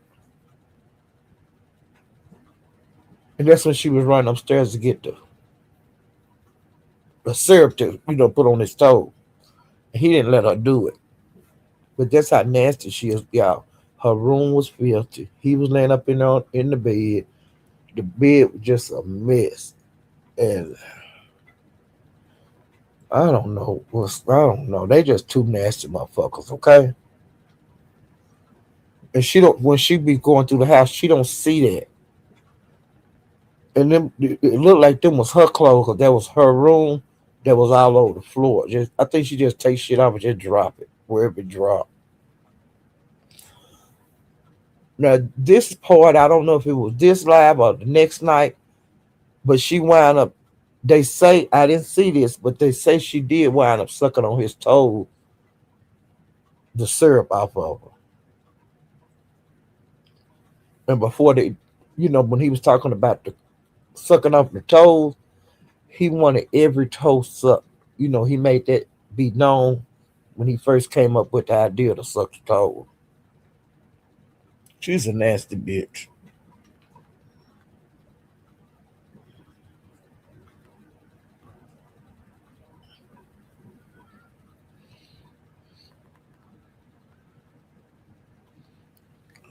Okay, now see, I'm going back in time. Now this was a couple of days ago. The captain was live. He hadn't been live in a while.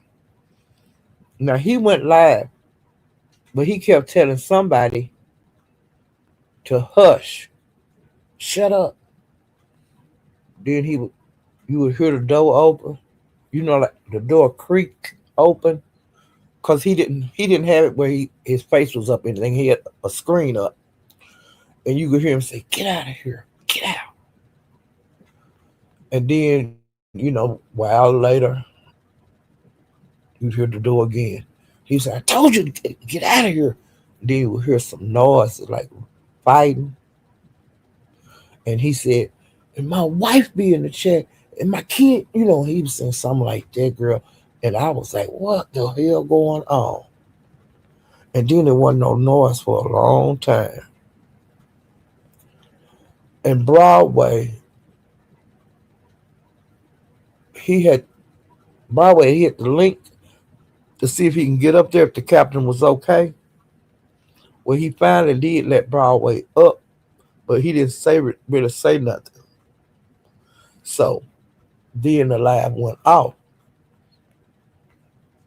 Okay, so then everybody, that different ones that was in the live when this was happening, somebody recorded because the captain took that live down. Well, it was recorded. People had made recordings of it, and like somebody sent it to Broadway, somebody sent it to this content creator. When it spread like wildfire in the Mo3B sector, that you could hear him tell this person to get out the room, and then you would hear her voice finally, and they were saying that was Asia. Well, couldn't find out him and Asia did get into it, and I guess the captain had to come clean with his wife, because the day when he went live, that's when his wife was on there. So it's been a big mess. Asia had went live like this morning. Uh, I did not watch the live, but they say she had been drinking, and she was saying she was going over to his house, which is his wife's house. So talking about fighting and all that kind of shit. And that's why the wife came on here. So I don't know if Asia gonna stand down. I don't believe she will, because she moved there. and she moved from Florida there. And I don't think it's gonna be over just because you say hey, it's over. That ain't with somebody that's real emotional. That ain't gonna work. And so different people was putting questions in his chat, and I put in there, help her move back to Florida, or and then I put another question is, will you be contacting her anymore? Because see, they've been messing around for a long time. Ain't no telling what he told her to get her to come to Seattle. Now he's saying that she have two women and a man.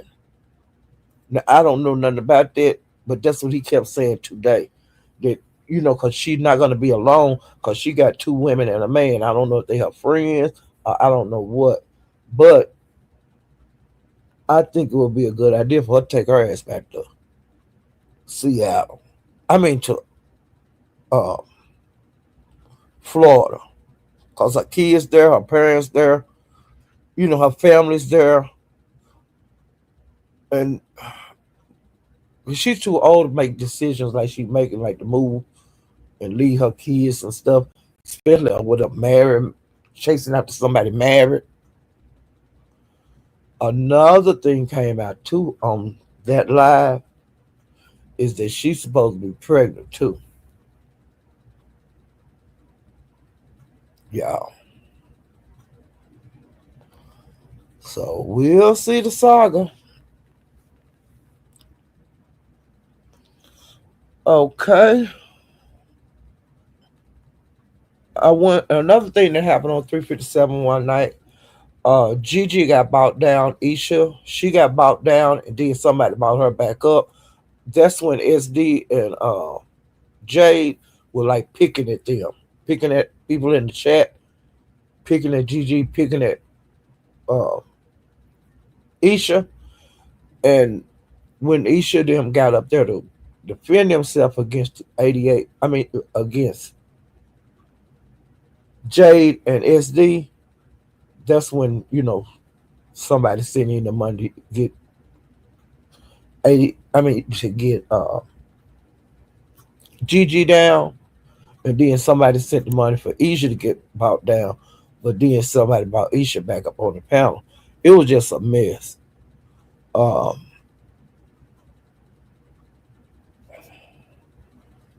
and when Gigi was when Gigi got up there and was dragging Jade, when Jade jumped in it, she said that both of them had blisters and sores on they, you know what? And she told Jade that she lost her man to a nigga, cause there's been say that SD like to play with the boys, the gay guys, and she said that both of them had herpes. It was they was ooh, they was into it, child.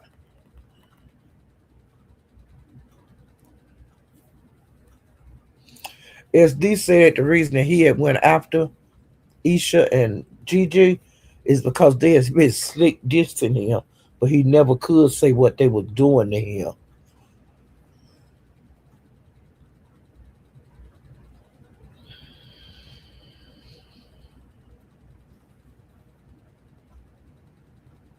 But it was a mess. But yeah, he kept picking until they got come on about that chat.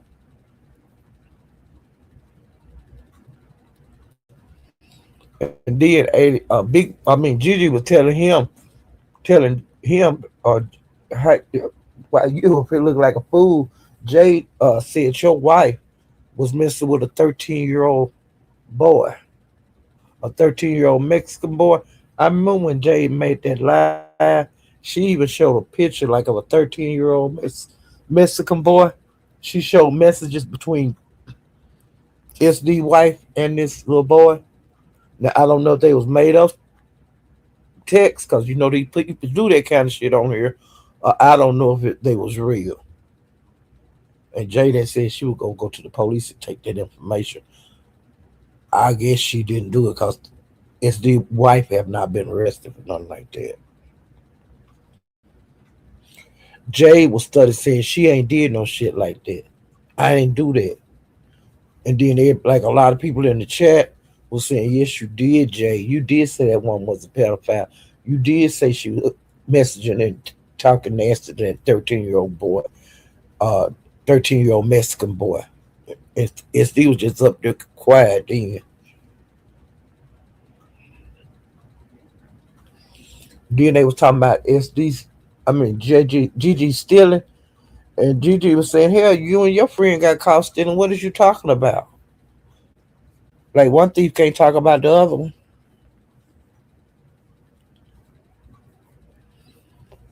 And then Gigi and Isha was dragging her so bad, she started singing. She couldn't think of nothing to do. And then when SD asked her, did she do that or did she put that stuff up about his wife? She said that she don't recall. She don't remember.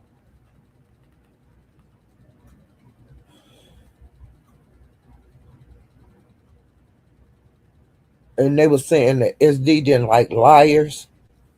And I put in here, yes, he do. Because he won. And Jay was singing again.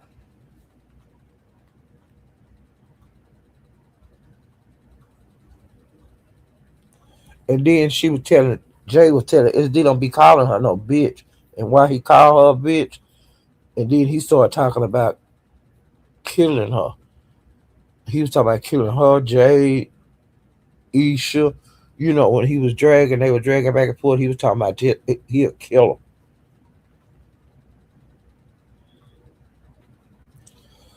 And 357 asked her where her nigga was at. You know, because she always talking about the guy she messed around with. And she didn't want to answer him. She started singing again.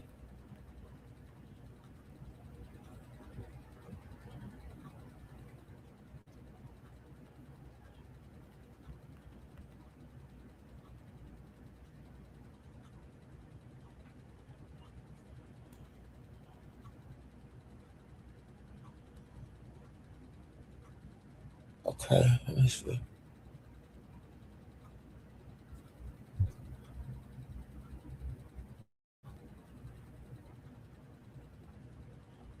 Okay, I told y'all that part about Jade putting the pad on.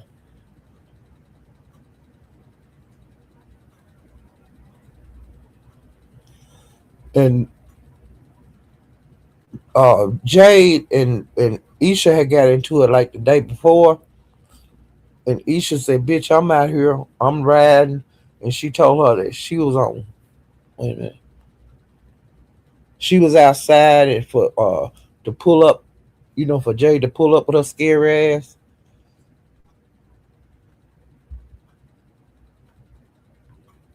And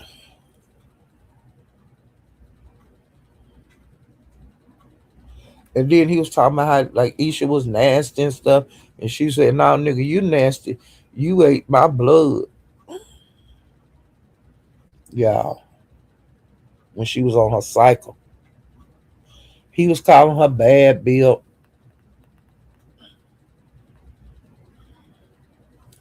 And Isha said, nigga, you ate me from the front to the back.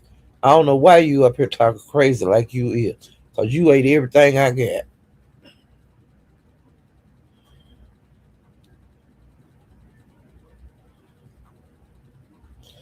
And she said that if he pull up on her, Isha said that if SD pull up on her, cause she told Jay to pull up, she said, but if SD pull up on her, she was gonna pistol whoop him.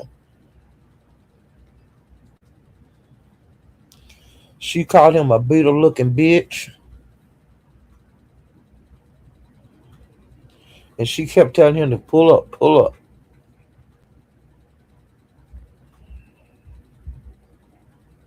And she said he be too drunk to fuck.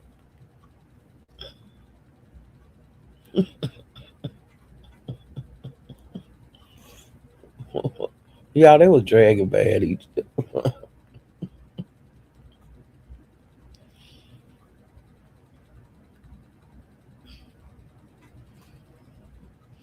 And then SD started throwing shade at Fly Rebel.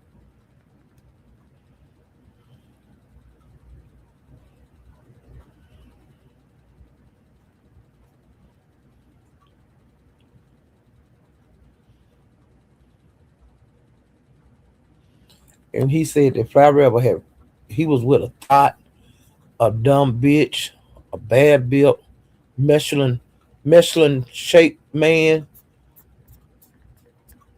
and he didn't care about he didn't care nothing about her weak ass. And that's when Isha told him, I'm a 185 North. And I think it was Eastgate, wherever that is on 185 North. And she kept saying, come on outside, pull up, pull up. And she was calling him scary.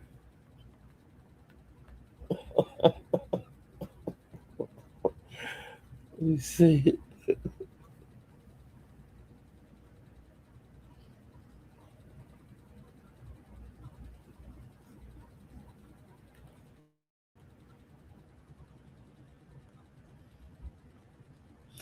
And then, wow, because Gigi had got bought off the panel. So Gigi went live. Now, now they was over here dragging Jade, and SD was over here dragging Isha and still saying stuff about Gigi, but Gigi had went live. Well, in the meantime, while Jade, and Isha was into it, Jade snuck over to Gigi's live and got skull drug, y'all. And when I went to get Gigi live, it was gone. I was so mad because I missed her dragging. But yet, Jay took her ass over to Gigi's and got skull drug, child, they say.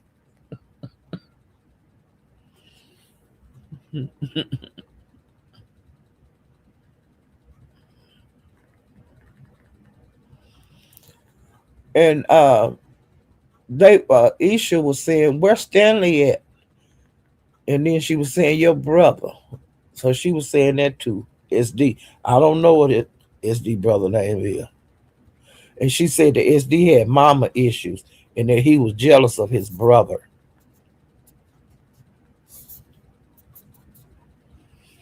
Jade, in the meantime, now she done been over here to 88. I mean, Gigi's got drugged. Then she went back in the chat over here at Mahaya's. I mean, at 357. And she was saying her put the Addy in, she wanted the Addy for where Jade was, where Isha was going.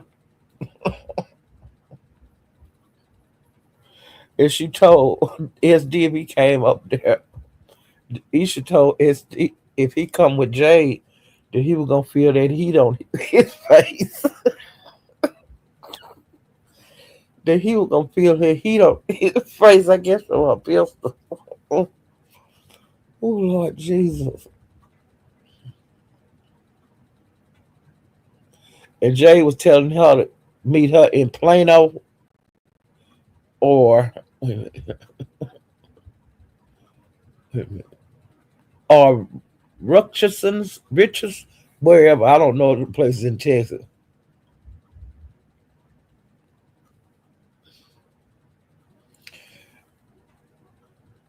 And he said that Isha was going that Jay was gonna beat the hell out of Isha.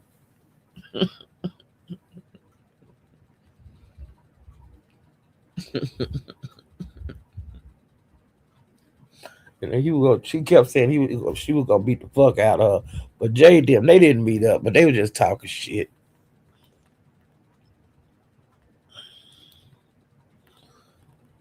Okay, now this is the night before that. Sherry Berry and Gina was up there. And somebody dropped Gina for $6, I think. And Sherry Berry, I don't fuck with her no more. But she told trying to think, she was into it with somebody. And she said that she fight with guns, knife, poison. She said she had to fight all her life.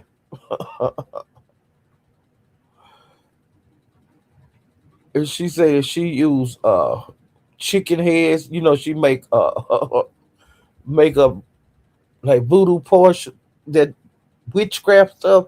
She used chicken heads and everything. She said any kind of way to kill a nigga, she'll do it. She be funny a lot of time.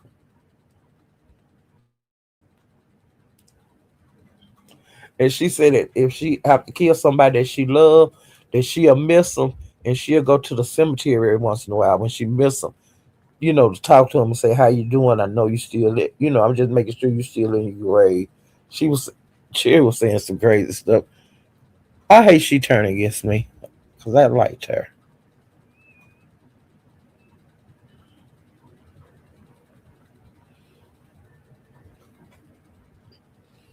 Okay, now you know that Payday had that was having that fashion show.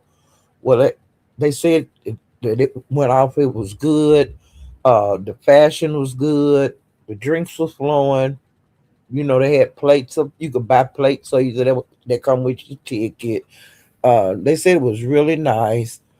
She got it on members only, so I won't get to see it. But I'm glad everything went on fine.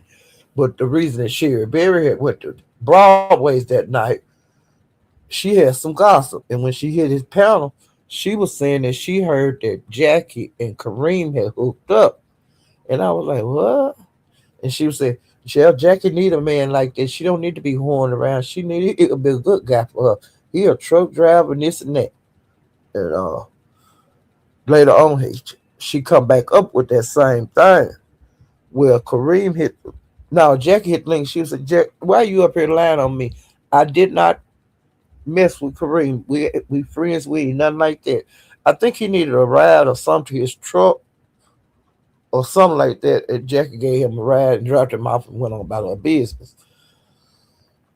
But she Rivera made more out of it. I guess somebody seen him get in the car with Jackie to get dropped off. It made us, you know, say something about it, and that's how that's how she Rivera found out, and she put two and two together and said that Jackie and him had laid up, but Jackie said no, and they couldn't nobody can't nobody pick my man, you know, and you don't tell me what's a good man or not. You don't pick my man.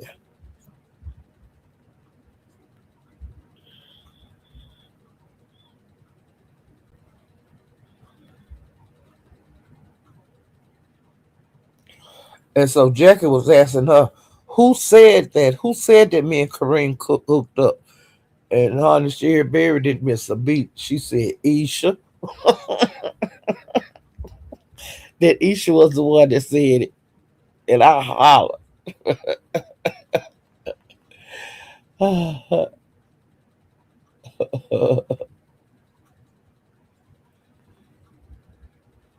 And then Jackie told Isha to hit the panel, but I don't think Isha was there, so that got thrown down. But I believe Isha and Transparent Talk probably was talking about it and said something about it.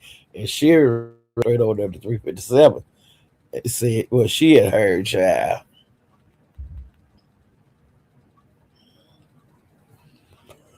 Now, this is a live that the captain did before, okay? Because I'm going back in time. The captain was live, and it was rumors out that Eve and him, you know, had a thing going on. He made it clear on that live that he have never done nothing like that with, you know, they don't talk to each other like that. Well, some of the people that hit the link that night was Duke, both of the Royalty and Royalty Rain, DG, Gina, Mink, Shane Gang. It was just everybody was over there that night. Renisha was there and she got into it with Cali Kitchen and Royalty. Gina got into it with Swedish Brown, and Gina dirty ass talked about Sweetest son that died. Cause you know she got one child and he passed away. She also drugged my hair. So she was never going back over there again. Duke, he got bought down, but they bought him back up. Both of the royalties got back bought down. Wait a minute, royalty got bought down and bought back up. NOF got brought down.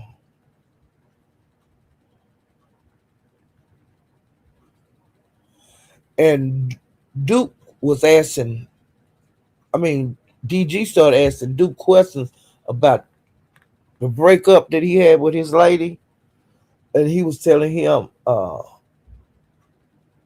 he Duke was saying, "No, we don't mess around anymore, and this and that. We parted ways." Well, DG said, "Can I interview her?" And no, he said, "You can't call her." Tell him, "Do call her. You can't call her." He said, "No, I'm not gonna call her. I'm not gonna harass her." But see, I didn't know he had broke her phone and and deleted her. Put them things in her live so her channel got took. I didn't know all that shit had happened. Okay, and so DG asked for her information because he wanted to interview her. And honey, before Duke could give him the information, his ex, that girl, she dropped in the chat. So I don't know if DG got the interview or not, but he asked to talk to her because he wanted to hear her side, and I want to hear her side. But like I said, she did do a live, and she was so sad on it, I just couldn't watch it. You know,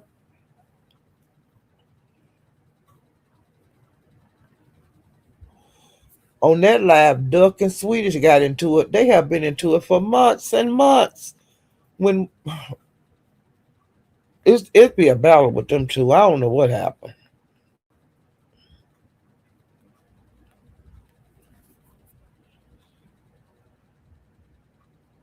Okay, wait a minute, I'm almost through, y'all.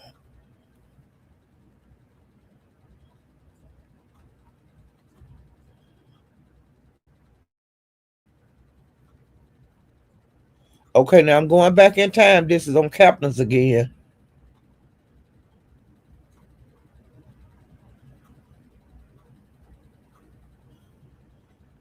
Okay, now on this line, that Renisha, Harley, she be up there. She be just dragging people to just get in the fight. Okay, she was dragging Mink and Eve and Gina, and Moonshaker got into it with Woo.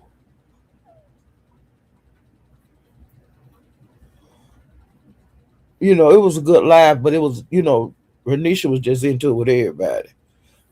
Anybody hit that pound, she was into it with cooling everybody. She was swinging on everybody.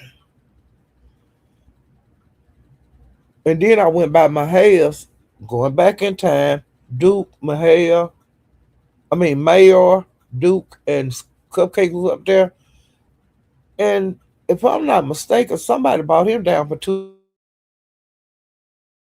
$200, y'all.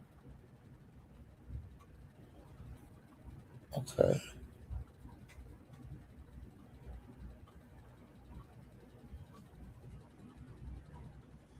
And on this night, Gigi, SD, they was all into it. They've been into it for a while. Bobby Johnson, me and him was into it. And I was telling them, don't buy him down. Somebody had sent $20 in on the 50 to buy him down. I told him, don't nobody else send no damn money in here because I'm gonna drag this hoe because he be talking about everybody like Woo. I don't care for Woo, but he be talking about her and her kids. He be doing royalty like that. He always attack the women. He don't do nothing to the men. Well, that night I was tired of him and I drove the shit out of him.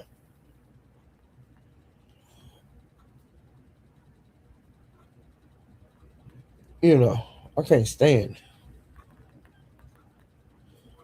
But me and Royalty, we was eating his ass up. And then the night before that, Jazz, Coolin, and Candace and Shakim was into it with me. Okay? But I held them bitches. But wait, I ain't mad at nobody or nothing like that. I ain't mad at Jazz. I ain't mad at ain't mad at Cooler and I ain't mad at Candace. It is what it is. We were just dragging. Uh, but like Shaquille, it's still up and stuck with us. And see, they was to me, like I told them, y'all taking up for Shaquille, and I don't give a about none of y'all. You know what I'm saying? But we all right though.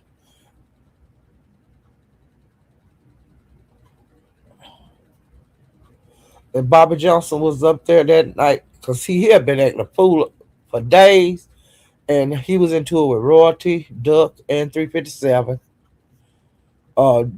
Gina and Eve was into it, and y'all, I started to come over here and do a short on this here. Them women battled for over 2 hours, and they went low, low, low, low, low. Okay, they went low, low, low. Ooh, and Eve wound up showing $1,000. She was throwing money on the floor, counting them 20s, and she had to go to the bank to get the money though. She didn't have that money to hand, which I don't keep a lot of money on hand. I usually keep about couple of $100, and then hid over here in case I need money to give my granddaughters, and I keep like money in the bed with me. In case they come in need a 20 or whatever, some gas money or something to eat. I keep some money right here handy, you know, with me, but it's not thousands. I have to go to the bank, and that's what Eve had to do. She was throwing that money on the floor, counting them 20s out. Boom, 100, 200, 300, 400, 500, and on and on and on.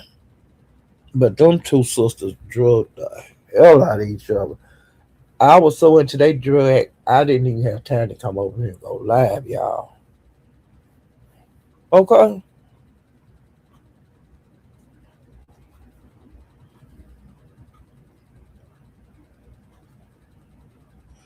Okay, now this is when that big fiasco about the book came out, and I'm at Big Lex now because we already been to TT's on how it started. Well, here we wind up at Big Lex later on. 88 hit the link and she said that she wasn't reading the goddamn book. Okay?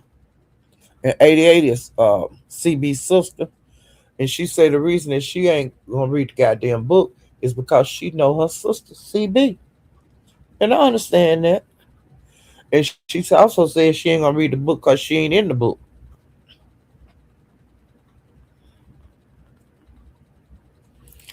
And 88 also said, now I don't know what this got to do with it because I don't know their business. 88 also said that Ebony ain't the reason why CB got HIV. So I don't know what here they come from. You know, I don't know nothing about it. I don't know, but I'm just saying what was said, what 88 said.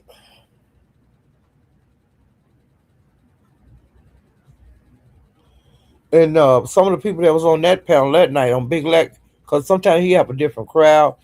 Freaky C has been back out hitting panels, which I'm glad of that.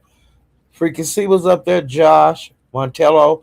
Now, see, I don't know much about Martello, but I hear about him. Vato, he was up there, Duck, Mink at 88. And, they was discussing the book and things like that. Now, Big Leg, he had good lives. A lot of stuff. Some things get started over there because it be people that you sometimes they don't come out very much, but they do wind up at lax. And sometimes it be when it go down over there.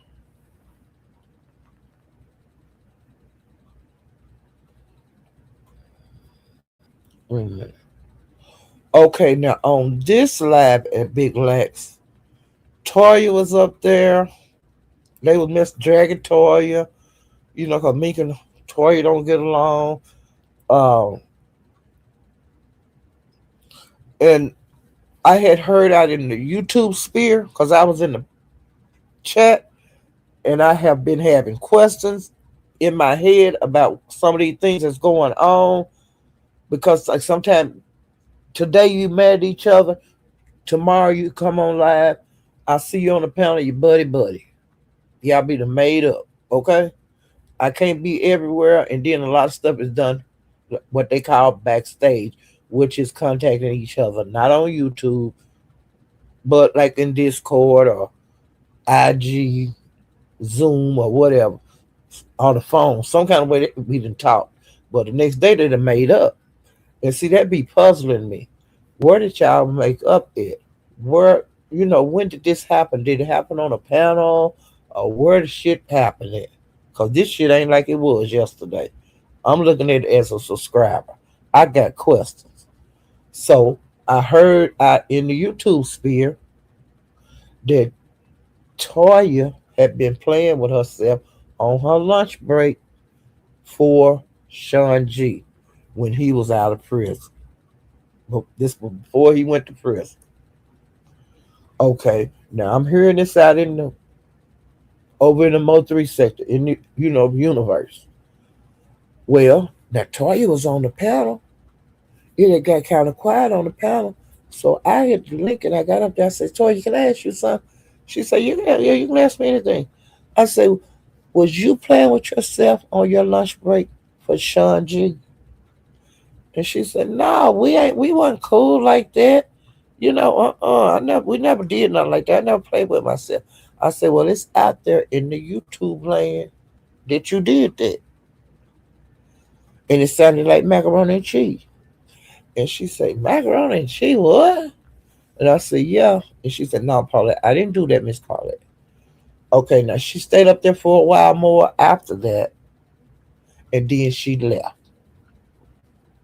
Well, I stayed up there because me and some other people were talking. Uh, Let me see. I'm trying to see who I was up there. Well, there was several of us up there. Well, Mink hit the link, and you know, I have had questions, and so I say, Mink, I say, can I ask you something? A few things, and you won't get mad. I said, because I don't want you to get mad at me, but I have questions. I have it's some things that have went on, like concerning you that I have questions about. Is it okay if I ask you some questions? Well, I asked I said, why you get so mad at Toya when she was talking had that lady talking about her friend that was murdered. And then Mink was trying to explain to me and I was telling her I don't understand. And then if as she kept whatever she was saying, you know, that was as far as she was gonna go with the answer. Okay. So I do go to another question. Uh why this happened. Then she would tell me, and then we would talk about something else. I got to ask Meek anything I wanted to ask, and I really did appreciate her as a content creator not getting mad at me for asking questions, and I was telling her how it looked as a outsider looking in that enjoy YouTube. And so the things that were handled backstage, she would tell me, and the things that we see. Like I was telling her, this is where I see it. Y'all getting along today. I have not ever seen you into it with this person, but now you're into it with them. What happened? Why did we get here? And how did it change overnight that you was cool with her yesterday, but you hate her today?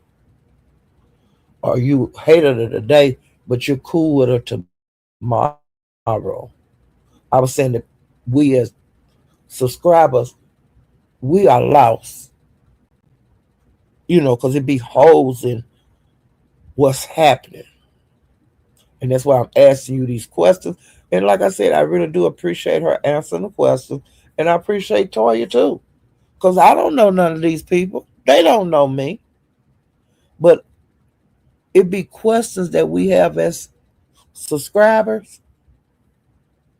That's why I try to be just playing with y'all with concerning me on how I move. But see, I'm just a person that come on here and talk every once in a while.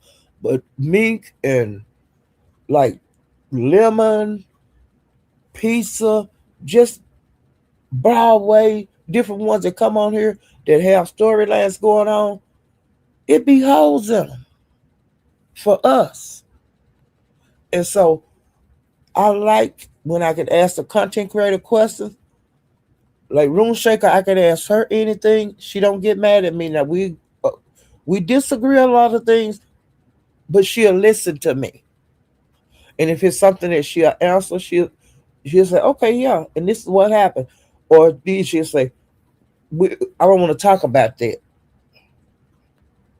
And then we move on, no big deal. Same with Tracy. I can ask her anything. We disagree on a whole bunch of shit. But see, we don't fall out about it. And like I be having questions. And I know y'all do, you know. And then some of the stuff come in from other sectors, places I don't go. But the people moving around just like I am. But I don't know them. And like Sour Patch and Lemon shit. I didn't know that was like that. It's a lot of stuff on here. As a subscriber, you just don't know unless you goddamn answer. And with Sour Patch, I could talk to her. I ask, I ask her anything, and she'll answer me. I've done her like that. Hell, what happened? I be like that. But I really appreciate when content creators will talk to the subscribers. I really appreciate that, and that's why I try to get my questions in when I feel like the time is right to do it. I run in there and get me some questions answered. It's not like on every live or like every month, but hell, if I catch you at the right time, I'm gonna ask you some fucking questions if I got them. Hey, welcome. What is it? Welcome to the family show. Okay. Hey, welcome. I've been seeing you around. I think I seen you over there at Envy's and somewhere else. Hey, Snapping Turtle. Child, you can drag too from the chat. Probably I learned not to get. No, I don't get my feeling so involved. Yeah, I ain't got no. Like I said, I don't care. I ain't on nobody's side. Um, you know, mm-mm. I don't agree with a lot of stuff, but it keeps us entertained. You know, I like YouTube and these other apps. It's because I can interact if I want to. You know, I can jump in and I like the internet. I really do. Hey, my Joan. Let me see if I got it.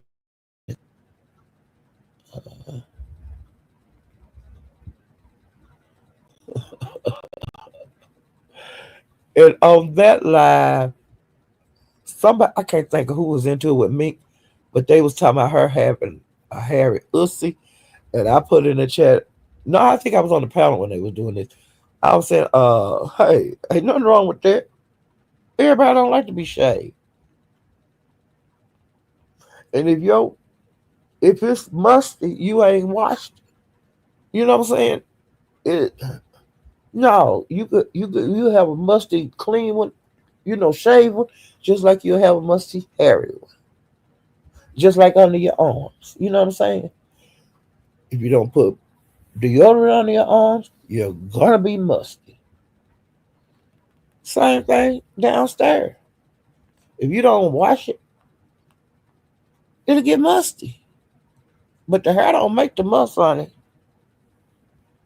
Okay? And everybody ain't Rambo around here. Everybody won't shave. And but it's the young folks that think that. Um Flame was into it with New Era King and Mink.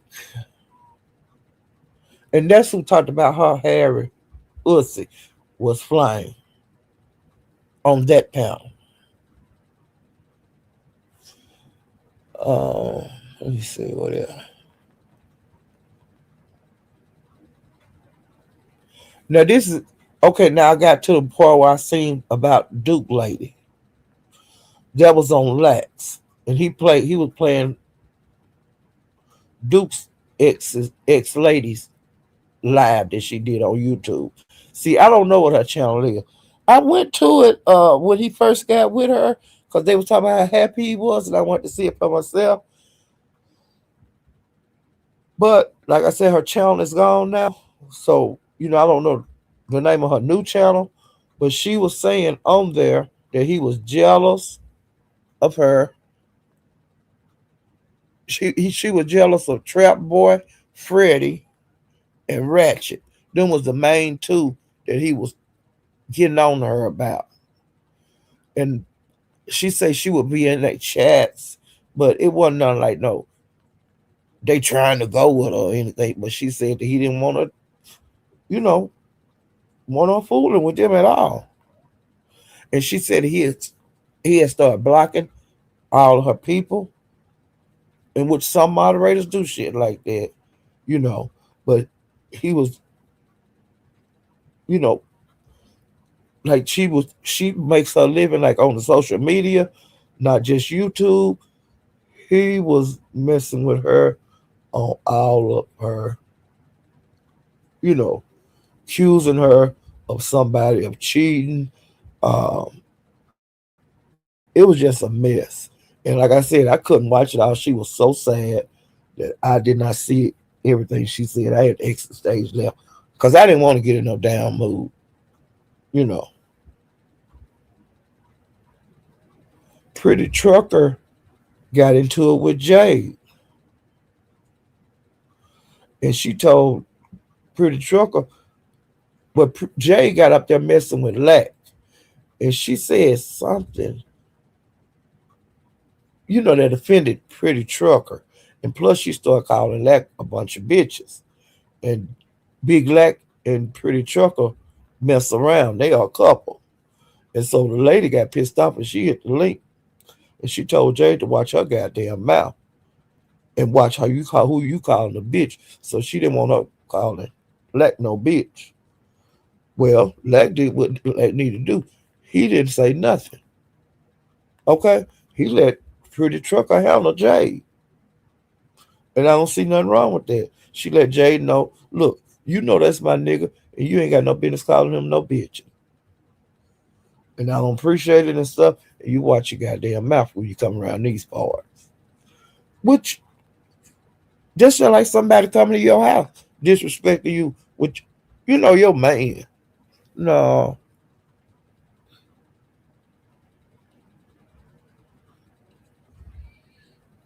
And Pretty Trucker was dragging honey. She was telling Jade that she sucked SD trunk thing after he done put it up in other women and niggas. Do you hear me?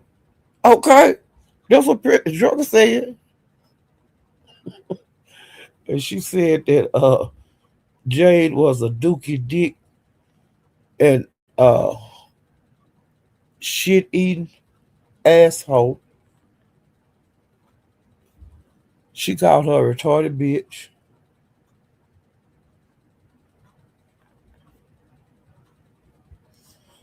And she said that Jade was the one that was showing pictures of SD texting other guys, guys that he was messing with.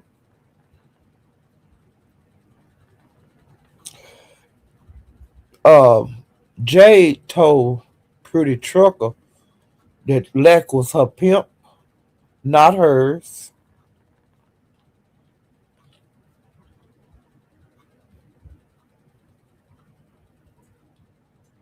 And she said that she wasn't shit.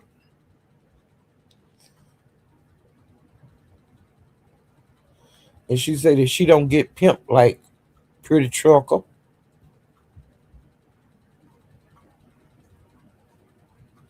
And she said that he can make Pretty Trucker shut up. He can't make her shut up.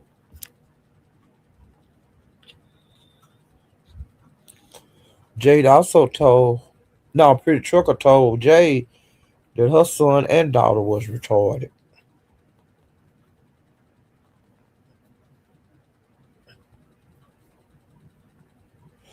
she also told Jade she need to get right, and she said you gonna respect his bitch. Talking about her, but he called her his bitch.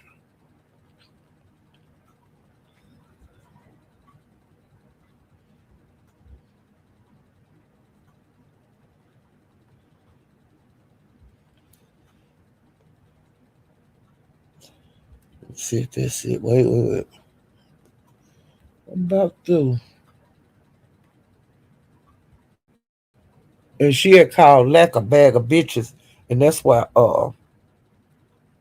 Pretty Trucker hit the link. Cause see, Pretty Trucker used to be up there on the link all the time with him. Like his co-host, her and just my 5 cent. But they let Black run their own show. He don't have to have him up there every night, and I don't think nothing wrong with that. Sometimes people like if it's woman up there, they ain't coming up there, or if just my 5 cent up there. Just like when Lemon had Lolo up there. Some nights she be up there, some nights she don't be up there. You know, just like when any other content creators that got co-hosts. You know, because some people don't like your co-host. So when the co-hosts up there, they ain't gonna go up there, or they'll go up there raising hell with the co-host. So hey, Demon Time, is that you, Cox? I mean, strip sucker. Is that you, strip sucker? Let me see if I got it right.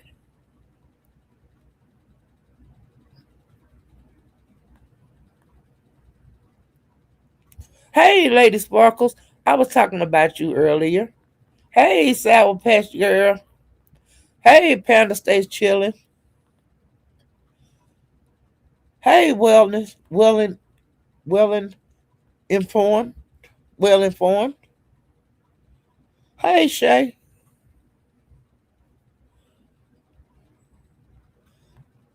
Hey, Thickum Boutique. Ooh, child. Gummy Bama, thank you for coming by, child.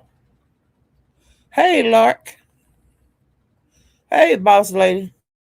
Boss lady, tell you how T.I. is, and she'll tell her I love you too. Okay. Yeah, I like boss lady. Hey, Trolloop. What is that?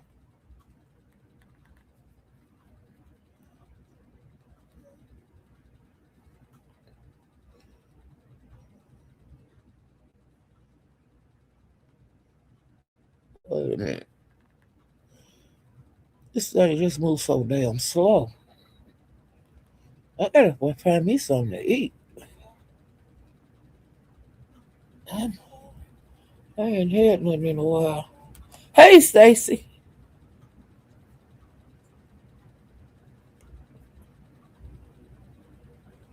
Think I got everybody.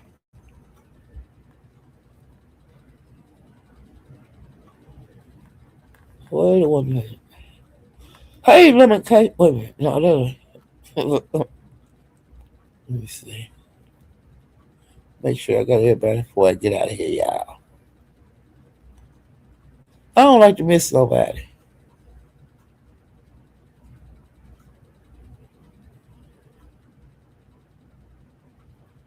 But that's my commentary. That's about it for what I have to talk about.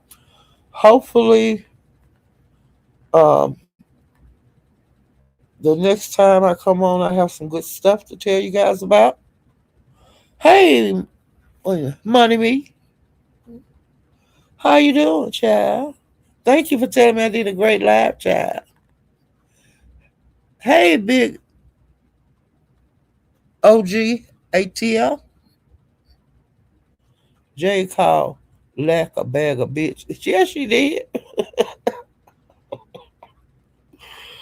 Let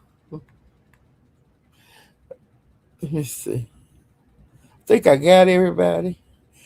But I thank you guys for coming to spend some time with me on this great Saturday. And y'all know I'm gonna get back out here in these streets. I think I'm gonna chill a little bit tonight though.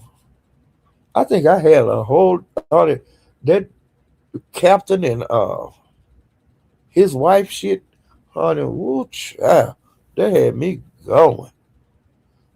Yeah.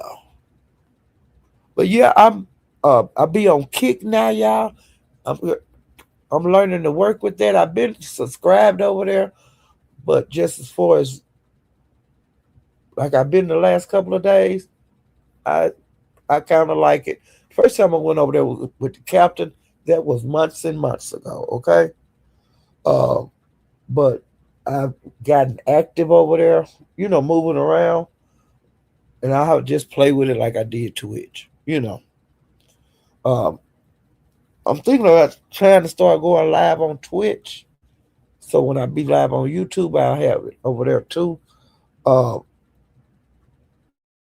Now, what I've learned, Kick and Twitch, like, are partners. So I have to learn a little bit more about that. But, I'm just playing around with the different apps. That's all I'm doing, you know. And they all just about the same, but some of them you could do more than you could do on others. Like as far as the nudity, like seeing a lady walk down the street butt naked, the other night. Kanika Jenkins' mother. Um, and like he like to push the line. That's why he can't be on Twitch. They kicked his ass off of Twitch quick. But he's on he's on YouTube and Kick right now. Uh, and he'll try to get back on Twitch, but hey, whatever he did, he can't do it now. What he did was drug somebody dog, and they say Peter got involved, so that's why he having trouble with Twitch because they got a big following and Peter. So just don't be talking about kicking no dog ass or nothing like that, and you won't get banned off of these places, child. Okay, well I'm getting ready to get off of here and get me something to eat. Jay called. Okay, I read that, but get me something to eat and get me something to drink, and I'm not gonna be talking anymore tonight. And if y'all haven't hit the like button, please hit the like button. And if you haven't subscribed, please subscribe to my channel. Every subscription count. Ooh, hell, I was on here 4.5 hours. Ooh, y'all, what I missed since I've been on here doing my live. That's why I can't go live. I'm too damn nosy, y'all. Ooh, I'll see you guys next time. Bye.